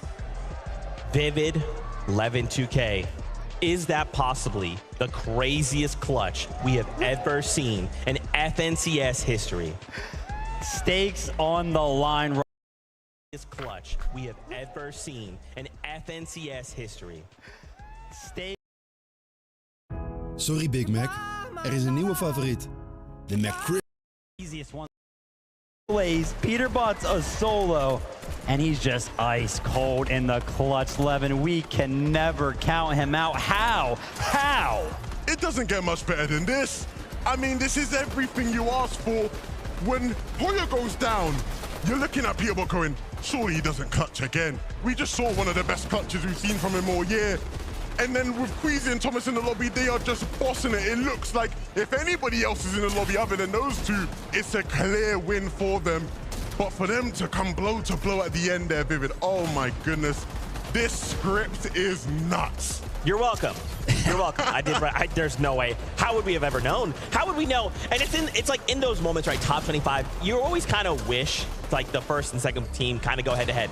In a manner like this, though, where really Peterbot should not have been able to pull this off. Back against the wall. Look at the materials. Look at all. And yet he takes down Thomas, and then it's just a 1v1, and it comes down to angles. What are these angles, Vivid? I don't know. Like, Peterbot's tracking is incredible. He just seems to always find the shot first, immediately build afterwards. Just, he's got like, what, 25 HP right there? Just takes no damage from Queasy at all. It is just insane. I mean, thank you to those guys for making this the competition of ages, really. Yeah. I mean, a lot of people came into today thinking it wasn't going to be close. They were going to run away with it, myself included. Yeah. But these guys have put up a championship winning performance, and you look at individuals, of course, Peter talking a bit of smack there, right, when he's saying he wishes he was happy it was Queasy instead of Thomas. But when you look at how Thomas has been playing, understandably so, Thomas has been absolutely on it all throughout the day. The shots he's been hitting has been so clutch. Oh man, I wonder how they're feeling after that, right? They would have expected to win that. Do they even like? They probably don't even know what's going on. They're gonna watch this back and be like, he did what from where as a who? I mean, Queasy and Thomas are just going up against. I mean, you chatted with him, Levin, right? The words that were coming out of Queasy's mouth yesterday, he was like, "How do we beat that?" I mean, he's making it look possible, at least, right? And yeah, and that was one of the things even he emphasized yesterday. He felt like it almost wasn't possible. Gosh. But clearly is this here. When they start going up and you're like, oh my god, they're just gonna wipe everyone out of the lobby at this point. Thomas drops down to try to take Booger out, and it's so unfortunate there that Peterbot is just lurking about in the bottom of the zone. I mean, in so many other situations, if you rewind that game, you rewind that end game, they win it more often than not, you'd reckon. Yeah. But fine margins, Zeke. It comes down to the angles. Hey, just listen to the crowd roar. Literally in that moment, everyone is losing their minds. This is still a close game, okay? Because I do want to call out here, Queasy and Thomas, they got 12 eliminations that game, right? So it's still, if Peterbot and Pollo go down early, Queasy Thomas could still win. I have a question, though. At the beginning of the show, Adam was talking with Queasy and Thomas HD, and he said, listen, if it comes to that, going into game 12, could we see and relive that invitational moment? What did Queasy say? Queasy basically mentioned that if the gap between second and third place was enough, right? Enough to go ahead and justify, like, oh, listen, if we have a bad game 12, we get 0 points, we're still going to get second, then we're going for it. We're running it back from invitational. We're landing on Peterbot and Pollo 11. What does that kind of make you feel? You think they're going to do it or what? I mean, the gap is there. You look at Peterbot and Pollo, and I know they've had some hiccups in the earlier games of the day, but you can't count on them going down early, right? That isn't just how these games have played out for the most part. And so if you really want to win, you want to take home that championship like we know Queasy and Thomas do, there is one play that can guarantee you that championship, and that is landing on them, taking the raft away from them, and winning out the game. That's way too scary, though. Are we really saying we think they're going to commit to a raft? There's already duos there, and you know for those other duos are thinking we've got to slow them down. This could be an all-out fight at the raft. I wouldn't be able to do it. I wouldn't be able to make the call. Like, could you imagine being Queasy or Thomas? Who's making that call? How do you make that call? I mean, it's so tough. I mean, Queasy, I would assume, would be the one to make that call, but it's so much more complicated than that, right? Because even if you do land there and you take them down at the raft, there's other teams there, like you guys have mentioned. Yeah. What happens if one of these other teams, imagine a world where they take them down, right? Queasy and Thomas manage to land on them, take them down, and then Fretz or someone else in the POI goes, hold on a minute, and starts running out. They pop over. You know what I mean? Like, it's risky business. It's different from Invitational. Cami and Seti, when Queasy and Veno landed on those guys, they were landing at an uncontested POI, right? So there was room for it to happen. Well, fam, this is hearts racing. We hope you are enjoying the hype. We're getting closer to starting off game number 12. Vivid, I gotta ask, how are you feeling? One game left to go. Only one emotion rushing through my body right now, and that is excitement. We're, what, 25 minutes away from watching that trophy up there get hoisted by our global championships. One more game separates us and that. Levin, how are you feeling, man? Do you want to know how I'm feeling? You want to know how I'm feeling? Yeah. I'm feeling like it all comes down to this. One more game remaining, legacies on the line. I think back to moments. This game's all about moments. Fortnite's about moments. I think back to the World Cup, the young Argentinian king fighting to push his family's life over, fighting for his destiny. I think back to even earlier yesterday, Swizzy, all the adversity he's faced, fighting up against the best duo in the world, Peter and Pollo in a 1v2. He did it. I think back to the Invitational 2022. Queasy, Veno against Seti and Cami to win it all. This game is about moments. Fort Worth, are you ready for a moment? Nah. Fort Worth, I said, are you ready? This is that moment. This is their moment. Game number 12 starts now.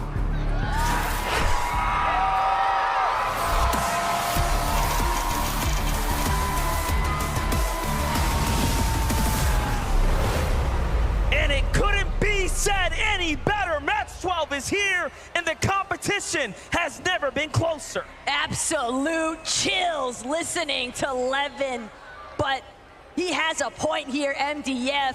This game is all about seizing the right moment.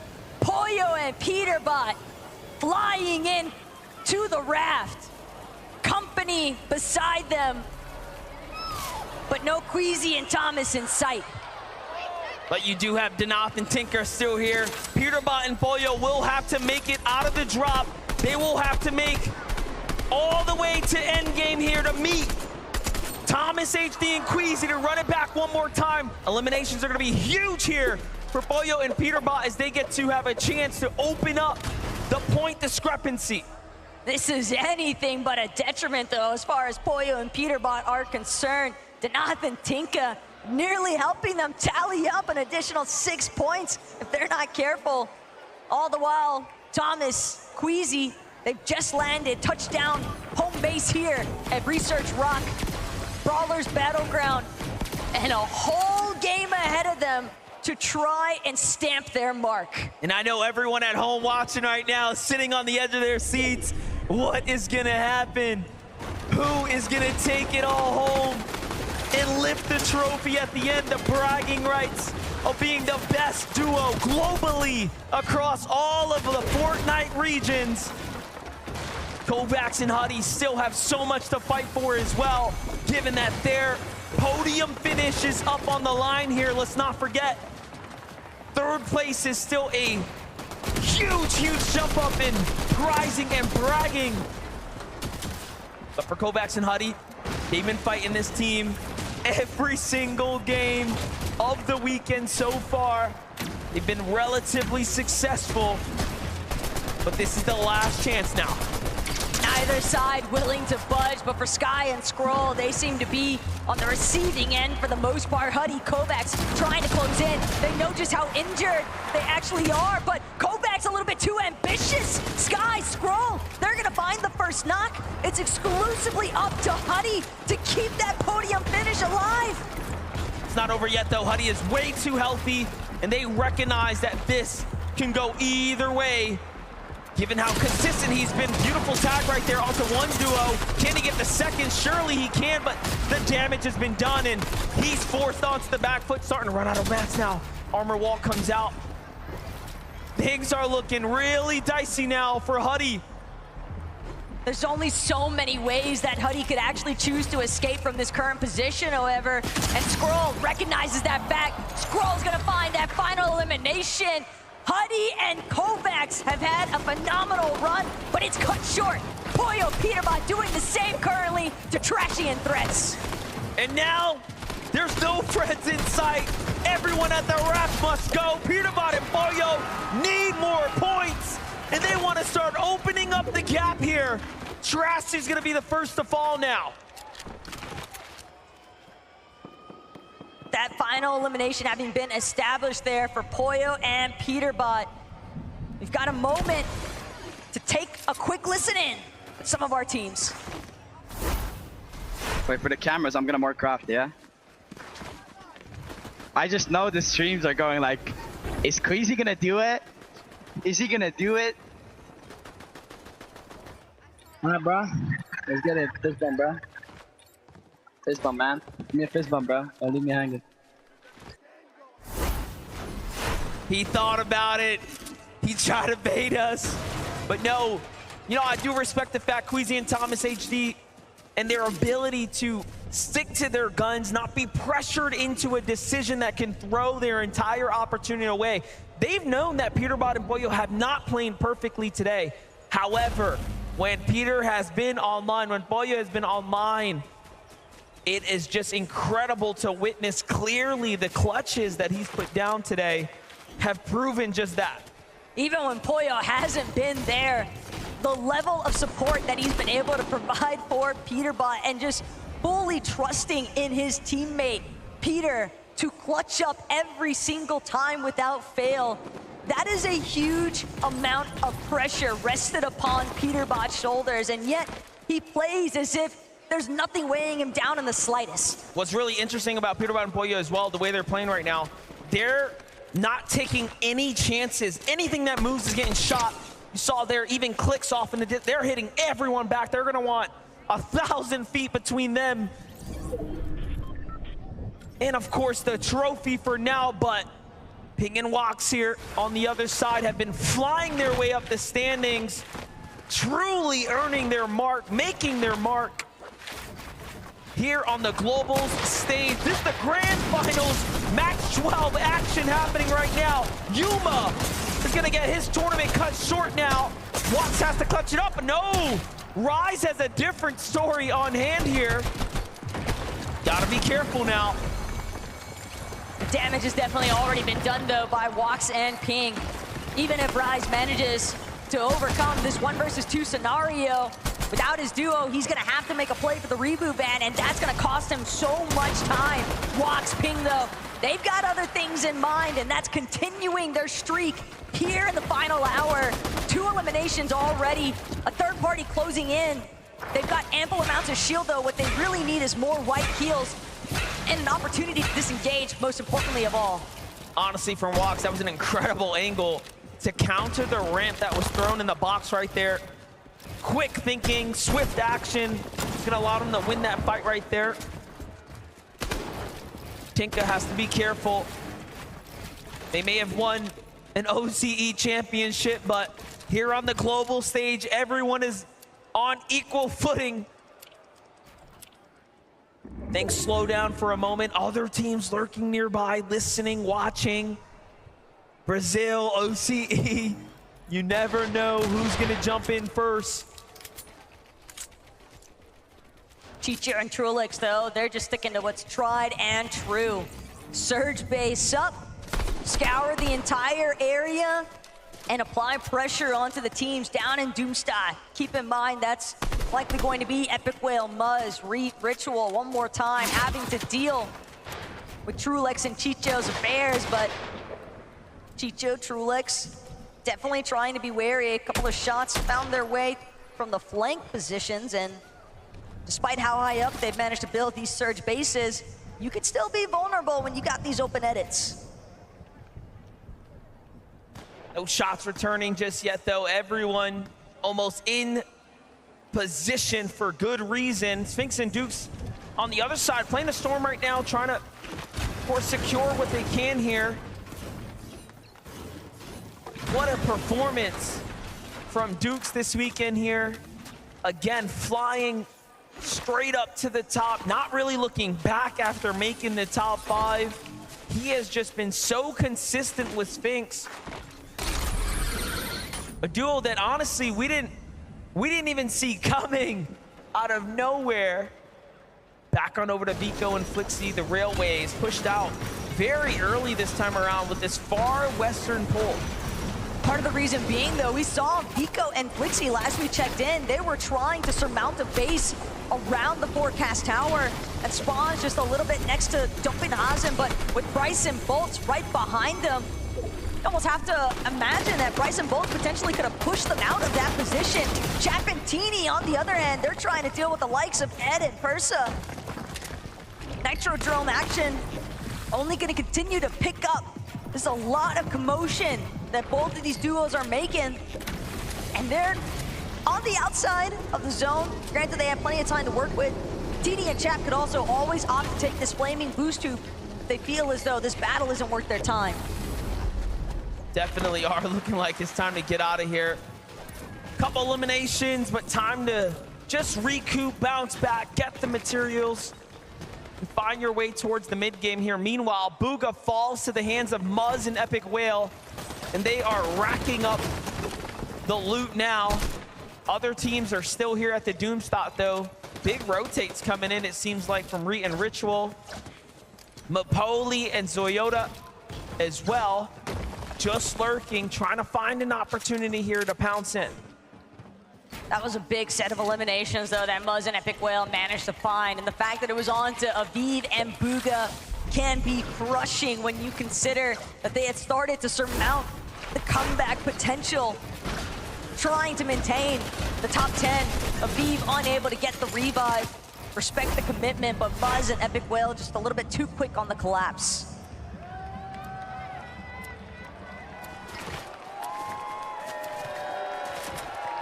Here, the crowd cheering as Thomas HD and Queasy come into view one more time. They're heading straight for this weapons bunker south of the Nitrodrome, and there's already company nearby. So instead, they might opt to pivot, take this flaming boost tube instead, Flowberry Fizz, and it's a fast rotate. They're on the move right now. Swizzy and Yapko as well, just outside the Grim Grate. Trapped in between Murstache and Malibuca in the distance. A bunker here, of course, being the big upgrade to their loadout. The fact that they get this bunker completely uncontested makes a huge difference as well. Yapko with a single elim right now, starting to cap out on material. This is where focus will start to shift into where do they want to base down for the mid game. Jumping in with Pollo and Peterbot. You can see who's on the way here without giving it away. There is a very clear, determined play in motion right now to intercept this duo. At the same time, though, you've got to time it right. Queasy and Thomas know Pollo and Peterbot, as long as they have Emma Frost reveal medallion, every 50 seconds, that marker is going to go out. It is essentially full view of everyone surrounding you, and a big credit for as to why Peterbot has been able to find those 2 solo clutches for the victory royales here today. Thomas HC is going to take a lot of damage there. It's time for Squeezy to possibly step up here, but Bach and Pars just going to back up, play that high ground, play that angle. More tags from behind. This is a huge setback now for Queasy here, forced to heal. Loadout looking pretty scrappy as well, given that they don't have big upgraded weaponry, right? They could use a bunker, they could use an elite chest or something. They definitely need something. They've at least got mats to work with, though, and that could be the ultimate difference maker. Rift Island spawning off in the distance. Kashoro, Keiki, but it's Pollo and Peterbot that'll be first to the top. Capture point in sight. And with the control of Rift Island nearly underway, Pollo, Peterbot from this position sitting just inside of the zone as well. Their next intent likely gonna be to just fully restrict the flow of this lobby. And it's almost easy for them to know where the Rift Island is going to spawn. They have the forecast tower. They know where the next zone's going. Obviously, the island's going to be in it, if not extremely close like it is right now. So it makes sense. Pollo and Peterbot are isolated here, and they will be for quite some time. This is, again, probably the weirdest Rift Island we've seen off on the western coast. And even worse still, it's just a little bit above a weapons bunker as well. With that in mind, Peterbot and Pollo know teams are going to want to get drawn towards that weapons bunker, but trouble afoot here for Vico and Flixie, incredibly low. Vico dropping immediately the ultimate low ground. It's a risky play whenever you opt, try and glide in, but Casper, Prism on the other side of these walls, and they are looking for an opportunity to take this team out. Pingen walks in a fight right now, continuing to key the lobby down. They want to jump up into those positions, and now they fight their way into 5th here as they're ramping it way online right now. Vico and Flixie next door to Casper and Prism. Paper and Victor V looking inwards, trying to see what's happening here. You have Kanata and the reigning champ, Cooper, there as well. Very, very contested spot here. Meanwhile, Bolts and Bryce, who are our 5th place team coming in, but now slipping down just nearby. But Bryce and Bolts, they're still slinking around restored rails, and they can hear all of the action, all of the shots being fired just west of them, sometimes a little bit south. Bolts, Bryce, scavenging everything that remains here inside of restored reels. But if anything, their primary focus is exclusively on just maintaining a strong placement to close today out.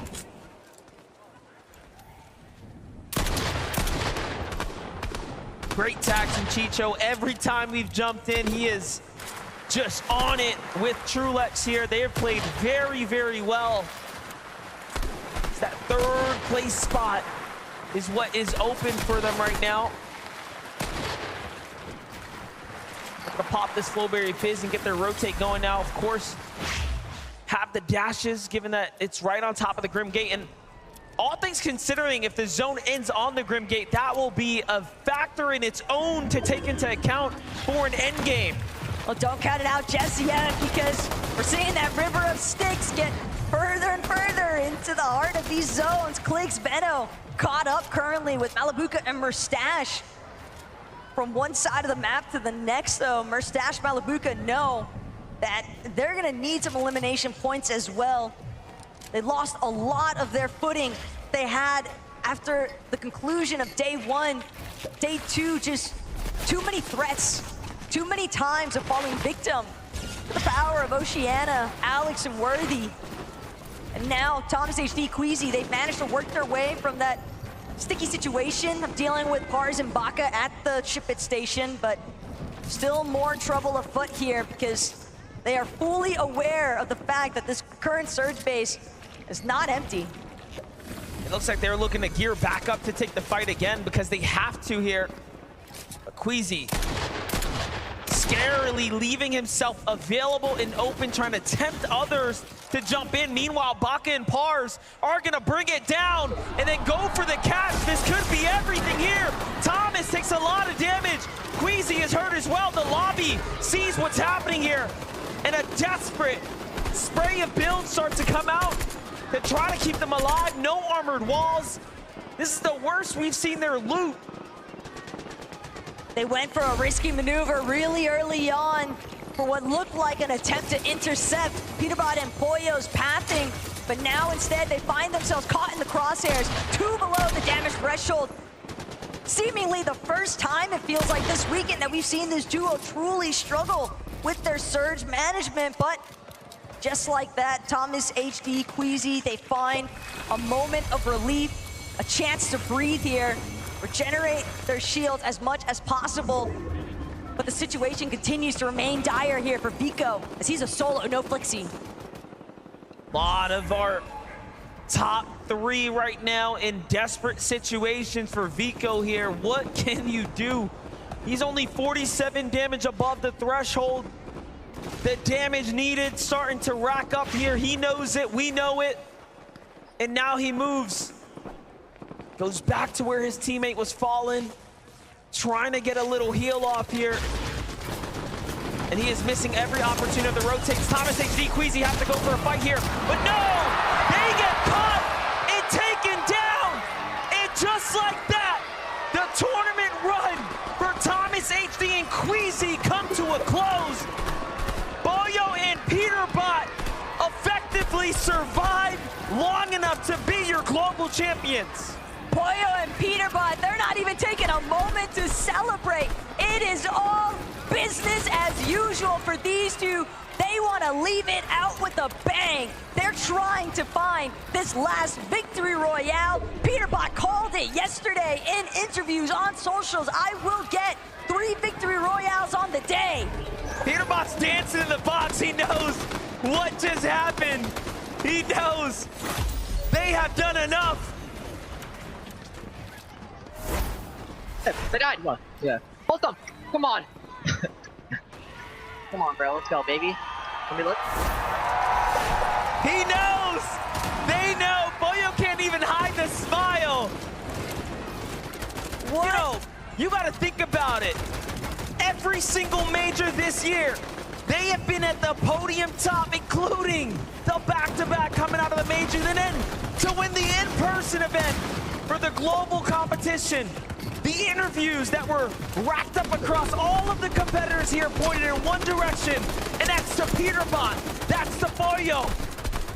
And they are still showing up in the last game, and they'll very likely win this at this point. Peterbot is an undisputed best player in the world currently, alongside his duo Boyo. They're still making sure to deal with the lobby as needed. Ping floating in the water here, but Peterbot and Pollo, second in Major 1. And then the hat trick to conclude the year, first place every single time. What more could you ask for?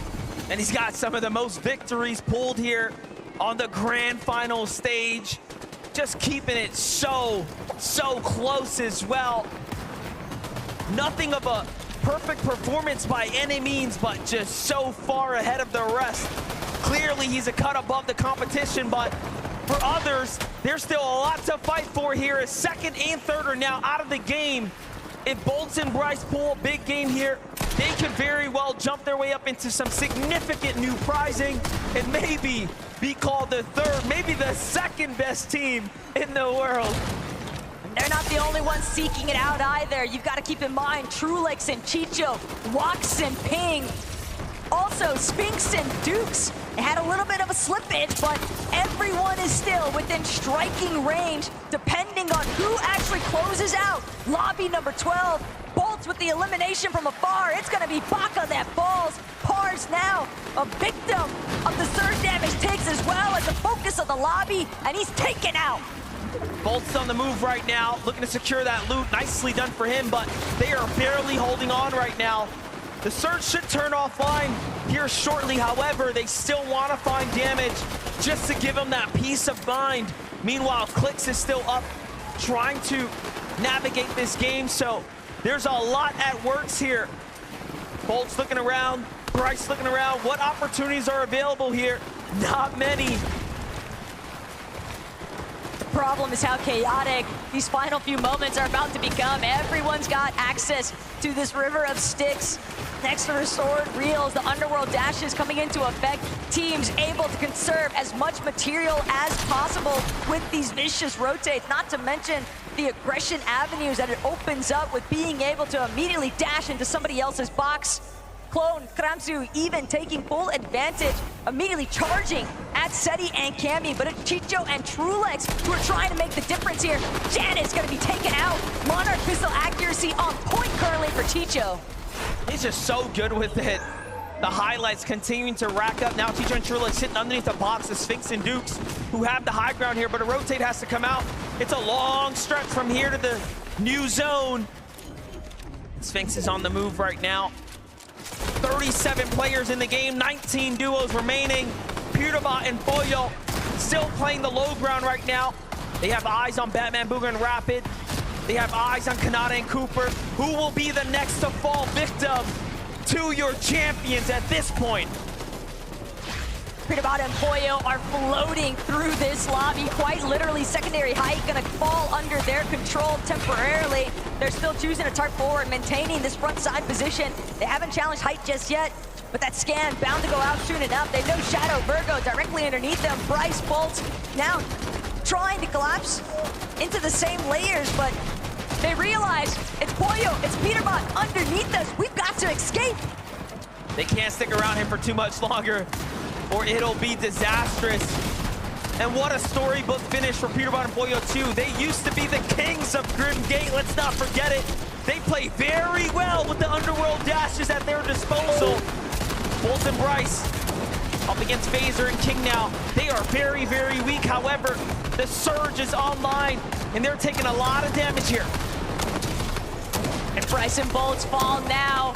Wax, Ping, Trulex, Chicho, bound to have smiles from cheek to cheek, but the job's not finished. They've got to keep powering through. Same could be said here for Boyo and Pewterbot. They've already secured the global championship, but they don't even care. They still want more. Still makes you wonder how much harder everyone will need to work.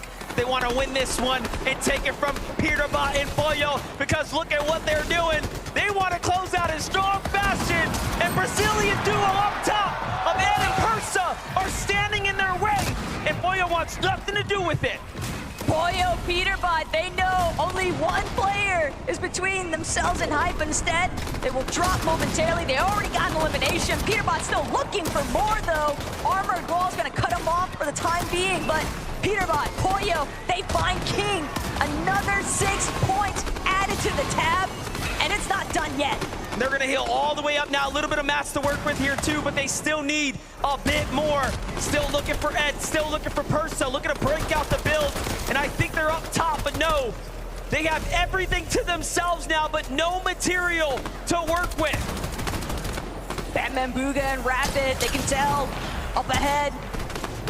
Teams pressuring onto their ceilings, but again, Teeny, Chap, has already fallen, and Teeny just trying to do what he can to navigate the chaos. He sees Rapid go down. He wants to make his way to the body loop, but he's not going to be able to scurry any longer. Immediately taken out by Boyo nonetheless. Pewterbot finds Teeny all the while. Virgo next to fall.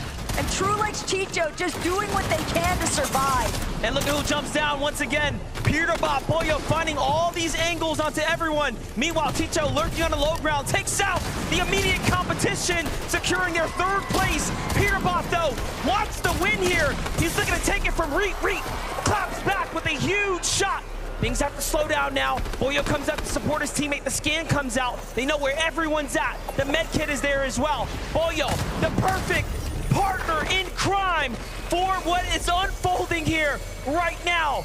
And just a couple of duels left. They don't have a lot of HP. Boyo looking to show them what he is made of. Boyo and Peterbot have had so much time now to recuperate what they lost as far as health is concerned. Peterbot's already got one knock on to Trulex. It's just Chicho standing between them at this point. And Peterbot finds his third victory royale on the day. But most importantly of all, a global championship.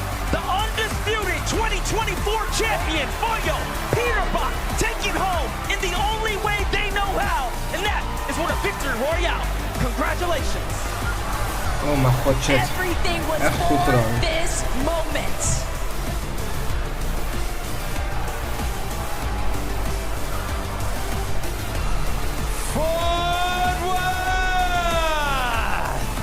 Would you please give it everything you've got for the FNCS Global Champions 2024 Peterbot and Boyo!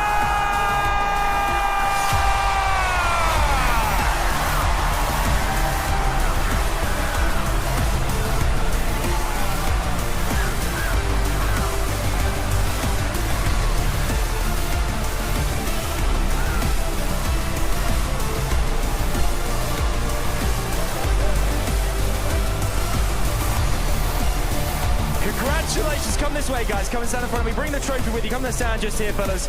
Bring that trophy because it is very much all yours. Wow, you've done it. The Global Champions Fort Worth! Peterbot, I'm going to come to you first. How does it feel to officially confirm Global Champion? It means the world to me. I mean, we knew we were going to win coming into it, and we're the best duo in the world.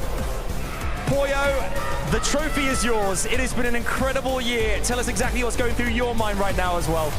I mean, this is amazing. Like, we got second the first major, and then win. It's 3P.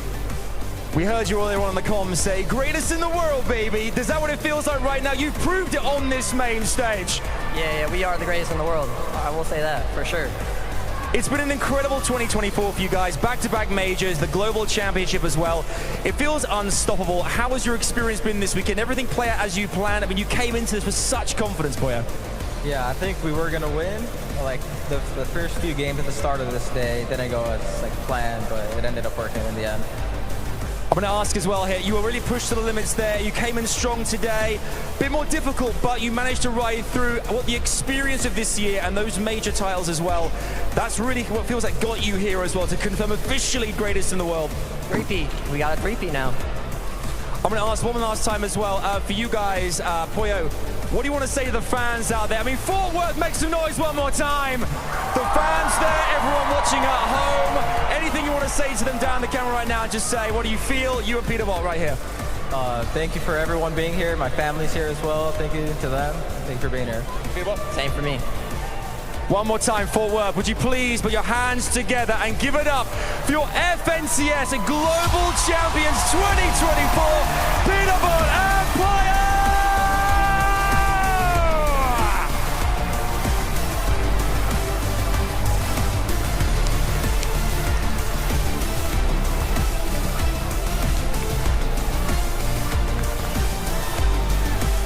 There you have it. After an unbelievable year, Peterbot, Boyo, from a record-setting major number 2 to the back-to-back champions, coming in, defending titles. And now, here in Fort Worth, our global champions.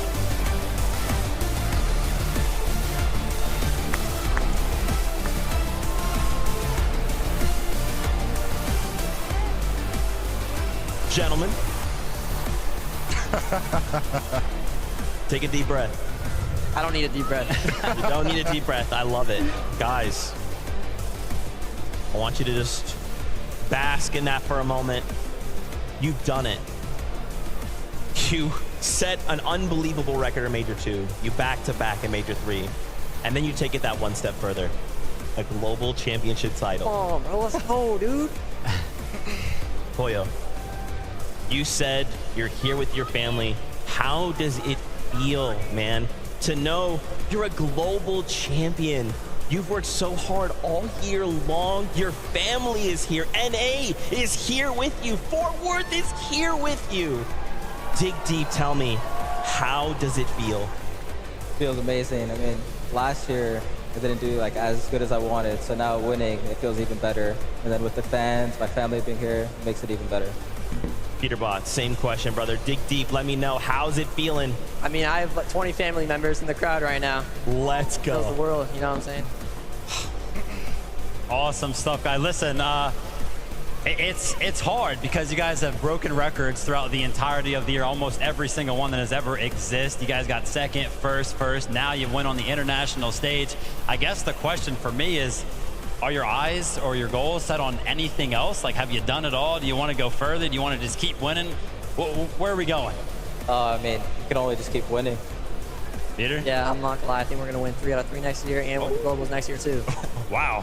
Imagine that. Imagine that. Look, Pollo, you burst onto the scene last year. I remember you were trying out with Booger. Everyone said, who's this kid? Where's he come from? What on earth is going on? Your rise has been incredible, and of course, understandably, everyone looks at Peter and goes, this guy's the best in the world, but for you to have achieved what you've achieved the Die past beker 2 van years, vorig jaar was right? echt mooi. Talk to me about how you've done that and Maar ik ben echt benieuwd wat voor pickings ze nu gaan krijgen. En nu iedereen die andere pickings heeft. Yeah, so I got a good teammate, Sphinx. We ended up getting 3rd, 5th. We got a coach that really helped us. So from that, and then I played with Peter. So then we won. So to the people like out there that want to play, just play, like just play every day, and then just watch people, watch pros, watch your mistakes as well. Guys, I want you to take a moment here. The cup of I just want you 2023 to just look around this looks stadium. nicer than this one. Look at all of these fans standing up for you guys. They are here with you in this moment. You have created a moment in FNCS history that we will remember forever. What do you guys want to say to these fans, to the fans at home who are watching and want to aspire to do what you do, who are literally yelling your name the same way these fans here have been yelling? Yeah, I'm not gonna lie. It's home court advantage. The fans, you guys are amazing, and I appreciate all you guys. You guys are amazing. You're my viewers are amazing too. So fantastic. Fort Worth, one more time. Give it up for Peter and Pollo. Guys, thank you so much. Grab your trophy. Get out of here. Go celebrate. We'll take those headsets from you. Congrats, bro. Hey. That's right. Go on. One more time. Dickey's Arena. Let them hear it!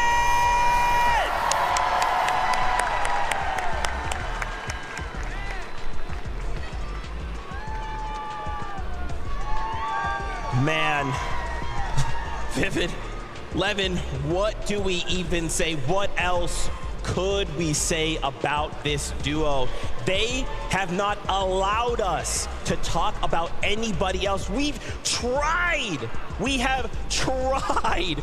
And yet, every step of the way, they have stolen the spotlight. And now they walk away as global champions. I mean, being closely associated with the NAFNCS throughout the year, there were doubts every single major for this duo to win it. Yeah, the first one they got second, but every single time they proved everybody wrong, and Levin was talking about it. I mean, there were huge doubts coming into the global championship this year. Oh, Peterbot not going to be as good in person. Well, I think this performance has shut everybody else up. I have no idea what negative things you could have to say about this duo. They seem unstoppable. I think everyone's pretty much established that, yes, these guys are the best team in the world. Forget about that. They are the best team of all time. There has never been a duo this good.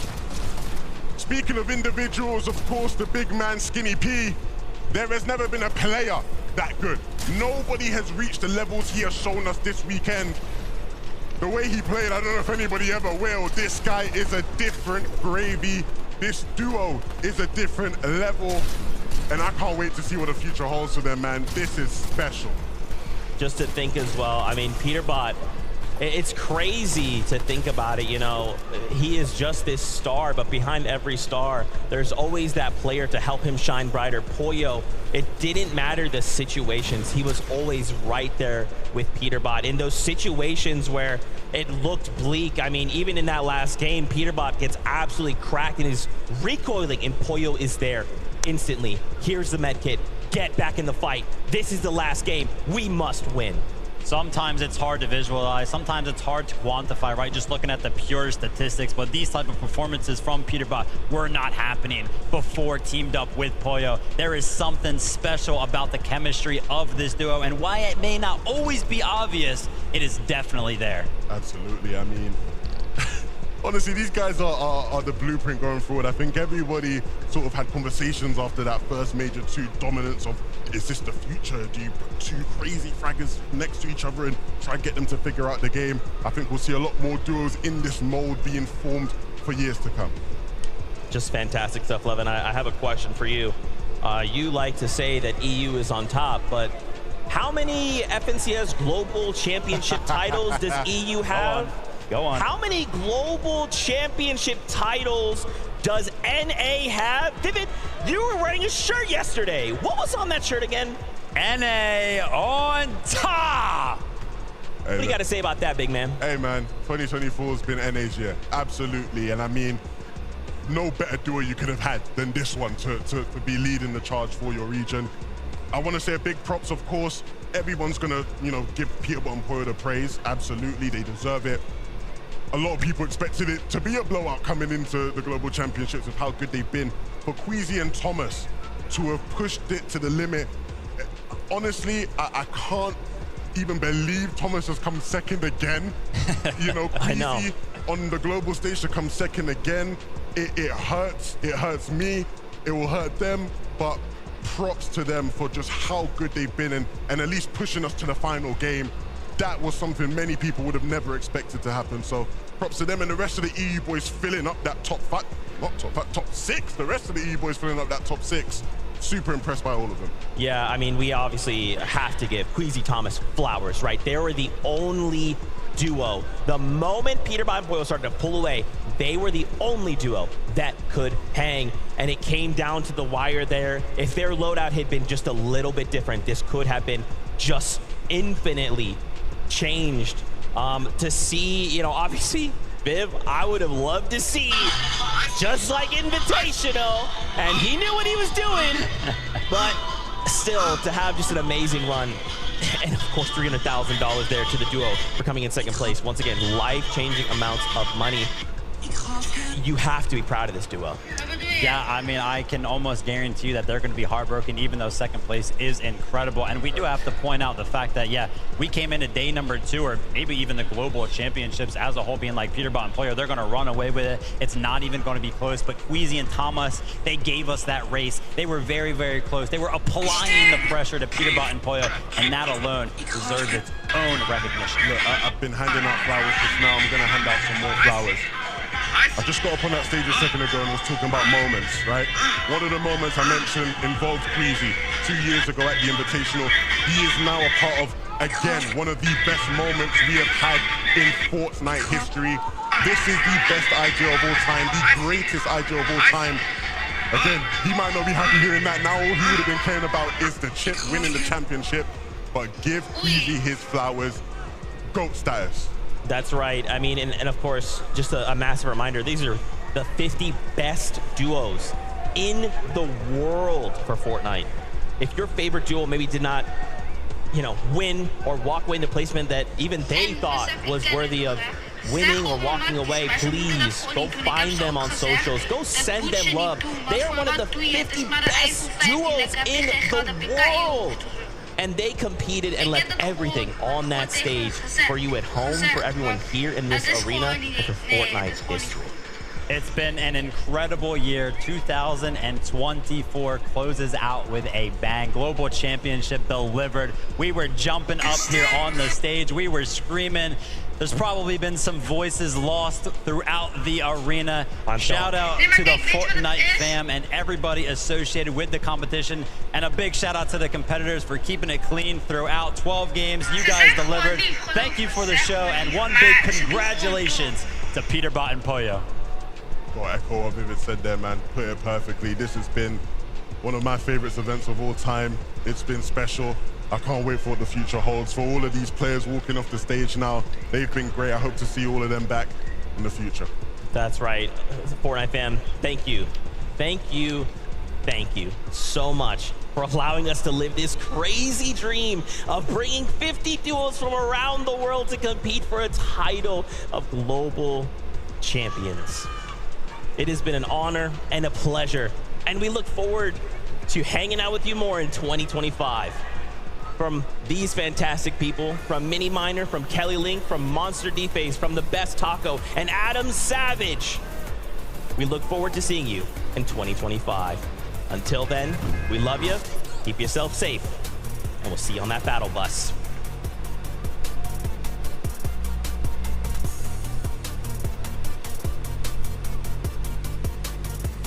Ik ken Deja, ik ken Shakio en ik ken nog een Cha of zo, ik weet niet hoe ze heten.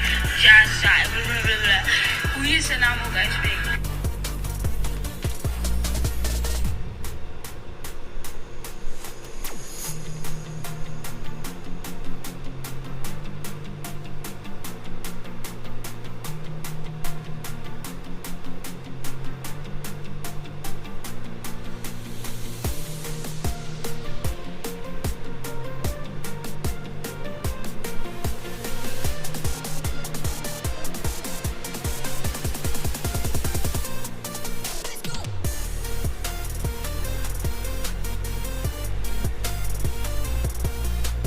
Man, I can't even believe it.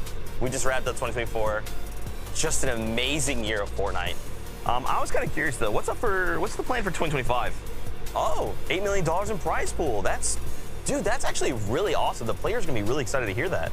Wait, I'm sorry, step back. Did you say trios? We're going back to trios? Yeah. Did you say siphon?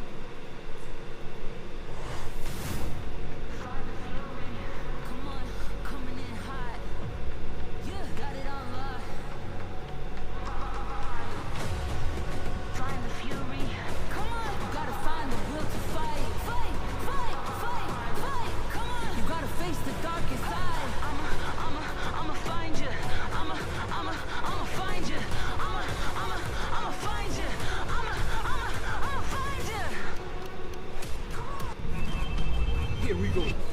Can you adjust the rumors of a new booth? No comment.